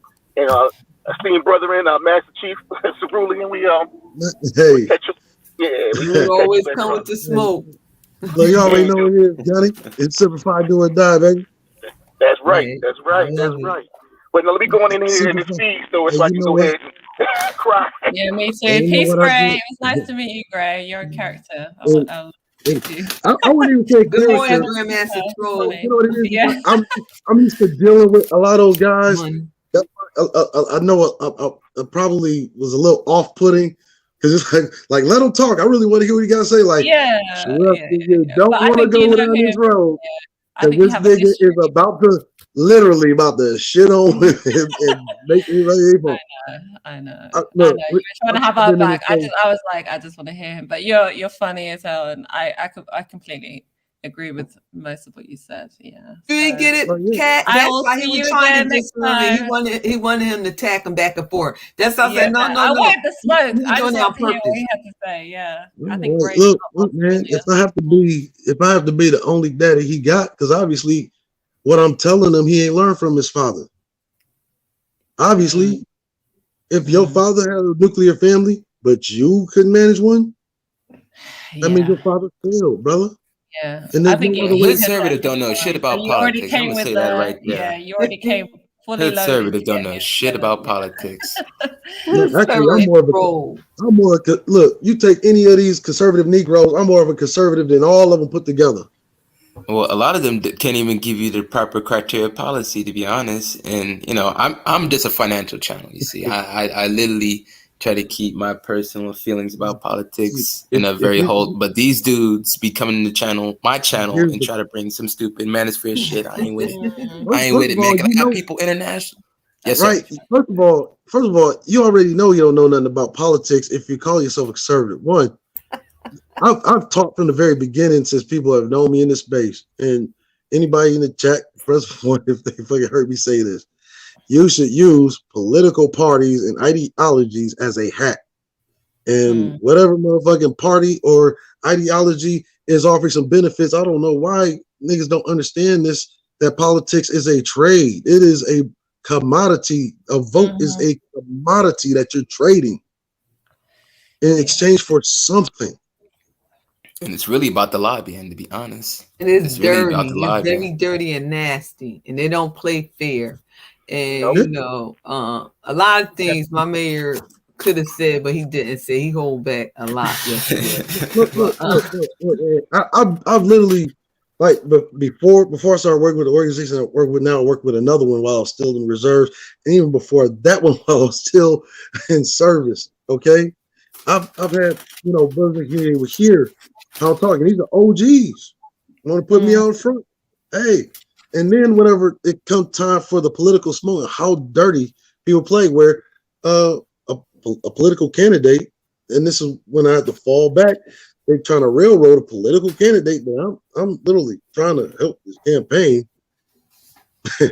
And that's all, bro. I got a special line just for you. I ain't gonna tell you. So I know how you will pop up when something gets started.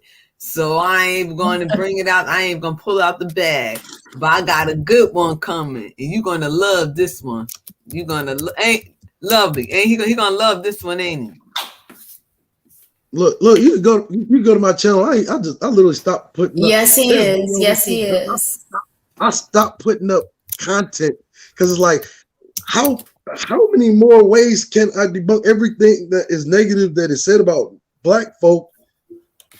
How many more ways can I debunk every single talking point, whether it be from conservatives or whether it be from those covert racist liberals, right? Like, how many ways can I debunk it? But it all stems from the fact that you're a Negro that doesn't have the kind of pride, right? And the kind of like respect, wanting yourself, the love for yourself, because the love for yourself is going to reflect in what you see in your community. And if all you see in your community is some myopic shit, that means you do not have a high view of yourself.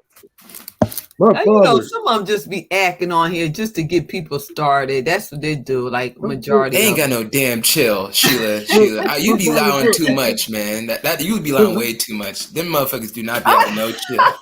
And I hate the cuss and shit, but that is like literally ridiculous. These At motherfuckers least is they can have a retarded. backup story planned. Like, at least they can lie and like really. Like, I have a lot of these patience. dudes be Yeah, trolling lie. cat. These dudes be trolling cat pretty ass. look, that's why Look like Kerry I'm Washington and shit. I see him, but still. I be having It- Chicken all George this come up today. Nah, man, we can't have a Chicken George show again, man. We gotta like, have more let's make positive it make builds. sense. Let's make it make sense. How are you a conservative, but you asking me about where tax money go? What?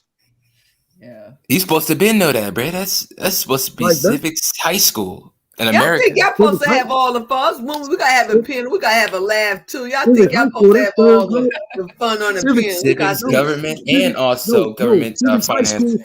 No, Civics High School. They are teaching my great nephew that in third grade. You understand what I'm saying? This is base level. He's gonna forget that shit by the time he gets to middle school. And he's gonna have probably one semester on it in middle school. They're not gonna hear about it anymore. He's gonna have to take some expensive college course if he wants to really learn about it, or he can learn about it from his OG, Big man. And Hoodie, he got the cutest little voice. He was like, oh, yeah. He I said, know. I kind of almost felt sorry for him. Lovely. like, I'll send you the hedge fund information as well. I'll send you all the necessary hedge All fund right. zip codes, price ranges, because these hedge funds, they literally got everything going where anything that's in the range of 180,000 to 350,000, they're willing to buy that liquid cash and 20% above Okay. asking. Hey, So and I get into these conversations, and I got people, and I do hold a lot of the Divine Nine in great esteem because I work with a lot of them, and some of them, look, my nephew, multi-felon, and he was a Divine Nine, okay? Because we're not all in this like one little box where we're just one or the other. You always throwing shade with your little work. Divine I'm Nine. ready to go. I ain't messing with you coming out the bushes starting with your yeah. No, He be having that's everything. He want to do war. He just come out the bushes to be like, bam. No, that's no shade. That's no shade. Like, matter of fact, there's three types of black folk that really deserve a lot more respect than they actually get. It's always Illuminati. It's always the white man something, right? No, this is why me and my esteemed brethren, Charles Fargan, Dre, Willie, Yeah, when he feel like he good people. when we made the initiative, right? Now, Charles Fargan, me and him, we have varying views, but that doesn't stop us from coming together on an initiative. I'm scared of Charles Faulkner. He'll whip my ass if he pull me over. Jokingly, joking.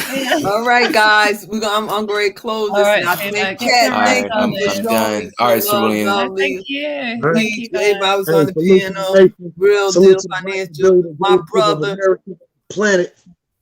Yeah, salute to Kat, you need to everybody. email me too. I will do. I'm gonna Teach you substitute about some that. real estate in the UK. Yeah, I want to I connect literally like need help. UK wise. Yeah, see what Yeah, and then I need your help. I gotta do me some. Hey, you really want to play? Hey, Hey, let's you get really want rich to play that in real estate game over there in the UK, brother? So pretty much what they would do is lawyers. Everything in the UK and Canada is like lawyers. So what I do is pretty much have my realtor as my representative. I present my cash offers, send my proof of funds, verification deposits. Well, Pretty let's much. work together. I work in financial public relations, so maybe we can do some. Okay. Well, salute. Hey, So hey. creditbuilder475@gmail.com. Peace. I have it email. Hey, Everybody have a real- blessed day. Everybody in chat. Love you guys. Thank y'all for your support. My brother, you always bring the smoke. For having me up here. I want to say gratitude to everybody tuning in, all these team members of the family, Cat Lake Beach, everybody knows me.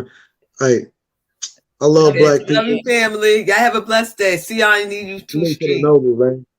All right. God bless. Peace, Bye-bye. guys. Bye.